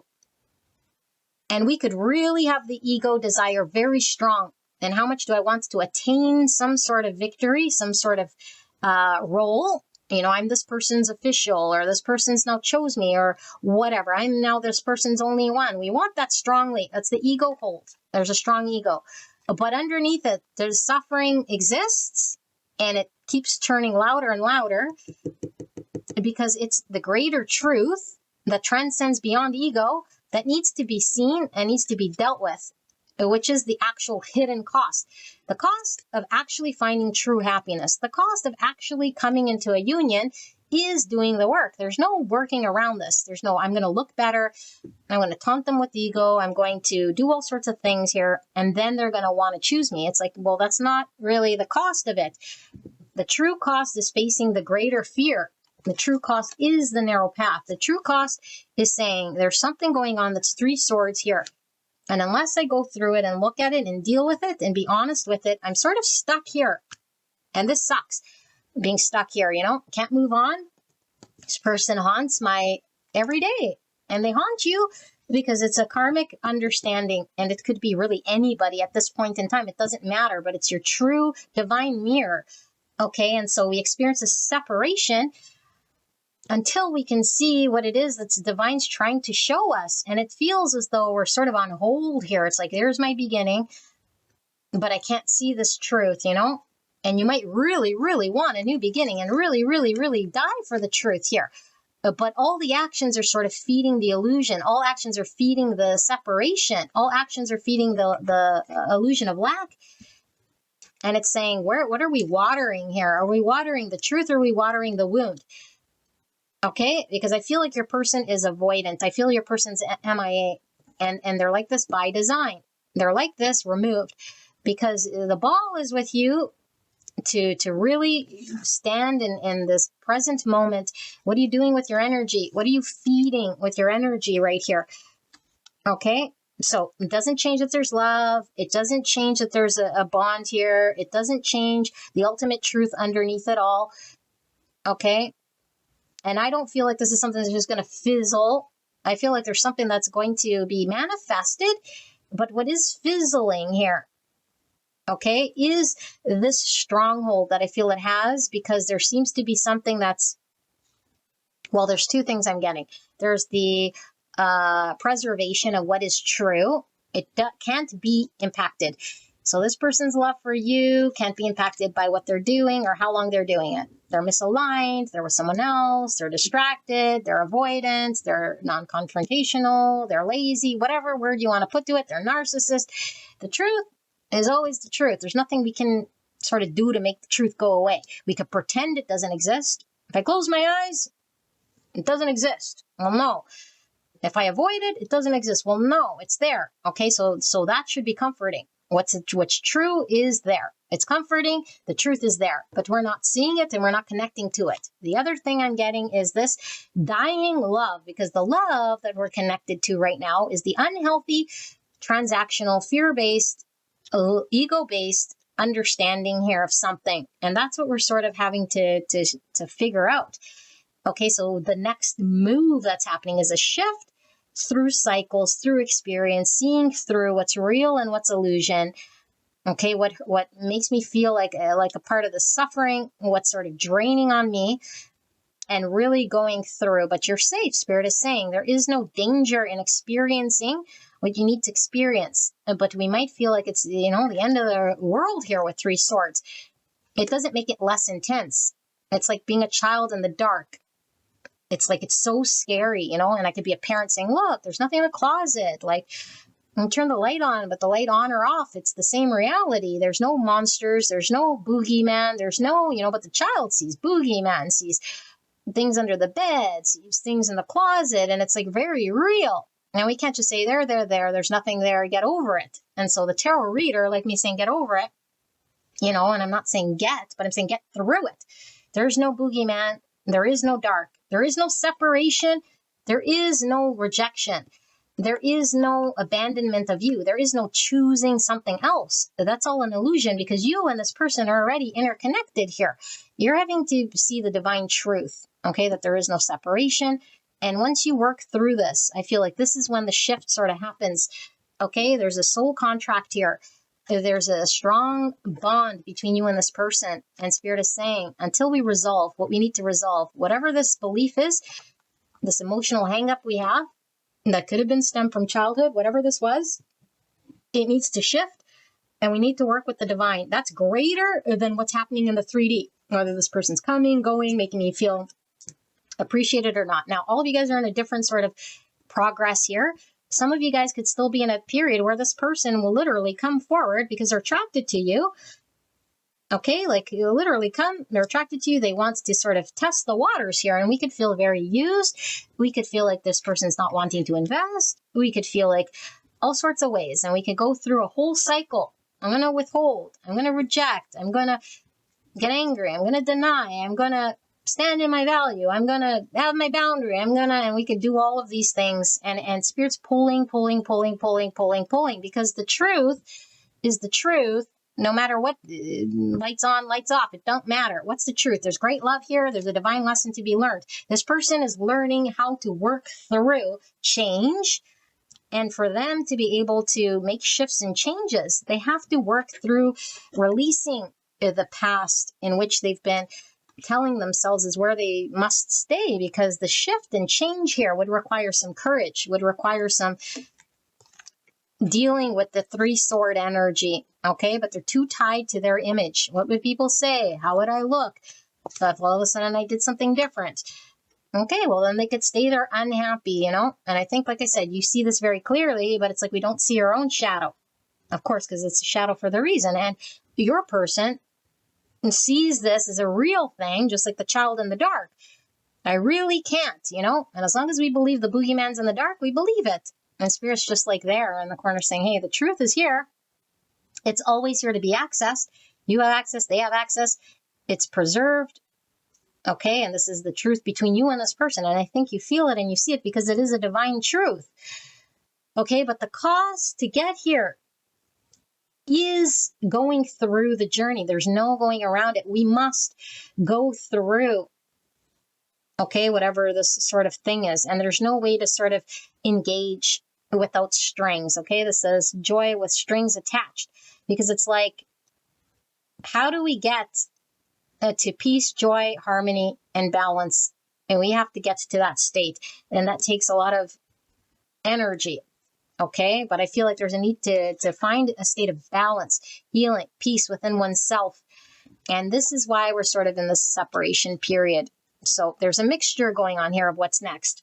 There's events that'll bring this person, like I said, all of you guys in a different stage, but it could be a few more encounters that make us not feel good. Now, if you've gone through it already, maybe you're in a different point here where it's like, I'm going to, I don't know, do whatever, like I said, make this person see what they missed out on or whatever. It's still an intent to create and pull some sort of energy from this person. And this beyond this, it's like there's only one true energy going on. It's what's going on within you. That is the only thing you're being called to see here.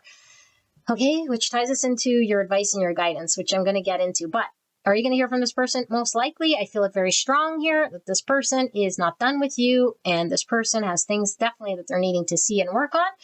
And it's very much mirrored in your energy here. And then this person sort of fucks off, because I feel like this person is avoidant of change, and this person really feels and believes that they cannot prioritize and invest in this connection, because it's like following two rabbits. They have to choose and prioritize their truth. But if they don't see or understand their truth, what do? The same thing they've always done. They get the same thing they've always gotten. Cycles, staying stuck in their situation. So only you can prioritize. Only you can sort of move beyond this thing, okay? All right. I'm going to take a look at your advice and your guidance. I'll be right back. All right. Pile number 2. Let's take a look at your guidance and advice. So how can you do this then? What is Spirit asking you to do? Clear and concise message for the greatest and highest good. Now, you could be, either one of those energies. So we'll see how this energy comes through here with your guidance and your advice. Black spruce. Clear and concise message for the greatest and highest good of pile number 2. What are they being asked to do then? What is their guidance and their advice? Now, nobody can tell you what you have to do, okay? But there is a working through energy that is untrue, like I said, and we could stay in the darkness if we choose to do so. Spirit never forces us to do anything, okay? But change happens around us. There's no stopping the universal flow of manifestation. Now, either we can manifest towards the light, towards truth, or we can manifest a more sort of similar energy. Okay, and this is why we can become conscious manifestors, or we could just be sort of privy to, or at the mercy, I should say, of whatever energy we're in. Okay, so black spruce, it says restore. The trigger statement, I am broken. True statement, I am illuminated. So I'm aware. I am conscious. I've now been touched by the hand of God, so I can see the great truth. Otherwise, I'm just this victim here. I'm broken. I was rejected. I'm experiencing the shit end of something. Okay, as you release your attachment to the high and low, you find peace and balance. Honor the cycles of your body and energy now. So cycles are always happening. That was that Wheel of Fortune, okay? And we could certainly get really attached. This person's here, this person's gone. This is, this is them sort of lying to me, or this is what they're doing. And then when they do something else, it's like, that must be the truth. It's like, no, both are true. Okay? Both are sort of true, because two truths can sort of coincide. this person feels a certain way and they're struggling with whatever it is, but I feel like there's a need for there to be an understanding and rising above so we could see what's actually happening. Now, this doesn't mean to engage, but this is saying what's pulling our energy, what's actually dictating our happiness here. It's like the manifestations out there is dictating my happiness. So I'll forever be up and down, up and down. I'm taken advantage of. Now I'm loved. Now I'm rejected. Now I'm accepted. And it's like a constant. This will forever be the case because the 3D reality is fluctuating. And so it's saying, can you get strong in your own energy? Can you sit in your own energy?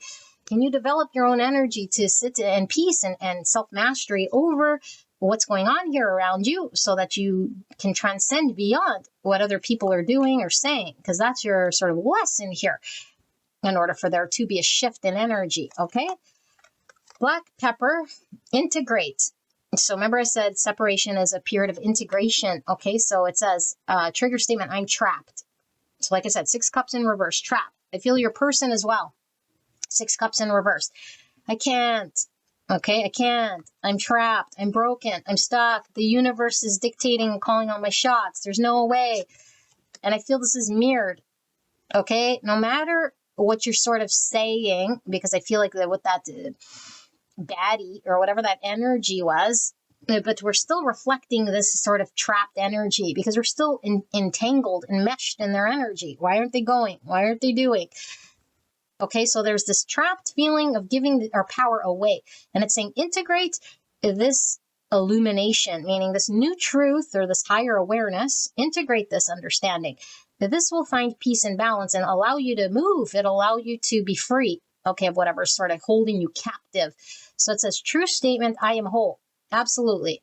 Okay, I'm peace, I am whole, I am finding joy in the present moment without someone's energy here allowing me to feel whole and complete. So allow the parts of yourself you hide to make themselves known. In the light, you will see the wisdom they hold. So essentially, this is shadow transmutation. In my shadow, there's certain understandings I hold, I don't even realize because they're in the shadow, that are driving my emotions. Okay, so we don't know our beliefs. Sometimes we know it, but the deeper beliefs that actually create the suffering are sometimes so integrated into the psyche that create an understanding we have. And so the only way to know if there's shadow at the helm or making our actions is when we don't feel happy. Okay, if we're not feeling whole, valued, and complete, then we know we're driving with a shadow. I don't feel love. I feel rejected. I feel incomplete. I feel separate. I feel it's them versus me. I feel they're choosing. I feel on the outs. All of that stuff is the illusion when we believe in separation, when we don't feel whole. So this is the thing that's being pulled. It's like, how can you feel more whole? How can you see this great truth? Okay, this is what Spirit's showing you. Douglas Fir, a resolution, trigger statements. The past haunts me. 6 of Cups in reverse. All over the place in this reading, okay? True statement. In this moment, I am free. Absolutely. So let yourself be one to heal the wounds passed down from your ancestors. The release and growth begins with you. Exactly. So it doesn't matter what this person, because there's mirroring here, okay? Definitely this person, all the things you're talking about to me here in this reading is true. This person doesn't let go of the past. This person is, I don't know, all of those things. Absolutely. It's not taking away this experience and this truth, but there's a deeper, greater truth here. Spirit wants you to connect with this present moment that you are free. You're not trapped, and there's a greater truth. Okay, and broken means I'm not complete. I'm trapped means I don't have the freedom. And in this moment, there's nothing happening here that's haunting you or keeping you stuck. Okay, but we feel tied, we feel stuck. And it's like this, I said, by design, because there's a need to see through the illusion of separation. Okay, which takes conscious effort here. And like I said, courage. Or we could just suffer. It's your choice. No one's saying anything otherwise. Okay, frankincense. So enlightened, again, illuminated, enlightened. Trigger statement, I am alone. Separation, rejection, no one loves me. Okay, the true statement, I am one with all that is. You're one with this person. You're one with spirit. You're one with the divine creation and everything. So, dear child, you are safe and loved as you continue on your journey of self-exploration. Again, all about self-reflection, how you see yourself, how you connect with yourself. Okay? Digestive, processing. Trigger statement, I am worried. The true statement, I have the solution. Slowing down and listening to your inner voice will provide you with the direction and purpose. So, practical effort, Spirit is saying, within you lies the truth. This should give you peace of mind. It's always there. It's not something that's going to come once you see it, once you attain it. It's there right now. And it is saying, in this present moment, the solution already exists. And it's sitting there, wanting you to tap into it. Okay? And so our choice is to sit in old energy, okay, worried about what coulda, woulda, shoulda, what is and what won't be, or what's going to happen and what hasn't, or sit in what is true already and listen to that voice, because there's a truth that's being shown to you, and it's about your own completeness, your own wholeness, and that doesn't fluctuate at all. All right? Okay, harmony. This came out for pile 1. So I open myself to the divine being within me. I am the image of God. Thus, I have the power to bring light into my life. I turn any darkness in me into something beautiful. Transmutation of the pain of the 3 swords. Okay, in the absence of resentment, anger, or doubt, I find harmony. So making your own peace, making your own sort of energy here, or despite disharmony, despite what you're experiencing in another. Okay, so this is what the Spirit's asking you to do. It's very difficult to do, but I don't think Spirit would have asked you to do this if you weren't capable of transmuting this pain, this rejection, and this belief into something that is true. Okay, if you're part of the divine, that means you are whole. The divine isn't lacking anything, and you're an extension of the divine creator, which means you're already whole. There is nothing out there that's going to then make you sort of complete and whole. Okay, now if we believe that we're lacking, or we feel a certain way about it, then it's saying, take a look at the truth. And this is where you'll find peace, okay? Therein lies the peace of God.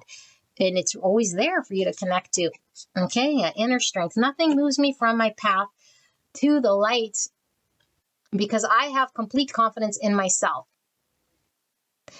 I realize my innate qualities and abilities and know that with God, I can do anything. All the power I need is within me. Exactly. No external person is going to be doing this, okay? The calm. I breathe, live, and grow. The light within me. I do one thing at a time and focus on the present moment. I cast off my doubts. All fear dissipates, and I find peace in my being. Again, everything about being in the present moment. Being still, seeing the truth, not being pulled into the drama, okay? Freedom through faith. So I calm my thoughts and I rise above the fear. I free myself of all doubt by entrusting my doubts to God. I have faith in God's perfect timing and placement. I trust His will and find freedom. So Spirit, Source, whatever you want to call it. I call it God because it's my channel. You can call it whatever you want here, okay? Source, greater power. And so what is this? When we have a true belief in a higher power, now you might just be here for tarot. I'm just here for tarot, okay, which could be your thing. But most people who are in tarot are usually entering the spiritual realm or something greater than self, okay? And this greater power, in order for us to truly connect to Spirit, we have to surrender and know that the greater Spirit has our best intention, okay? Even if the best intention or path is challenging. It's there for a reason. Spirit knows what it's doing. Spirit, show me the way. Spirit, I welcome whatever you have for me because it's the greatest thing that's supposed to happen. There I'll find whatever I'm supposed to find. What's for me is for me. And you know, because I don't know. Because if my ego was to choose, I would choose what I think I need and it would be horrible. Sometimes we think we want something and it turns out to be the worst thing ever, you know? I want this person and then we get them and it's like, well, what a bad mistake, you know? I want this job. And it's like, no, your ego, it just sort of wants the thing it wants in the moment. And it's saying, let Spirit tell you what is meant for you. But you have to really turn this worry because I feel there's a lot of worry and anxiety.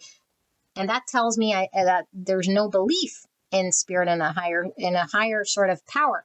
Saying, I must carry it as the ego to figure it out. So there's still an ego present, trying to figure out, trying to outwit, outsmart the universe, and saying, no, Spirit, I give it to you.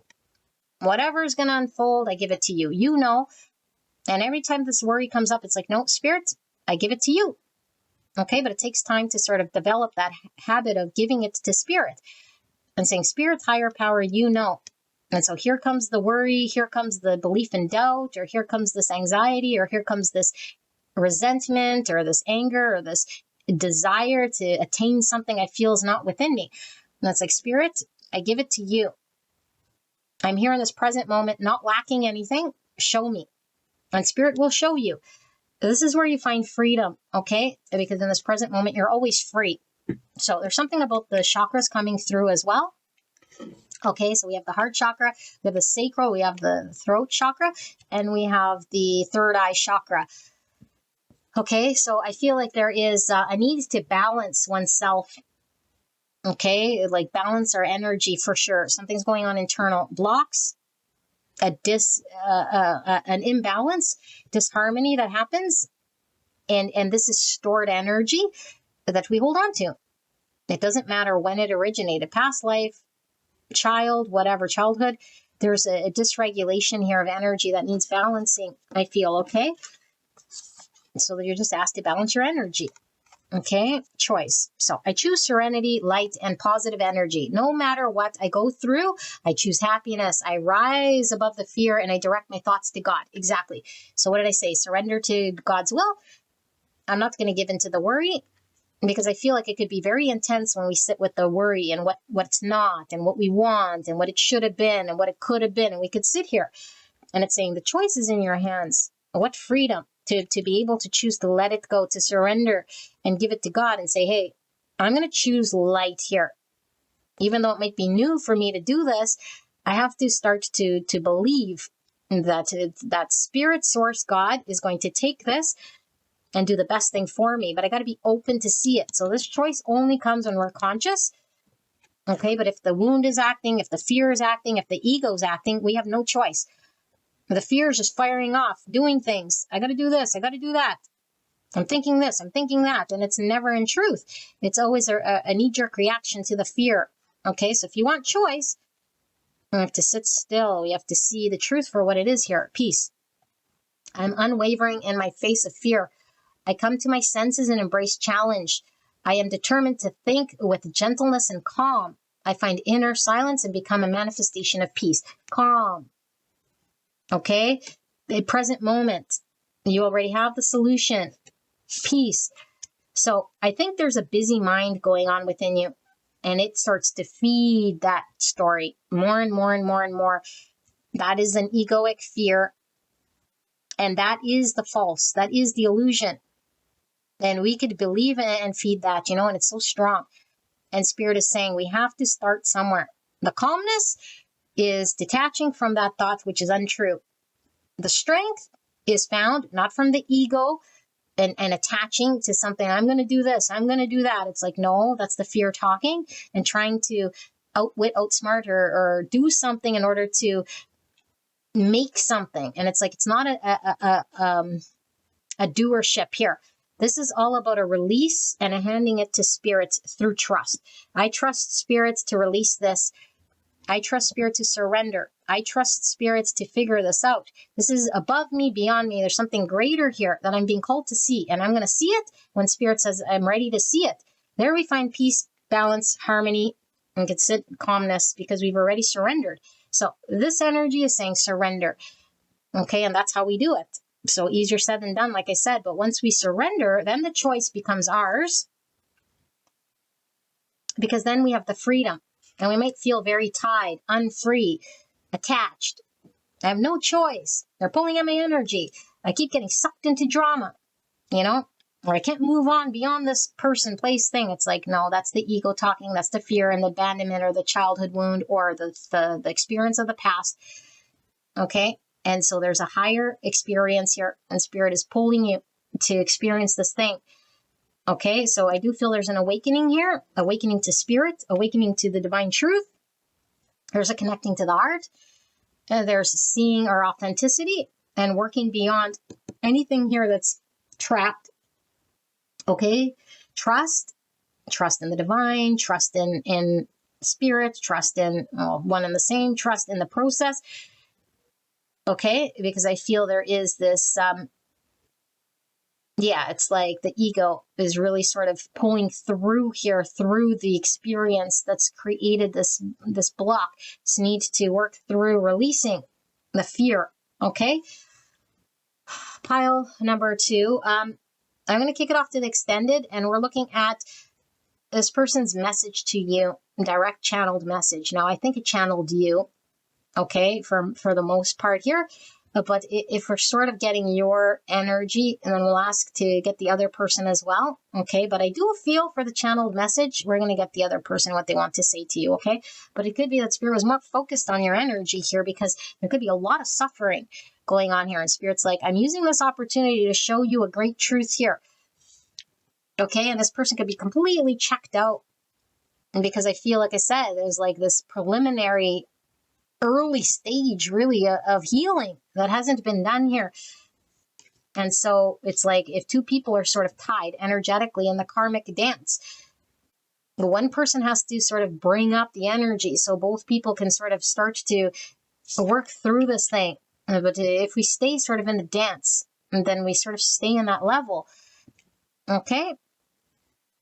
Yeah, that's what's coming through. So there's going to be an extended. Now, if you don't like the idea of the extended, just know you got all the information you need from Spirit. And this will be through the membership program. And I will most likely post it as well as a purchase. Okay, if you're not wanting to join the membership, but you want the extended, then you can join us that way for a limited time. I'll put the link below. Okay. But yeah, it will be available for the membership group. And like I said, if you feel like you just can't join us there, or you don't like that idea, then just know that you got everything you need to know. And we're really just saying, like, what does this person want to communicate to you? What's their message to you if they were to tell you anything at all? Okay? Beautiful angel, this is your reading. I hope this helped you. I love you so, so much. Stay in peace, stay in God, and stay centered. I'll see you at the next one. All right. Bye-bye.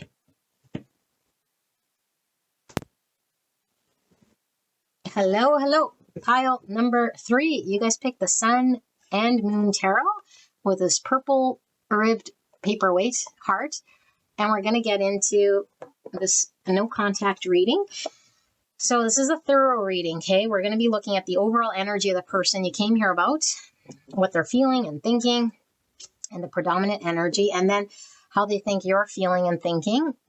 Okay, and then we're going to look at what it is that this person wants. What are their intentions, what they wish to happen between you and them. And then we're going to look at what will happen energetically if the energy stays the same. Okay, will they take action? How will the energy unfold between you and this person? And then we'll be taking a look at a guided message in regards to how you're being given advice from your spirit team and how to sort of move to the next sort of phase. Okay, so advice. And then we'll go into the extended reading. If you resonate with the message, looking at a direct channeled message from this person, what they would want to say to you if they were to say anything at all at this point in time. Okay, so if you can't join the extended, which is available through the membership program, I will put a link to the purchase of the extended, okay, for a limited time. If you can't join that and you feel you're not wanting to, or you can't for whatever reason, just know you got everything you need from Spirit. Okay, there's nothing further you're missing out on. Okay, so just ask spirits to see everything you need to see here. Okay, let's tap into what it is that is going on energetically with the person on your mind. Spirit, clear and concise message. Pile number 3. The connection they came here about. Person on their mind. What is going on energetically? What is this person feeling and thinking in this period of no contact, limited contact? What is going on energetically with this person for the greatest and highest good of this connection? Pile number 3, and the person they came here about. Please protect me and the viewer in this connection as I channel this message for the greatest and highest good. Pile 3, and the person on their mind. Thank you, Spirit. Thank you so much, Pile 3. I'd like to thank your high self, spirit team, guides, angels, and your person's high self. And of course, Spirit, for this act of divination. Thank you so, so much. Please help me to channel in a way that pile number 3 will understand. What is it that the person on pile 3's mind is feeling and thinking? What's going on energetically with this person when it comes to this connection? Thank you, Spirit. Now, sometimes the energy does come flipped. Okay, so you'll have to sort of apply whose energy this is.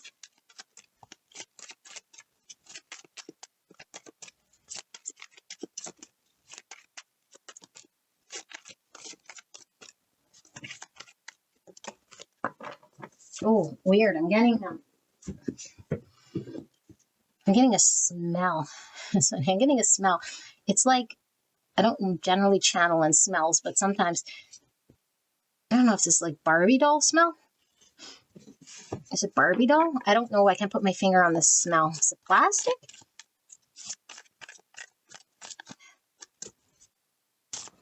I mean, the cards are plastic, but it came very strong.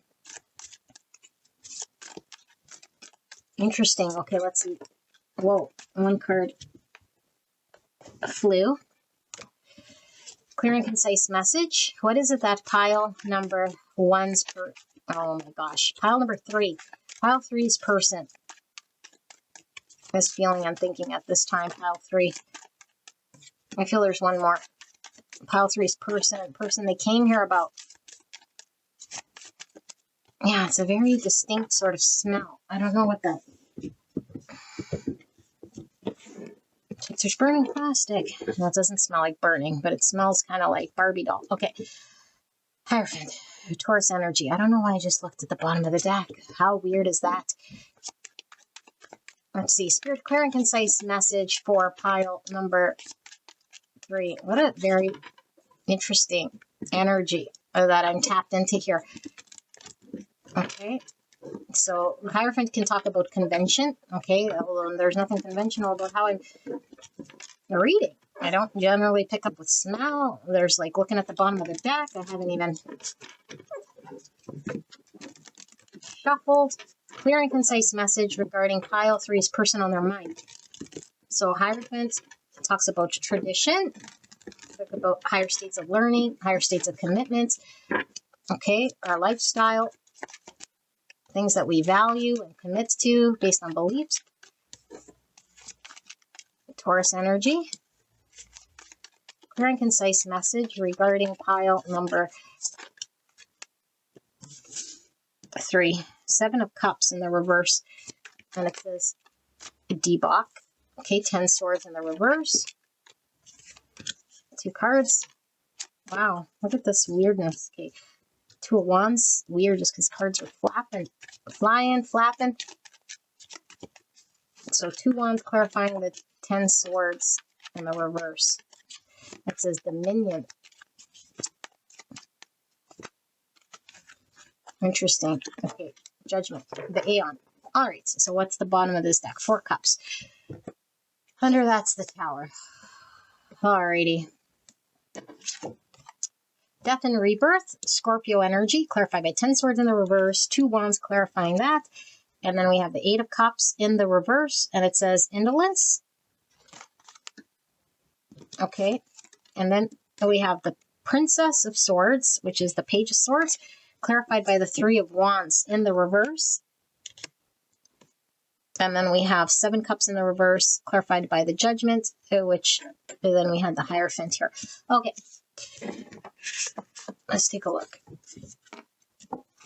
We have leaky boundaries. 20. Struggles to maintain clear limits. People-pleasing due to fear of conflict. Giving too freely. All right. And then we have foreclosure. Loss of control or stability. Unresolved tension or financial strain. Point of no return. Complicit. Indirectly responsible for harm by allowing it through inaction or poor choices. What's this leaky boundary? Okay. A simulationist. Interesting. There's the chameleon here. 139 says, person of color who distances themselves from their culture to gain favor or status within the dominant or often white culture. Okay, well, I'm not seeing necessarily skin color so much, although there can be sort of a difference in culture here, okay, or skin color. I'm more feeling there's this like disconnect in values, very strong. Someone's trying to fit into someone else's value here at the expense of their own. Okay. Practice forgiveness. This is Matthew 18:22. This could definitely be a message for you. It was channeled, okay, and I finally changed my message here. So very strong. That's what this is about. Practice forgiveness. Okay, self-pleasure. I pleasure myself to your pictures I have secretly saved on my phone. So this is the secrecy and the inability to come forward with the truth of how we're feeling. Okay, obviously this is talking about sexual gratification here. So there seems to be still an intense sort of desire that's sort of kept in the closet here, if you will. Okay, this could be this Hierophant if there's same sex. Oh, it's not for all of you guys, but it could definitely be a thing here. Yeah, and with all this rainbow too, okay? Could be channeling this. All right, Epiphany. I didn't realize how empty my life was until you left me, which was totally getting from this 10 swords, this 8 of cups, and this death. Some sort of, and this 4 cups and this tower. Wow. Okay, well, we'll see what this totally means. Healing. I'm taking time to heal, to accept the love I know I deserve. And we have intrusion. 59 and 5. This is the throat chakra. So trespassing, invasion, assault, abuse, break, and disrespect. Remember, trading in one's values here was this disrespect. Type 5, the observer thinking center between interior and exterior. Taurus energy coming through very strong in your reading. Also Sagittarius. Okay, and then the 3rd. Cancer energy, also Tower energy that comes through. And the 3rd is the unknown sweetheart, the couple's intruder, the other lover, the outsider, the mistress lover, the official spouse. Type 7, the enthusiast thinking center between pleasure and pain. Okay. Let me sit here with this energy because there's lots sort of messages that come through here. Okay. Under the Tower, and we have the King of Cups. Cancer, Scorpio, Pisces energy. Okay. Let me channel this thing.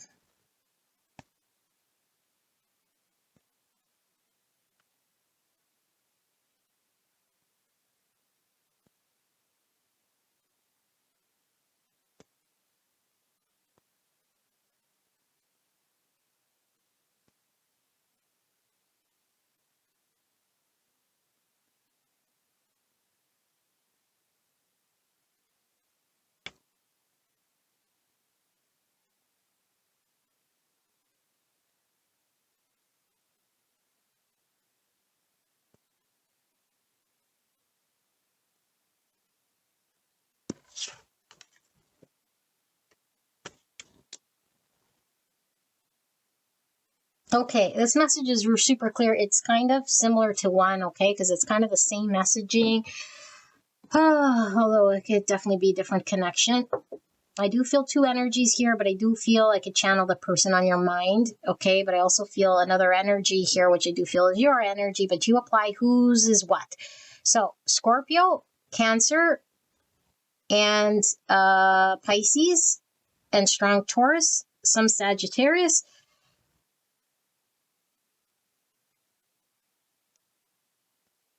Okay, for the thrust of this reading. So, if you missed the card layout, there could be something very unconventional about this relationship. Okay, it could be same sex, doesn't have to be. Don't click away because what I feel is the alignment of values. Okay, and usually when we're misaligned with values, it creates what it creates. And it could create a separation. It could create us not being able to work through our differences here. Okay, so I feel if you're here at this reading, you're most likely feeling like the 3rd. Okay, but this does say official spouse. So even if you're like the official at some point in time and this person's sort of out gallivanting somewhere else, it's like the values are sort of different, right? Okay, but I don't feel it's for a lot of you. I feel like you're the 3rd, meaning you're sort of feeling on the outs of this person. Okay, and so your person here is being asked to dive into a greater, deeper truth. And I think instead of aligning with the truth, which I do feel is aligned to you, committing to you, it would require this person to face a tower in their world. And the tower would require them to do something like walk away, be reborn, release, acknowledge, put something behind them. Okay, but I feel like they're intentionally, in a way, okay, now I say intention. If it's not conscious, then it's not really a conscious choice so much as it is intentionally, as you see them choosing to try to put themselves into situation, okay, in a situation here that I feel is something that you're feeling on the outs about in order for them to sort of get by or get along or fit into. And it's like, I see your great truth. Your great truth is sort of aligned with me. And I don't feel as though you have wishful thinking about this. I feel as though you can see that there's a greater truth that this person is sort of sidestepping or not wanting to sort of acknowledge here. And it's painful. Okay, now, what I am getting from your energy, and like I said, you could crisscross, flip, flop it, because all these spiritual readings or these spiritual connections are very mirrored. I feel like there is and was, because I don't know, there seems to be a need to walk away and release and put an end to something here. And it could be that your energy is having to come to terms with releasing this person energetically, because there does seem to be a need for this person to come to terms with releasing their past. But there might have been an experience of the leaky boundaries, meaning what? Meaning I was sort of incapable of pulling the plug here or releasing or removing this person in some way or another in order for me to move on from this experience, because I don't think it's as easy as just unplugging and moving on. But when we're organically ready to sort of say, I'm done, and there seems to be this point of no return that's happening here. Okay, this is one of my last love readings I think I did, which was the person on your mind, and I don't know what that was, but it's not the last. I think it was like 2 readings ago. Anyway, this is the same sort of energy. It's like someone who's sort of hitting this point of no return because it took too long. It proved something, and now I see something here that I wasn't seeing in the past. It's not going anywhere. If I want growth, if I want expansion, if I want commitment, if I want some greater truth, if I want to be on the same page of values here, all I'm experiencing here is disappointment, and I'm not experiencing what I need. And so the only way is to deconstruct what's not real. Okay, now there's deep love here. Any way you slice and dice it, I feel the love is existent here. So your person, the person who's sort of clinging to some untruth, I guess, if you will, is showing up as this King of Cups. I feel like this person is also weak with their boundary, because their boundary is requiring them to be clear about their intention, clear about their truth, clear about seeing and understanding themselves. And I feel like this person might be giving their power away. Okay, so there seems to be an unresolved point of pain here. Okay, and if they don't do anything, they're sort of complicit in that sort of experience. And so I feel like they're sort of at the mercy of what they're going to experience as a result of a shift of energy here. Because what's happening here is change is happening, whether we like it or not. And the consequences happen, whether we're ready or not. Once the universe says it's the point of no return, the tower must fall. And then we start to feel rejected. We might start to not like where we're at. And this is the only thing that will drive change, because it's like, how long do I sit in disappointment? How long do I sit looking at the spilt milk or the disappointment? I could sit there as long as I want to, but at a certain point, I have to sort of shift the own energy, and I'm the one responsible. Like I always say, this is the kid at the McDonald's play place that got the toy you didn't want and misses his whole birthday party. But I wanted the other toy. I wanted the other thing, and we missed the whole party. And we're looking at the thing we don't like and we don't want, you know? And so for kids, sometimes it's like they realize, I'm going to miss my party. I might as well go down the slide. I might as well put the toy on the side. I might as well accept the fact they didn't get, you know? And maybe by the end, somehow the toy comes about, you know? But whatever this is, it's like if we sit there sulking, We don't experience the thing. And so I feel like there is this choice this person has made. Okay, but like I always say, the choice is the pain body choosing, because nobody would choose to be inauthentic. Nobody would choose, but they're making a choice. Okay, the energy about them, they're making a choice to fit in, because everyone wants to fit in. And so they might feel family pressure. They might feel like they don't want to go against the grain. They might feel like, I got to do what's expected of me. I have to toe the line. I believe that is my role. And so I must fit into this thing, be like this, do this thing. So much so that it's going against my truth. And all it did was create an ending. But what it's requiring them to do is face the truth, release what doesn't serve them. Who cares how old this tradition is or whatever this is? And we can say, well, family values. It's like, yes, but if it's misaligned with authenticity, if it holds us back, if it doesn't allow for emotional happiness, then that's the truth this person is needing to connect with. And so I feel like you were sort of put in front of this person sort of as this opportunity for them to see what is true for them, and for them to sort of move beyond an energy here that I feel this person hasn't yet been able to see the forest for the trees, to stand in their own power and claim what makes this person happy. But in order to do this, they have to sort of sit with understanding and asking themselves, what is true for me? What do I truly want? What makes me truly happy? Because most people aren't going to say, I just want movement for the sake of movement, or I want growth because growth does sort of hurt, but it's like, it's time for this person to expand, I don't know, fly the coop, whatever, like put behind them the past. Okay, because I feel it's limiting for this person. And they're danced with this limitation like it's them. But it's like, how do I cling to this? How do I make myself fit into this thing? But it doesn't erase the fact there's love and this desire. And so right now is your person feeling. I feel your person this does feel like a no contact, because it's like, I'm without you here. And so the only little bit that I do have of you, I'm sort of using it as my own fuel to stay in this sort of energy until I can't, which is a form of healing, of course. Okay, so it says, I'm taking the time to heal and accept the love I know I deserve. So we all, regardless of who we are, deserve to feel emotionally happy. And we all deserve to connect to that in which is true for us. That's true healing. And I feel like you're doing this sort of face towards what is true, so this person can face what's true. And so this epiphany is realizing, in your absence, I see my truth. What matters to me? I didn't realize how empty my life was until you left me. So I do feel like you've sort of turned a page or pulled away or something like this, And so this practice of forgiveness, I do feel this usually comes through my readings, like I said, because it's Matthew 18:22, because it's like, we can totally ride the wave if somebody did us dirty. They didn't see me when they were supposed to. They didn't act when they shoulda, woulda, coulda.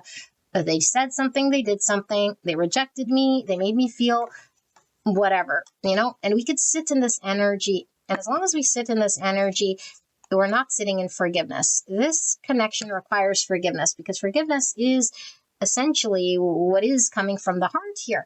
Now, this doesn't mean putting up with being the third. This doesn't mean is sitting and supporting someone else's illusion, someone's fantasy, because I do feel like you might have been in this person's fantasy. There's a lot of this keeping you sort of in the closet. There's closet energy here. I'm not going to admit the truth, maybe to you, maybe to my family, maybe to my friends, maybe even to myself. You're just this dream, of this sort of fantasy. And it's like, no, you deserve to be happy, and you deserve to be not the third, and you deserve to be appreciated and seen.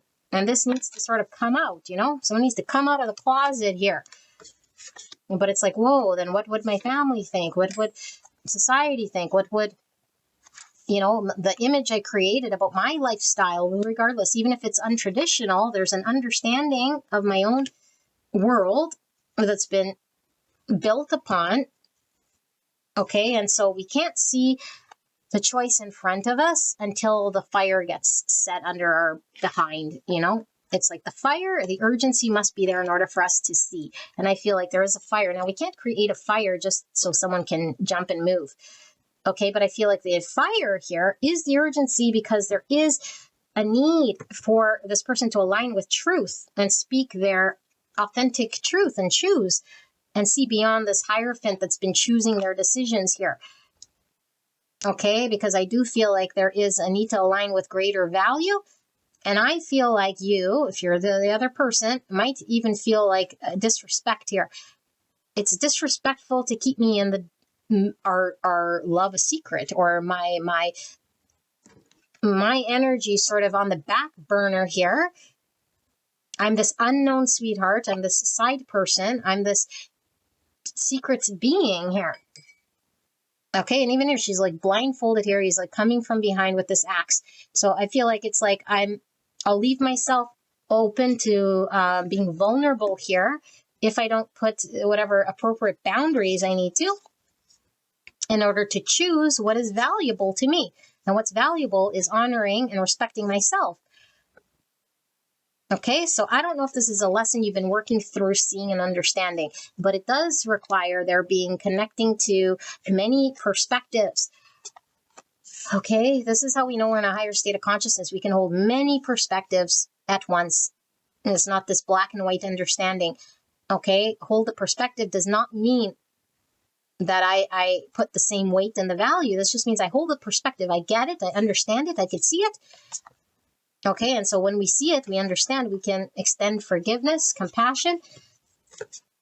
Okay, because I do feel like someone here might not be in the highest state of consciousness because what they're seeing here is some choice that they're making, you know, and you're sort of the shit end of the deal here because it's like I'm either going to stay here in this sort of wishful thinking, the other woman, the fantasy, and it's not becoming a reality. This person isn't choosing to expand or grow or like allow this thing to flow, even though you do feel like maybe there's, you know, you've been a choice here for this person. They could have just chose this wand. It's like, you know, I got to sort of move on from this thing because it's dissatisfying. So I feel like there's a natural happening here. And if it hasn't happened, it's about to happen, you know? It's like rejected one time too many. I'm silent in a way here that makes me see something that I wasn't seeing in the past here about how stuck I really was, or how this wasn't growth, or it wasn't moving, or there was no intention here to move. And it's like the collapse of the dream, fantasy, or the position in which created this rejection or this stalemate, whatever this experience has been, has now been shook up. Okay, so I feel like both people are sort of coming into truth, although this is in my future position, because I feel like as this rolls out organically, the truth reveals itself. And it's like, whoa, I've been sort of stuck, emotionally dissatisfied in a situation that I've been committing to out of an obligation. Whatever belief I had was given to me, and I ran like it was my truth. And now all I'm done here, or all I have here, is what? Is this realization of what you meant to me, and the emotional happiness you brought to me, and my desire and my love. Okay, so maybe how it ended, it could have been something painful for sure with the 10 swords, okay, and this death and rebirth, but Spirit is saying it's not over here. The 10 of swords in the reverse and the death in the reverse, it's like we're working through a transition for sure, but we need to cut emotional dead weight when it comes to past situations and transmute the energy in order to move towards the new. So you guys are in a process of truth, a revelation.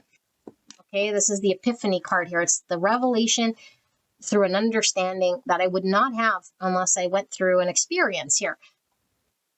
And so I think your person's on the beginning of coming to a revelation of truth regarding what they have been supporting.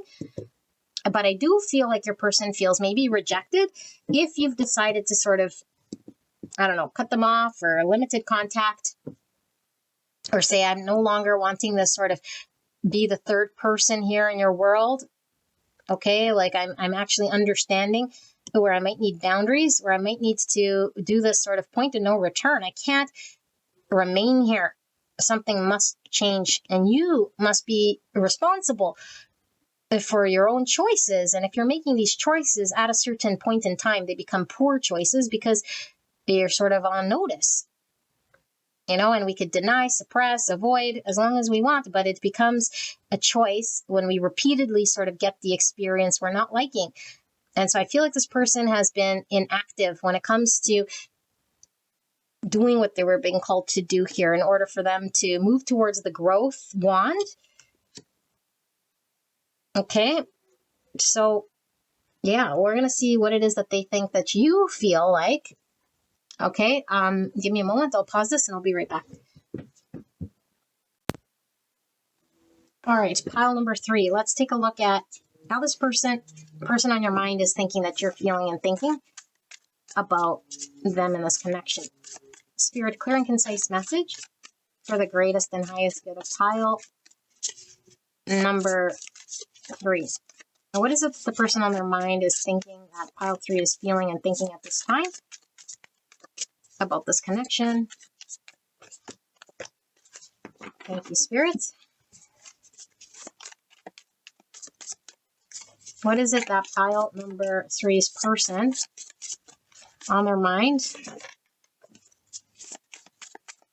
is thinking, pile 3 is thinking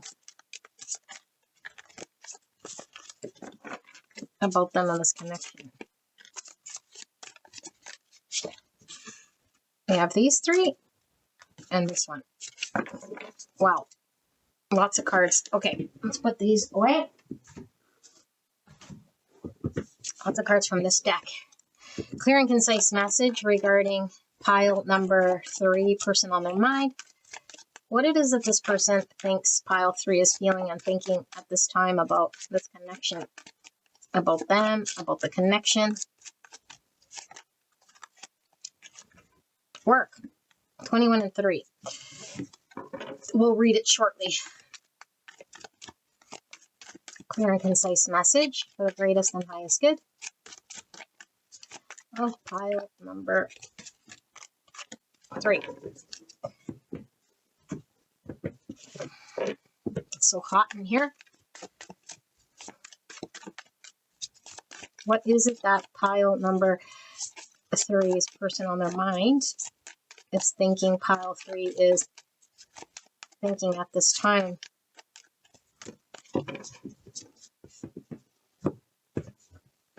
And the tarot.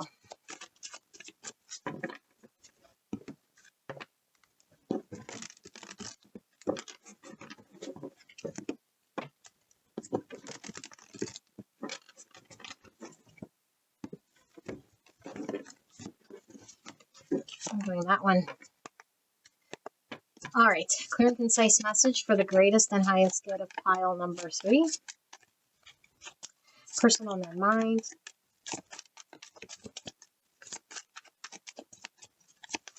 What do they think pile 3 is feeling and thinking at this time about them in this connection?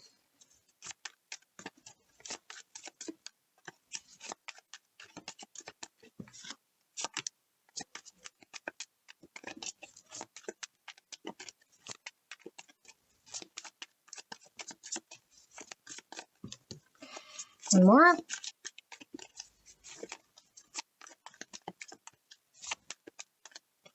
Okay. 2 of Cups. And the Devil.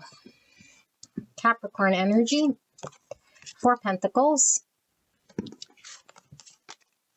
The Empress. Taurus Libra energy clarified by the Page of Cups. 7 Cups. And the 2 of Swords in the reverse. And the Universe in the reverse. That's the World card, okay? The Star in the reverse. Aquarius energy. Okay, work. So we have corporation, company, office, trading, industry, professional meeting. Type 3 is the achiever emotional center between appearing and authenticity with the solar plexus. Okay, and then we have affair, 44 and 8. So love, conquest, passion, idol, fling, romance, romantic encounter. Type 8, the challenger, instinctive center between strength and weakness. 44 is a master number. Integrity is a foundation, treating the earth and home as a temple, manifestation and leadership. Okay, 8 is Leo energy and Aquarius energy, which I don't know if I mentioned Aquarius is here. Okay, and then we have 65 into emotional dependence, need for others' gaze, lives for others, reliance, self-neglect, low self-esteem, and toxic relationship. Type 2, the helper emotional center between giving and receiving. All right, and then we have elimination. I'm eliminating anything or anyone that could come between us. And incomparable. No one has ever made me feel the way you do. You're irreplaceable. Okay. So we have invasive interest, spotlight you didn't ask for, magnet for projection. Attention is laced with misunderstanding. 80 and 8. Put in play, leap of faith, initiation of a process, situation or action, bringing potential into reality. 56 and 11 here. Okay, 30. Sweet symphony. Everything is aligning effortlessly. Sense of ease and contentment. Sweetness in the journey. And notifications. Messages coming in fast. Be on the lookout for important message. Quick communication. Another 44. What are the chances of that? 4 fours. Okay, 4 is all about structure, foundation, stability, planning. Okay, material reality, problem solving, but 4, like I said, is a master number. Integrity is foundation, treating the earth and home as a temple, manifestation and leadership. Okay, so beating around the bush, not being forthcoming, not saying something directly, difficulty saying or afraid and shy. 178. Okay, abstinence, choosing not to indulge in a form of strength. Oh my goodness. Choosing not to indulge as a form of strength. I was like, what? Clarity or self-mastery, honoring something greater. All right. And then we have anti-fragile, grow stronger after chaos, alchemy of adversity, adaptation as power, soul, muscle, and strength. 13, which is transformation. Okay, this message is also very clear here, although I am feeling 2 energies. What's under the devil? We have the Aeon again. This is the judgment. Now it's in reverse here. And the devil's also in reverse, Capricorn energy. Give me a moment here to really sit with this energy.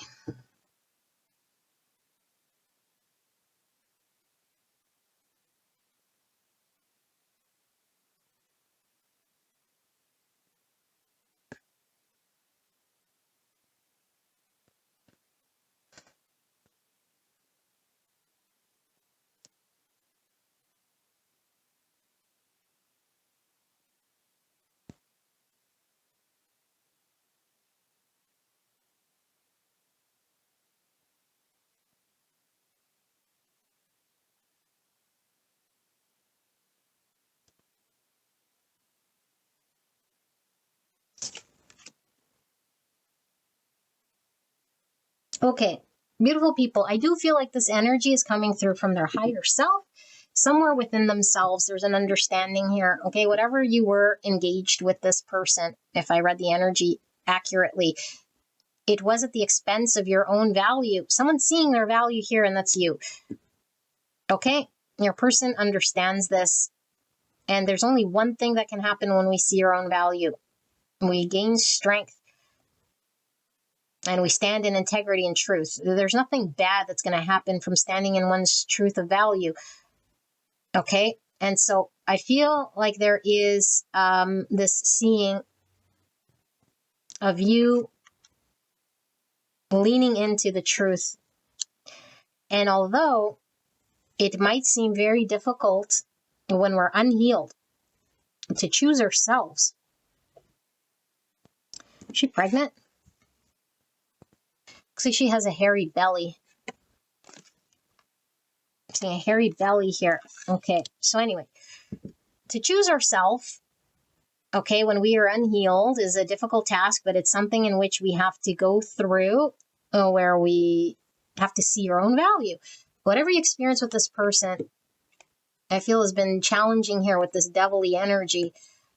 And this person understands that you're doing exactly what you need to do, that you're cascading an effect here, and that you have no other choice, and that this is the only way to bring into manifestation a reality out of fantasy based on your truth, because you're aligning with truth. And so you can't fake authenticity. And so your alignment with truth is bringing out this realization that this person is having to face whatever it was that was getting in the way of them standing in their authenticity, to remove whatever in their world that keeps you guys sort of in this ongoing energy. Because I do feel it's like you on the sidelines here. There's a fantasy in the closet, whatever you want to call it. Okay, but this has to come through self-mastery. This has to come through honoring oneself. This has to come through no longer indulging in anything that is beneath your energy. Because I feel your person with this beating around the bush, it could have been keeping things very open-ended with the 7 cups. Regardless, okay? Too difficult to say. I'm too afraid. I'm too shy. I'm not forthcoming. I don't feel there's ulterior motives so much as there was that Hierophant energy which had strength. And you could have been somebody here who was entertaining this beating around the bush, not demanding truths, you know? And of course, the more we demand truths, the more it's like this person doesn't need to do anything. But it's like we hit the dead end of, I can't be in great situations. And so this person does still hope, okay, that there will be sort of you reaching out at some point in time to them. But they know that if they're wanting movement, if they're wanting to engage with you, they're going to have to eliminate whatever is getting in the way, reach out to you, and make this important decision in their world. And they're going to have to take action towards this connection. Okay, although I do feel it's requiring this person to do something here that isn't necessarily of interest, because nobody wants to have to confront and deal with the things that are challenging or that are... And nobody wants to do this, okay? It's like this attention that I have to do and face and energy that I have to invest is requiring me to do things here I'd rather not do. But it's like, okay, well then sit there in the not doings and the not havings. Now I'm going to go and I'm going to try to shut this chapter until this person feels like you've lost hope. Okay? You've lost hope. And this experience has made you stronger. It's made you understand something about self. It's transformed you. It's saying, I cannot hang on to dead-end hope or wish upon a situation that is hopeless or helpless or not moving or stagnant or stuck. And the only way is for me to close out this cycle. And I think maybe you're working towards closing it out, or you have already left or walked away or whatever this is. Okay? Because I do feel like at one point in time, you were maybe attached to this person's reality, which, by the way, it doesn't feel like a real reality. It feels like a fantasy reality of an untruth, of vagueness. And I feel like this person has been held back, very stuck, holding on to a dream that maybe they fed into, and maybe you fed into it. But it's like, I want to stay here. I want to be attached to you. It's like I have a dream of one day being together. You know, one day we can make this sort of a reality. But it's like, okay, but to get here, we got to cut the strings of the devil. Whatever this is that's keeping us apart, whatever is untrue here, okay, or at least we have to acknowledge something in our devilly world, how we're engaged, what's holding us back. There's a truth here that we're denying, suppressing, not saying or seeing. And we're sort of beating around the bush of this thing. Where it's going to go, what we have to do, because something needs to happen. And I feel like this energy that you've been in, it could certainly be one where it was like, I'm emotionally sort of dependent on this person stepping forward or engaged, and they're emotionally dependent on me sort of supporting and propping them up here throughout this sort of existence, because remember, this person is emotionally unhappy. Just because they have a hierophant, maybe structure, maybe order, maybe a process, but it's like, I'm emotionally and not happy. Okay, now it could ride definitely on low self-esteem, low self-worth, and not saying I deserve to be emotionally happy. So they're coming into a realization of what you mean to them, and that this uncomparable isn't just can go out and replace your energy with a hierophant or with whatever, the energy in which they're maintaining. The chameleon energy, when I fit into that structure, I replace you. It's like, no, it doesn't do the same thing. It's only one you, one empress here. And nobody here in this chameleon world can make me feel the way you make me feel. Because there's something that it brings out this innocent love here that's very true. And we have to sort of understand what this means in order for us to work through the devil, in order to gain a balance here of the two cups. So your person thinks that you're strengthening yourself, releasing this person. You've lost hope. You don't want to stay stuck. That you feel like this person could have been stuck, made you feel stuck, that staying with them is just a fantasy, that you'd be just like an option here, that they're keeping things gray, that potentially this person who could reach out, but they're hoping that you would reach out here. And there's this like a need to ground something beyond just connection, this affair. It's like, well, what is it beyond affair? Is it a fantasy affair? Is it like a romantic encounter? Is it a one-night stand? Is it like we both bond here sexually? But what?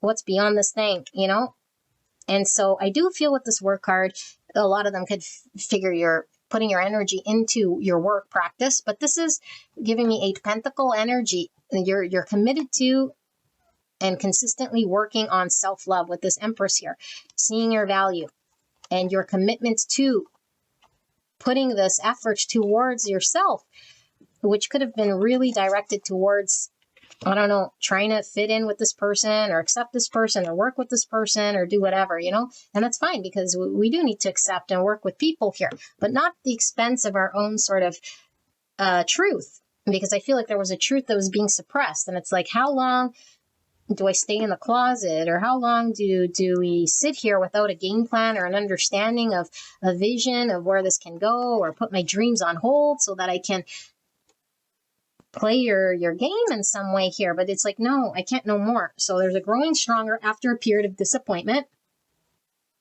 Soul, muscle, and strength.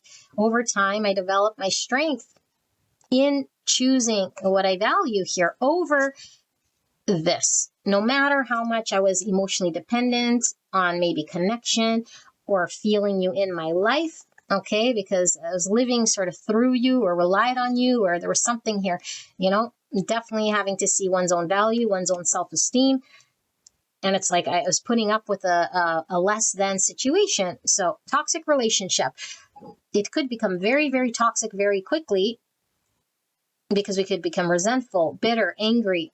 We could be engaged in a situation where we feel undervalued here, and not seen for who we are and what we want, especially if someone's very held back and removed.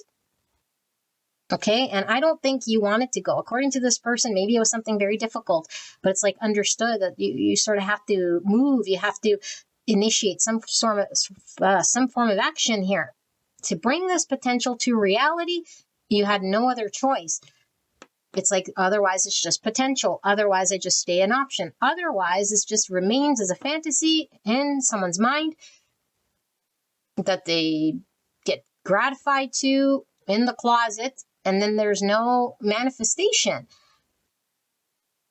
Okay, but I do feel they know that there's love here, and that you do want, and you want it there to be a 2 cups, for this person to match your energy, for this person to show up, for this person to value you and you value them. But it has to be equal value and mutual.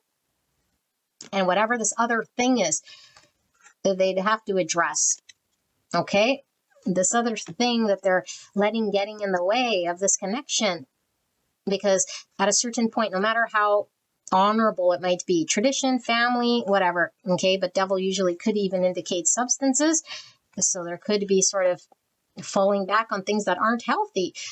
Okay, toxic relationship. They could become very toxic here, but it's like, what is the truth? You're needing to see and stand in truth. Yeah, 9 swords. If I stay here, there's too much anxiety. There's too much anticipation about what could happen, what should happen, what will happen. I can't relax in this energy. I can't just enjoy and give freely, give and receive love, because the energy here is unspoken in a way here that keeps things very vague. Okay, and it's like, I deserve to be connected to be loved. And so I do feel like your person might feel as though they owe you an apology. They also owe you, like, nobody owes anyone anything, but it feels to me like it's like your energy saying, I needed to step up. I needed to show you your value. I needed to do something here that I missed out on. And because I didn't do anything, I sat here not deciding, humming and hawing, not taking charge. You sort of had to make your own peace. You had to make your own choice. And that you grew strength by this, bit by bit, you grew stronger, maybe bit by bit by experiencing this person sort of being stuck, or this person being held back, or this person keeping you in fantasy. It's like, how long? It's like, I got to just be strong on my own. Although they don't feel you're over with them, and they don't feel it's over, because I think intuitively there's a knowing that there's something greater here that's driving this person to make big change in their world. Okay, like really big change here. And it's, how do they deal with that Hierophant that's now turned devil, that's now hostaging their emotional satisfaction, because they feel like you're their happiness. So what will they do? So we're going to look at what they want from this connection first, and then we'll look at what will they do. Okay, so give me a moment. I'm going to put these away, and then I'll channel that message. All right, pile number 3. We're going to look at, what does your person want? Okay, if they were to choose how this thing were to play out, what would they want? What are their intentions? What do they want with you?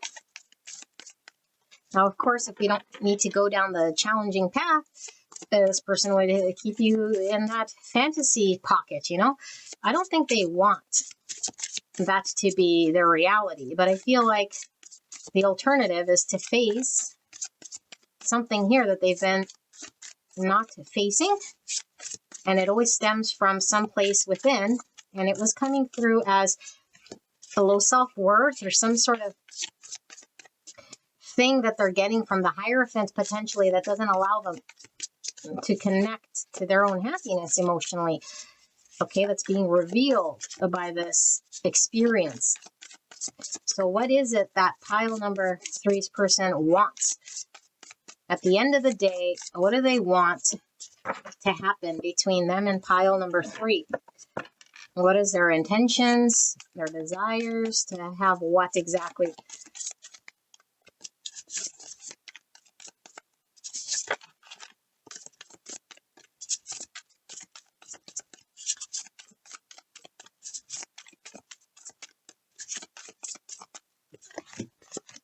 All right.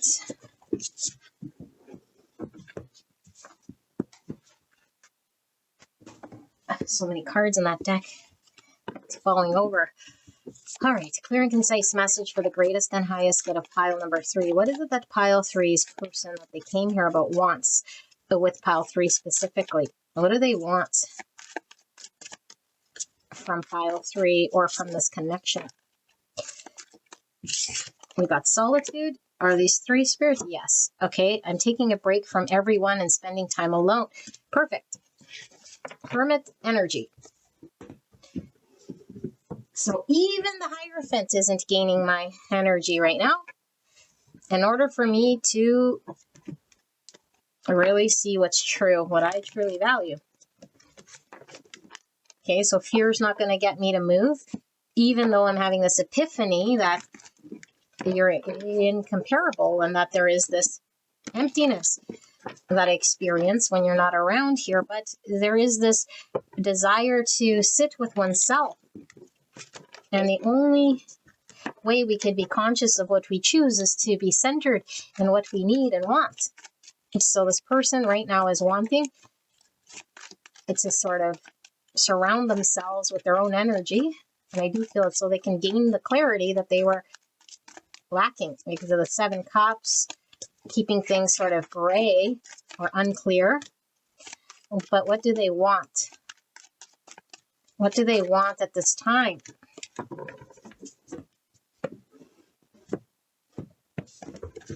What is it that pile number 3's person wants from this connection, from pile 3 specifically?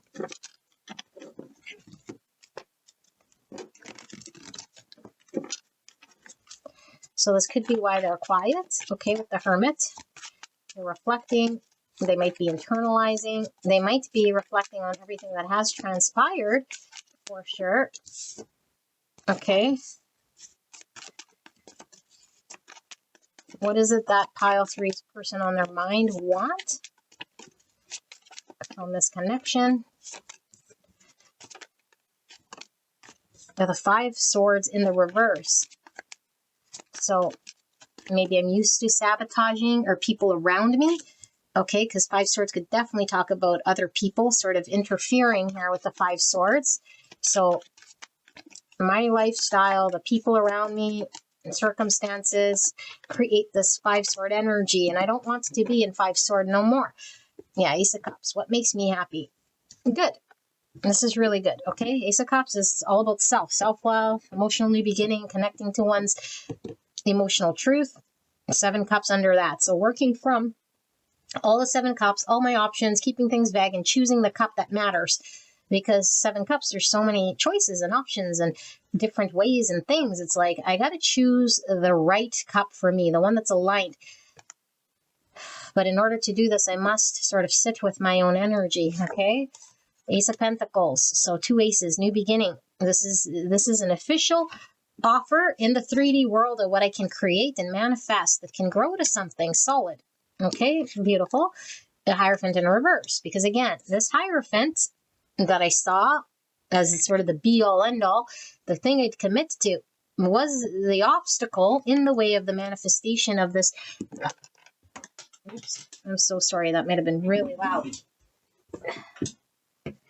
Accident. Okay, of this manifestation of this new happiness, this creation that I can have. Now, whether it's with you, I'm not seeing here so much as it is not surrounding myself with that in which was creating the challenge that's tied to that Hierophant belief.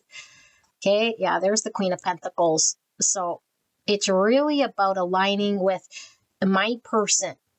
Okay, so if this person truly connects to what they want to manifest, they'll know what they want to align with, who they want to align with, what they want to build, and they want to be aligned in the 3D with this thing. So it's a big decision. We cannot sort of blindly sort of dance with things misaligned. And I think they know this. So it's like, if I align myself in your energy, but I'm not out of the woods, then I could lose you forever. Okay, and so this is like the wifey card. It's like my person. It's grounded, practical, beautiful energy, compassionate. Okay, it's who you sort of want to commit with here, who we want to make a life with here. Okay, Princess of Swords. In the reverse, it's the Page of Swords. So this is lack of clarity and understanding. The Sun. This is all about clarity and understanding. Sometimes it talks about an enlightened relationship. Look at the Queen and the King of Pentacles. Who do I want to build a life with here? Okay, divine counterparts in the 3D. Who do I want to commit to? Who do I want to spend my life with here?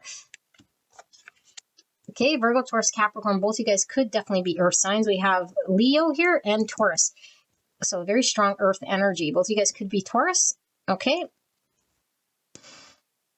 Wow. Yeah, clarity where there was a lack of clarity. What's under that? The Hangman. Yeah, the way I've always seen and done things in the past, which could be this Hierophant again. The world I knew, the beliefs I had, the structure that was around me, the people around me, the values that I'd put on certain things. I'm shifting how I change and see things here. in order for me to work through my confusion or my 7-cup energy. Okay. So solitude, I'm taking a break from everyone and spending time alone. And so look at them walking through the water here. Okay, water's emotions. And so maybe this person's wanting to sit with their own feels so they can really connect to it. I don't know how connected this person is, but they were showing up, I think, as a King of Cups, if I'm not mistaken. In the last round, I don't know why I dreamed a King of Cups, but I'm seeing this as a King of Cups. It's like a King of Cups sits with his emotions. He doesn't know what sort of actions to take on these emotions, but he sits with his emotional depth. And I feel like this person is sitting with their feels here to gain a clear understanding of what they want, okay? Kismet, invisible threads of destiny that pull people, events, or moments together in perfect, often mysterious timing. And so divine timing, pulling this thread of fate, okay, 78. Wow. Sirens, psychological manipulation, tapping into deepest desires and vulnerabilities and temptation, 52, or the number 7. So am I being pulled to you out of my Hierophant energy? I got to see clearly and understand what my truth is here. So there's a desire, there's a pull, but it's like, are you going to lead me astray? Because the siren led the sailors all off to their own sort of demise here, you know? I don't want to trade in everything I have here and then be pulled to my own demise. So there seems to be a fear that if I trust in this, that it might go astray. I don't know if I can trust in this. It's not that you're untrustworthy, but it's like, maybe I've been betrayed, and maybe this is a lot riding on this decision, that if I choose to turn my back, maybe on a world that I've known for some time, and say, I want to build a world with you here. And then let's say you lead me astray, or you lead me to my own sort of suffering here. Okay, so there's almost like an anticipation of some sort of unknown in this connection. Okay, innocent flower, serpent underneath, dual nature, pure and gentle on the surface, but has hidden, more dangerous or cunning side beneath. That's the siren. I think your person doesn't know if they can trust this connection enough to make a change here in their world, which would require them to release something here. And I do feel with the lotus flower, this person's been hurt or experienced something or witnessed something that's made them believe that there's a need to be cautious, you know? So it's like growing something from the challenge that can stand the test of time. I feel this person is very serious about something that could stand the test of time, but it must stand through thick and thin. And it must flourish. And I don't know that this person feels or understands that maybe this could be something like this.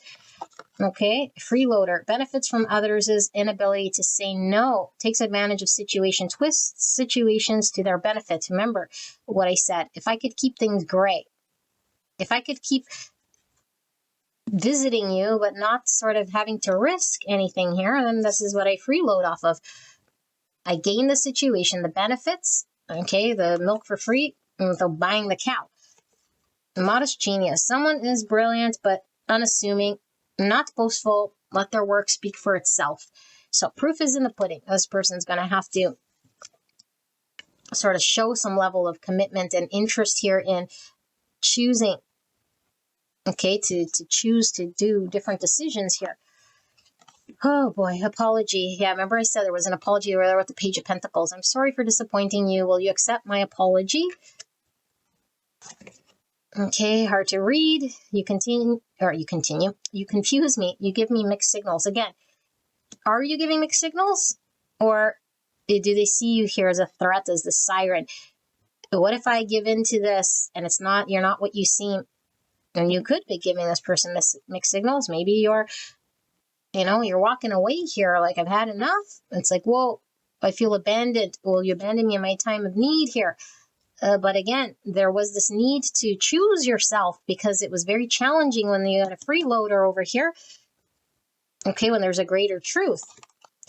New encounter, romantic date, face-to-face, trust, flirt, suitor, new romance. 5, which is the Hierophant energy, and the authentic self-expression comes through as the throat chakra here. So you could definitely be moving on to a new relationship, okay, but there could be fear. There could definitely be fear, and there could be this realization that your person has of what it is that they do want, and to start something new.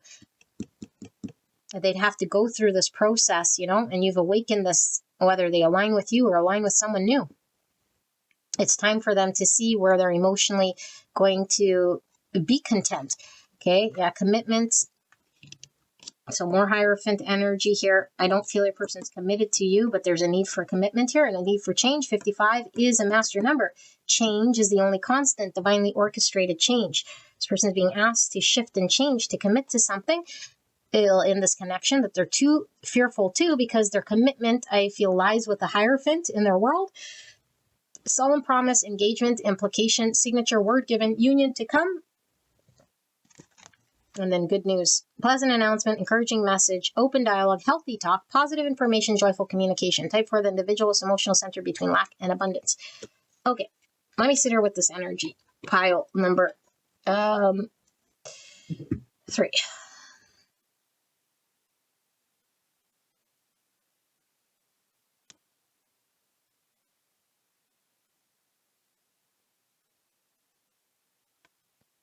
Okay. I see here what your person wants, and Spirit is coming through here as well, okay? Your person doesn't want to take advantage of you. However, if this person could keep status quo and enjoy your beautiful Empress energy, and I feel this is what this person has been doing, then why wouldn't they continue to do so? Okay? But what they're showing is more what they're not wanting to experience. This is why they're doing what they're doing. It's not saying what they're really desiring so much as it's like, I don't want to be hurt. I don't want you to lead me astray. I don't want to abandon that in which I know which is already safe. My family, my friends, my world, my Hierophant, my security, my stability, and let it all ride on someone that I don't know at this point in time. Okay, now whether you give them a reason to feel this way or not, I don't know, because I was seeing that it could be something that they're needing to work through as a disappointment of the past, to trust in unfolding, because the only way we'll ever know is to go through something here. We can't cling to what we know and stay there without growth because we're too fearful of getting hurt. Okay, which would require this person to engage differently and to go after this connection, something new for this person. Okay, I do feel like there's a message here from Spirit that if you're departing from this person and you're done, which I don't feel you'd be here, but if you're done, then it's like you're going to have a new connection where whatever you've resolved here is going to align, and it's going to be very different than this in which you're experiencing here. Okay, because I feel this person has been vague, has been 7 cups, has been keeping you sort of on the side as this option. And there's a need to choose, but to choose this, they'd have to choose themselves. And that's the thing. It's like we might be saying, well, they're not choosing me, and they're choosing themselves. No, they're not even choosing themselves. If they were to choose themselves, they choose to be happy, whether it's this connection or not. Emotional happiness. They're not choosing emotional happiness. They're choosing some sort of security in their world. But there's the thread of fate, which is bringing them to the truth. And I feel if you're here, most likely this new is talking about them connecting to new energy, which is coming out of whatever they've been in order to connect to you, because there's a spiritual tie here that we can't just cut this thread of fate. Okay, but they're saying, I don't know if I can trust you. I don't know if this is something that you're going to always want. I don't know if this is something you can always support. I don't know if my emotions here is something here that's going to be able to do what it needs to do here, because it's requiring me to do something very advanced for me to say, hey, here's my offer. You're my person. Let's build something here. You know, but what do they want? Well, we all want. They want to live happily ever after. You know, beautiful sun. This is the most happy card in the tarot. They want the happily ever after, everything to work out fine, everything to be known and seen. But they also want to know for sure, I won't be hurt. They want to know for sure it's going to be successful. They want to know for sure. And it's like, we can't know for sure. We can't. And that's what they want. I want the for sure that we'll be content forever. It's like, well, first of all, there's no such thing as content forever. There's happiness and then there's disappointment, but it's like being happy in this present moment and being able to sit with our own energy so that we can generate the happiness from within. Okay, and so I feel like this person wants happiness. They want joy. They want to give you clarity, like they want to. But it's like, as long as I'm unsure, because I have a lot of doubt, then this is why I keep you sort of in the 7 cups. This is why I stay with the Hierophant that's safe. But all the Hierophant has done in my world, and again, the Hierophant meaning what? Meaning the value that I've been putting on my tradition, my belief, or my lifestyle, okay, or my value is different than yours, and it created 7, I said a 7 swords, a 5 sword. Okay, 7 swords is an authenticity for sure with this blue. Okay, but it's like conflict, challenge, and then there was this sitting in this energy and realizing whatever was around them is empty and void. And so this isn't it either. So let me pull away here so I could really reflect, or really sit with myself, really learn to see what is true for me before I do anything. So this person's contemplating, this person's sitting with their energy, this person's removed from whatever it was that they sort of chose, aside from this connection or whatever vagueness they gave you. They feel very fated, connected to you. And then there is this understanding that they have, that in order to connect back with you, which they're being called to by fate, and there's a pull here to it, they have to figure out this commitment. They cannot stay in 7 cups because you've already sort of said, I'm no longer doing the 7 cups. I'm the Empress. So you have to commit, which means I cannot be 7 cups. Choose the cup. Claim the cup. Talk about the cup. Express your authentic truth. But you have to tell me. You have to claim it. So I feel like this, for one, you're going to hear from this person, okay? An apology. I feel a lot of you guys are going to get an apology first. Where will this go? It could very well be based on this no contact, this period of time, your person is doing the hermit, and they're reflecting on how they want to give this offer of commitment so that they can build something with you. But they're terrified here of it going sideways. But I feel they're not someone here who's going to say, and then I'm going to build a house, and then I'm done. What they're saying is, I want to show you. And it's like this person, I feel, has a difficult time sort of just putting into words something here. It's like, let me show you, and let the proof be in the pudding. Let me just show you what it is that I mean, because I want to align with what is true. And I do feel, like I said, if there was no connecting to the Empress energy, this person would pull on your energy and sort of freeload, because they're getting their fantasy, they're getting their emotional fulfillment, but they stay sort of in this 7 cup energy. And I think you're just like, I have to pull my energy. It's too much under my value here to stay in a situation that I'm sort of endlessly sort of supporting some vagueness here. Okay, so I feel your person sort of maybe got caught unexpectedly, okay, or isn't expecting something here that I feel they're like, well, now I feel caught between a rock and a hard place. What do I do? And they could feel like abandoned by you in some way, because it's like, well, you was at my meal, the meal, energetic meal. And now this energetic meal is gone away. And it's like, now I'm asked to do something here, but it's like, I don't know, like, are you going to lead me astray? Are you going to abandon me? Are you going to desert me? I feel like maybe you've already done this, What if you do this again? It's like, well, what is the truth? So there's going to be a healthy communication. I do feel there'll be an apology. I do feel like there's a working through, releasing this block, okay? And maybe there's like a heart-to-heart conversation about what that looks like, because I feel like the truth is coming forward and it's revealing the truth in regards to the big question marks that were looming in this connection, that were keeping it sort of up in the air. A lack of direction, a lack of choosing, a lack of manifestation, a lack of commitment, a lack of aligning values, seeing what we both want and then making it happen here. Okay, so yeah, I see alignment here. I see it's headed sort of in the right direction, although there's still lots of fear here, okay, and this thing, but I think this is what's being healed. So let's take a look at what will happen next. Okay, I'll be right back. All right. Pile number 3. My back is really sore. We're looking at what will happen next energetically. Okay, so this could be what action your person's going to take or just energetically. Where does the energy go from here? Your misconnection, Spirit. Clear and concise message for pile 3. What's going to happen next energetically? How does this unfold for the greatest and highest good of this connection? I feel it's that one. Shugi. See a hair right there? See a hairy belly in that card. I don't know, is that your pile? Anyway, Shugi. We'll read them shortly. Clear and concise message for the greatest and highest good of pile 3. Just one more here? No. All right. What will happen next?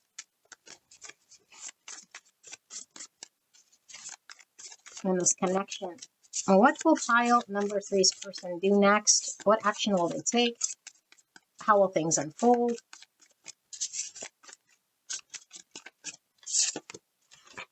One more.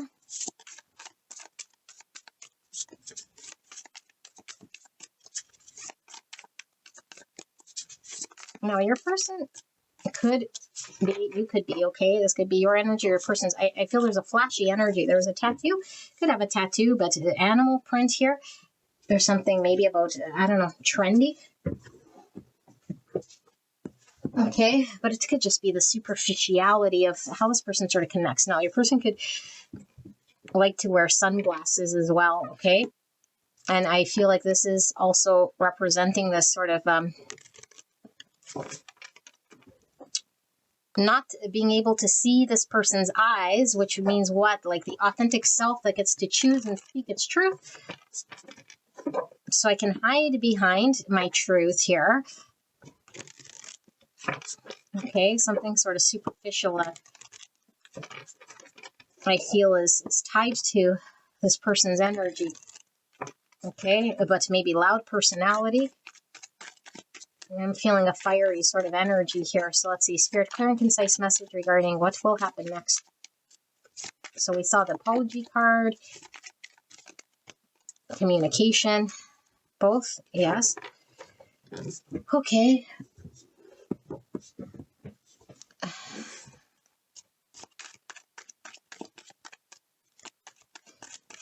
What will pile number 3's person do? What's their next action?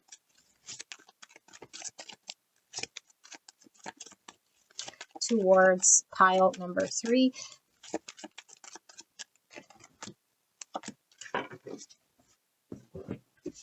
Okay, and then the tarot.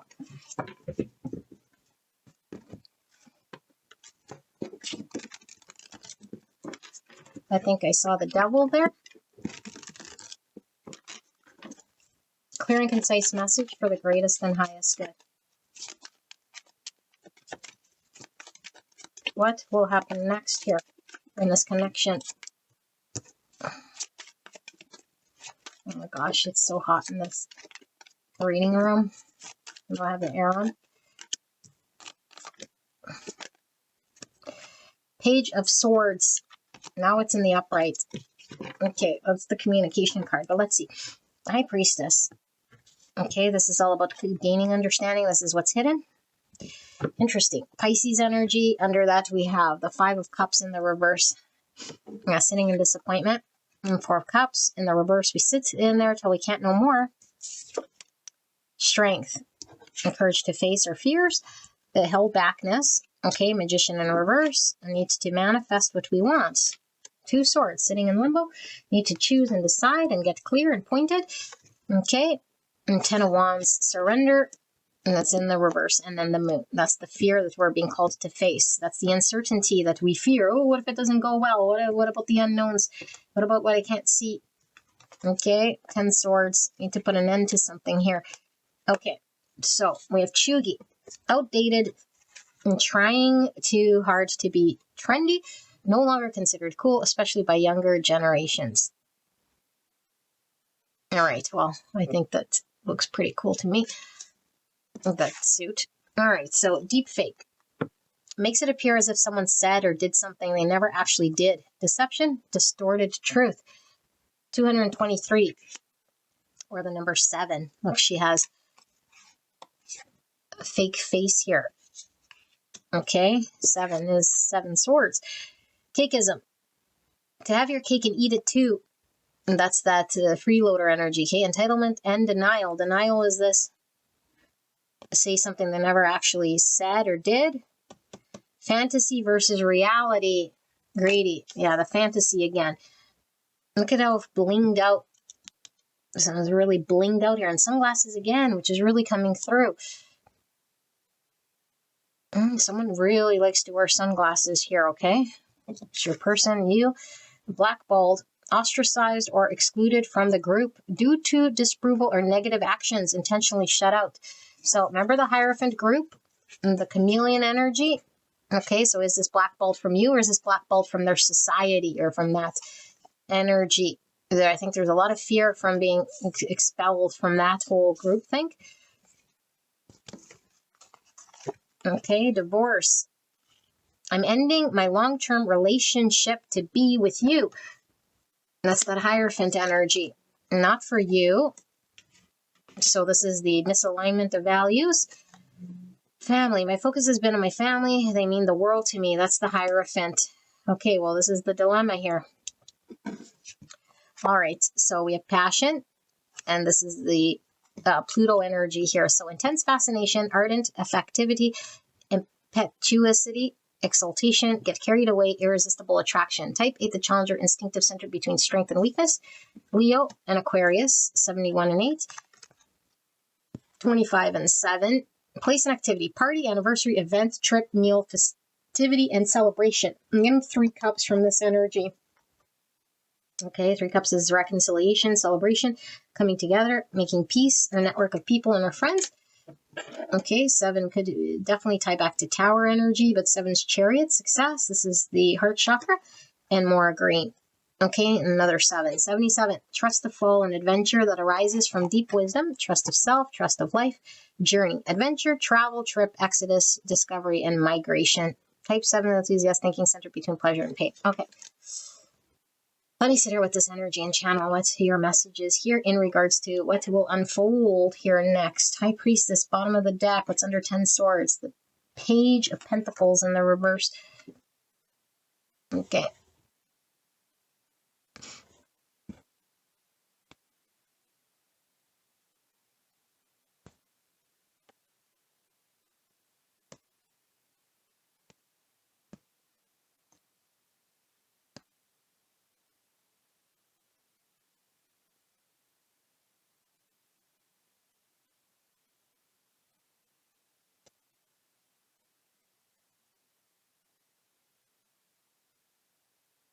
Another 7 here.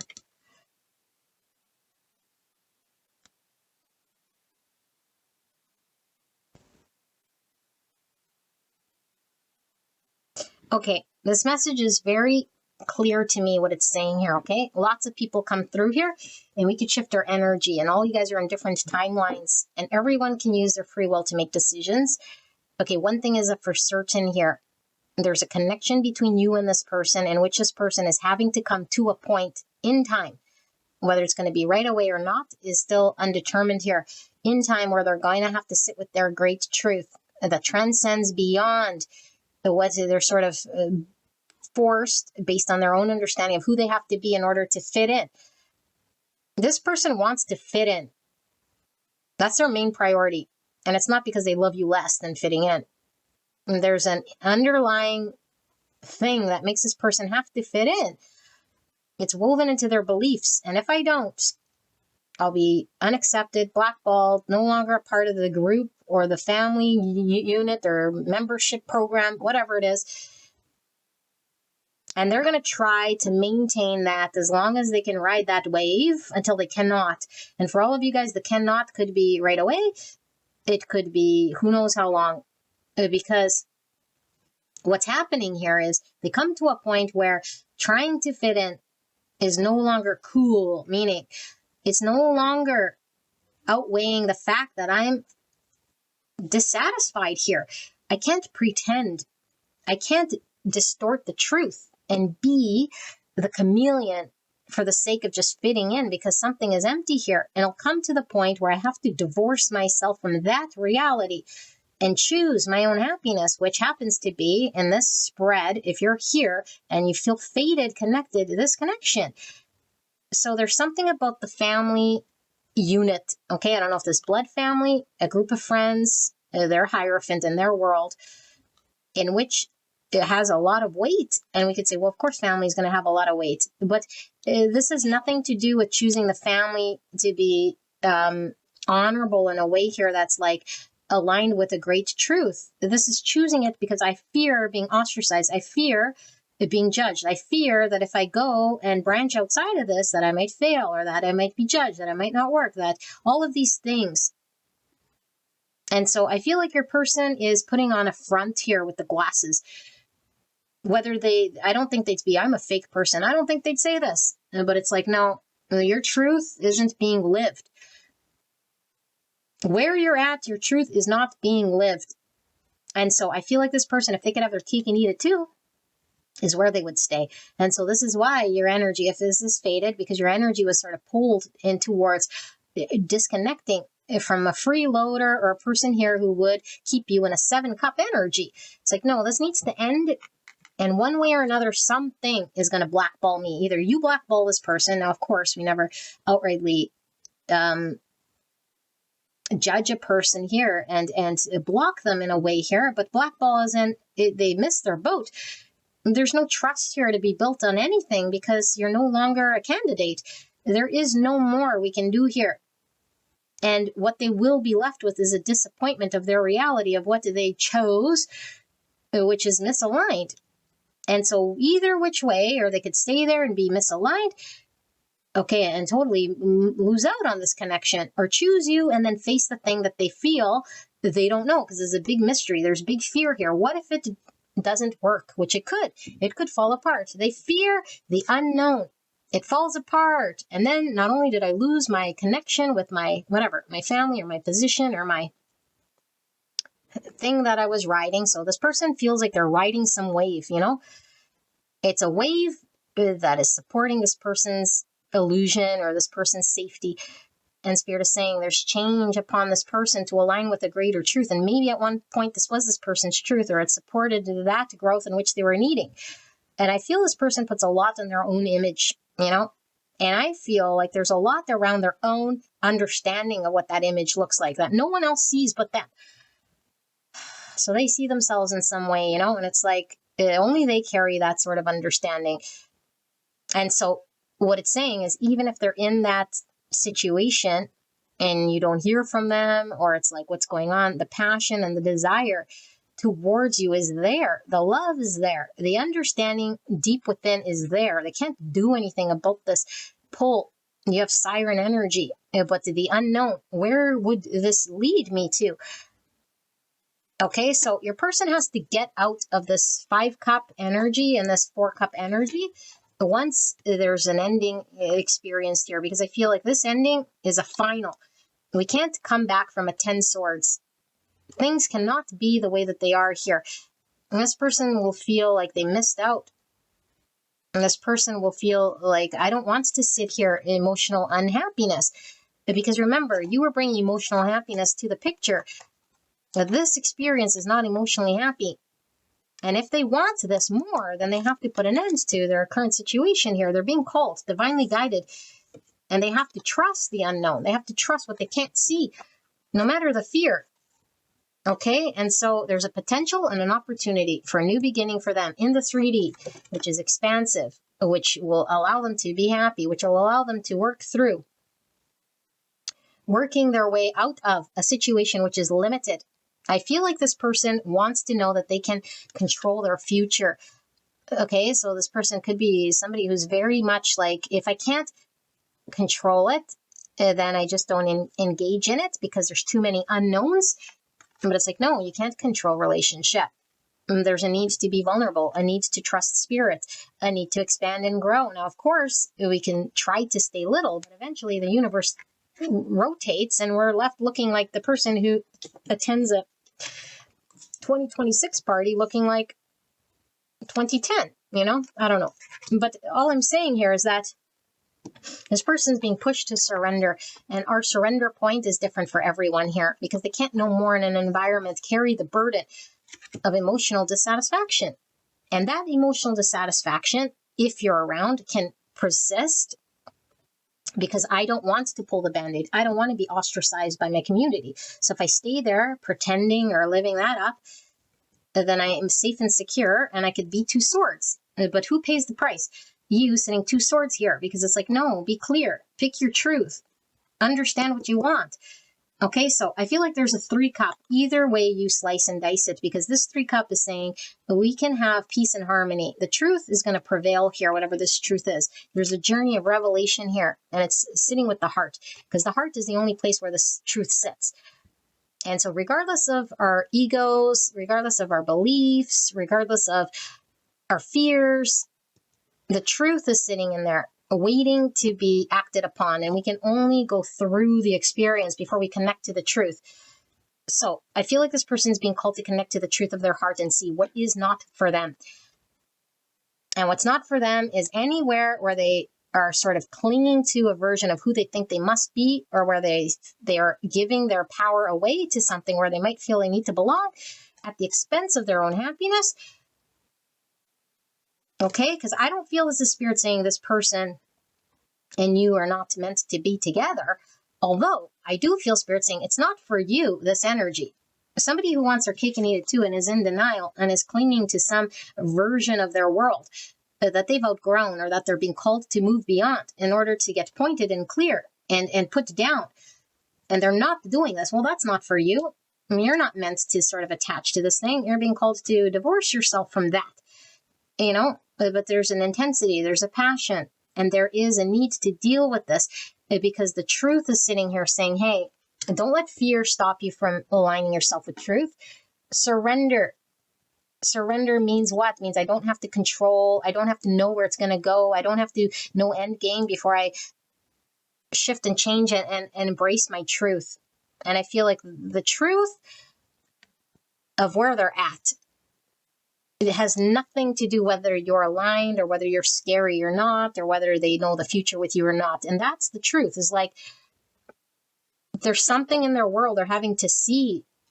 And this dynamic is telling them that they've outgrown, it's outdated, it's their false self or their past self or a version of them. It could be their egoic self, the illusion of themselves, or the image that they created, or that something that was fed upon them that they believe to be them. And they're not wanting to see. I feel there's an in denial that staying there makes me little. Staying there goes against my emotional happiness. Staying there is just upkeeping some version of me to fit in, to belong, to not get ostracized, or to not be sort of hated upon, and it might ask him to divorce, like legally, or to part from the family, whatever this family dynamic is. It's like, no, and they could paint this up as family is important, integrity important, and of course integrity important, of course family important, but this doesn't mean that my truth gets silenced and that I act in a way that keeps me emotionally sort of dissatisfied, and then I chalk it up to this is the sacrifice one must make, And it's like, what do you mean? Love does not sacrifice. Love compromises, but it doesn't compromise by staying in authenticity, because love and truth are synonymous. So when we choose love, we choose truth. We can't say, I'm doing this out of love. Meanwhile, it's not true. No, because love is only truth. Love is only truth. Love is an illusion. Love isn't fantasy. Love isn't a lie. Love isn't pretending to be something. Love isn't doing something against the truth. And love isn't in denial or fake or phony or putting up with something because I love it so much. I love him so much. And no. And same with your energy, because again, these spiritual connections mirrored. And it's like, I love this person so much. Have your cake and eat it too. I'll stay in your fantasy illusion here. No, that's not love. That is a wound. That is not in line with truth. Truth says, this is my truth, and I will stand in my truth. And either you align with truth, or you could choose the illusion in which you're choosing. And that's fine, because that's where you're at, and that's your journey. And so there's a journey here of realization of where they're at and what's really for them. And it's all over the place that where they're at is something they've outgrown, and they could paint it 10 ways from Sunday. And the biggest fear here is being blackballed by that community, being ostracized, moving out, moving on, and then not being approved, being shut out, maybe FOMO, fear of missing out. What if I can't go back to that community or that group or that thing? It's like, it's not aligned. You have to be someone here. And maybe they truly believe that that is them or that is their life, but it's like, no, it's limiting. It's keeping this person stuck in an old version of them. I'm really feeling like they're living an old version of them that's not aligned with their truth no more. And so this connection is like, yes, there might be unknowns. Yes, there might be fear. Yes, it might not work out. Yes, there's a whole bunch of things. Yes, but I feel like your person is pressured here to change regardless, but not pressure to be with you, but it's pressure to choose emotional happiness, to see beyond the veil, to put behind what no longer serves, to not carry the weight of untruths here, to not put so much weight on what I don't know, and then therefore I will choose the path of least resistance and be held back from the truth, because I feel your person's holding themselves back from you. Just like, okay, they're just fighting themselves. They're fighting the truth. If I don't look at you, you don't exist. If I pretend that you're not pulling at me, I can hold myself back here. It's like, you can only hold yourself back for so long. This person is in denial of the truth of what's aligned for them, okay? Which I do feel is this connection. And it can be frustrating when we feel connected to someone who's just misaligned here, okay? But I do see reconciliation, and I do see this person coming into awareness of what's for them and not. I see this fear of this being ostracized. I see a held backness here. I see a need to face the fears and the unknown, a need to surrender, a need to get pointed and clear and not fence it and keep things sort of in limbo, or, this potential sort of up in the air. It's like, no, must end this denial. And it all stems from this emotional dissatisfaction. And how do they get here? By this inability for them to have their cake and eat it too, because emotionally, this is losing out on what this person emotionally is fulfilled by. So there's a passion here, okay? An animal instinct here with strength and this passion, a desire, a pull. And without this pull and this desire, they could just continue living this lie on and on and on, okay? We're going to get guidance for you, and then we will do the extended. So give me a moment to sort of clear this up, and we'll get into your guidance. Give me a moment. All right, pile number 3. Well, we already know that we're being called to stand in truth, okay? But it's easier said than done.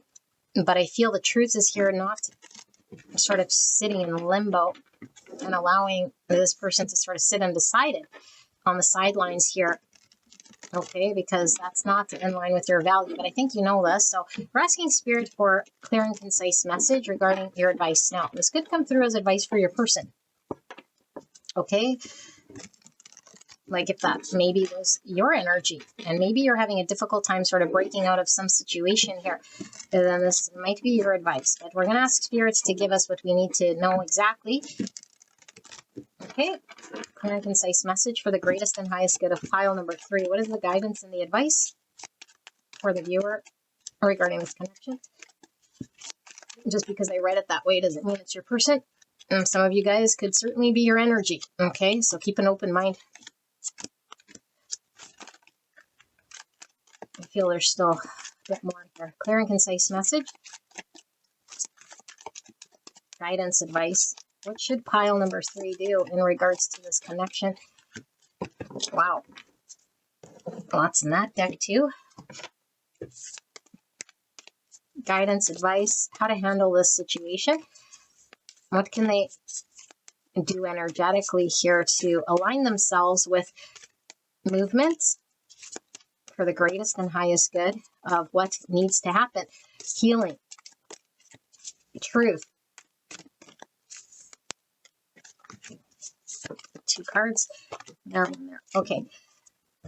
Whew. All right. Let's see. My back is killing me. This reading is very long. Okay. Renewing. Forgiveness. Oh my gosh, there was the card of forgiveness here. It keeps coming through. So maybe I didn't spend enough time with this forgiveness, okay? That's probably why. Matthew 18:22, okay? 70 times 7. So We don't keep receipts. We don't keep tabs. Forgiveness is completely seeing where someone is at, okay, and allowing the person to go through a journey that they're being called to go through because it's their journey without the need to force change or do anything other than see what it is. We don't have to align in that value. We don't have to sabotage ourselves or sacrifice ourselves or do anything. Okay, so this is more about understanding. So trigger statement, I did not deserve this. And the true statement, I forgive. Allow the labels of judgment to disappear. See the situation and individuals through your heart. Forgive yourself. I feel like your person and their attachment to whatever family unit that is or hierophant belief, I feel is this inability for them to forgive themselves. It's like, I'll betray my family or I'll betray what it was expected of me, you know? And like I said, there's only a belief that they hold, that they believe, but no one else sees. It's like nobody would maybe even say, oh, you betrayed us. Or they might say, congratulations, like you're growing or you're moving or good for you, you know? But it's like, whoa, we carry all these judgments and it handicaps us and limits us here, okay? So lemon, eucalyptus, sovereignty, trigger statement. What will they think? Again, exactly what I said. Okay, but the true statement is I navigate through life with ease. So it's my empowerment to be sovereign. It's my right to be sovereign, my individual right to make decisions that make me happy. So I navigate through my own life with ease, not hesitating because what will they think? What will they say? Okay, now you must claim your energetic independence. Cut the cords to lower vibrations. It is time to ascend. Now back to your energy.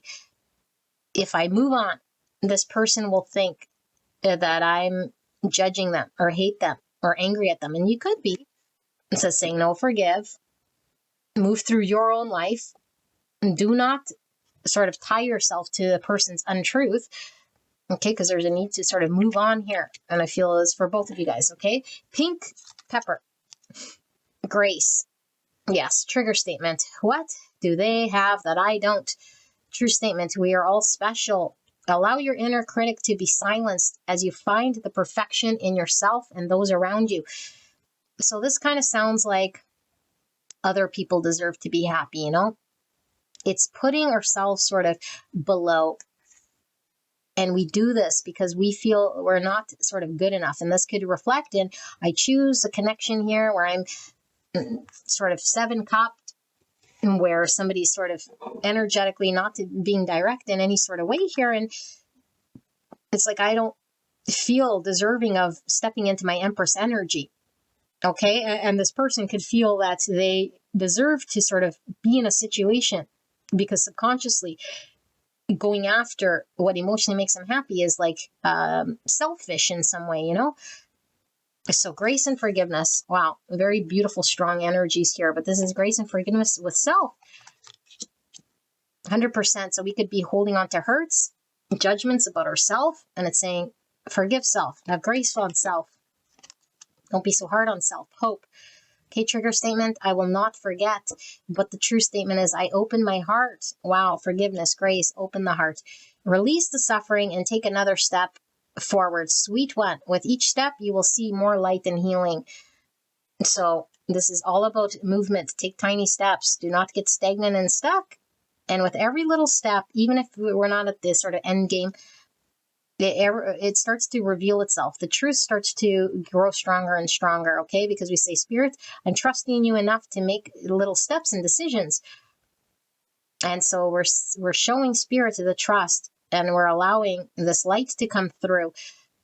And I feel like maybe some of you guys have lost hope completely with this person, ever changing or ever, you know, or this person could think that you've lost hope in them and their situation. So open my heart. Okay, beautiful. So breath, respiratory. So it says, trigger statement, I can't breathe, but the true statement is, I am open to all possibility. You are ready to let go of the suffering so that you can take in new possibilities. Release so you can receive. So there's that card, that new relationship card, okay, and that Ace of Cups. I feel like there's a need to release whatever has been stagnant and stuck, and then just open our hands rather than maybe choosing.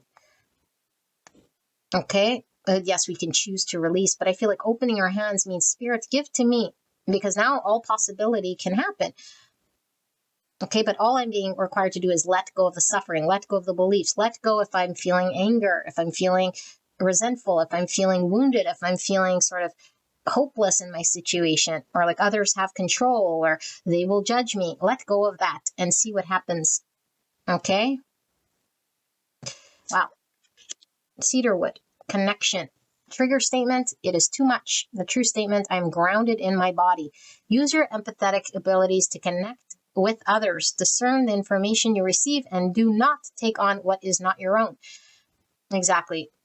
So we could have really sort of been connected to this person and sympathized and almost rode the energy like it was a part of our own energy, rather than that's yours to carry, that's yours to figure out. I can move my energy, and we could be learning this. And how do I maintain connection while still allowing myself to be true in my truth? Okay, rather than bending or folding or feeling stuck or stagnant. And this person who's like sort of tied to groupthink or something like this, it's like they're having to get grounded in their body in order to even see their truth. And it's like, I don't, them and their Hierophant are one, you know? It's like so hard for them to see their own truth when they're really enmeshed here with that group or with that family or with that thing. It's like they can't have a self outside of that identity. So that family gives me my identity. That group or that Hierophant gives me who I am. But it's like, no, that's not who you are. You're not that at all. But you can't see it until you detach from it, which is why we need to release. Seems to be both advices coming through here. Okay, cinnamon, intimacy, trigger statement. This is too good to be true. Yeah, unless this is too much.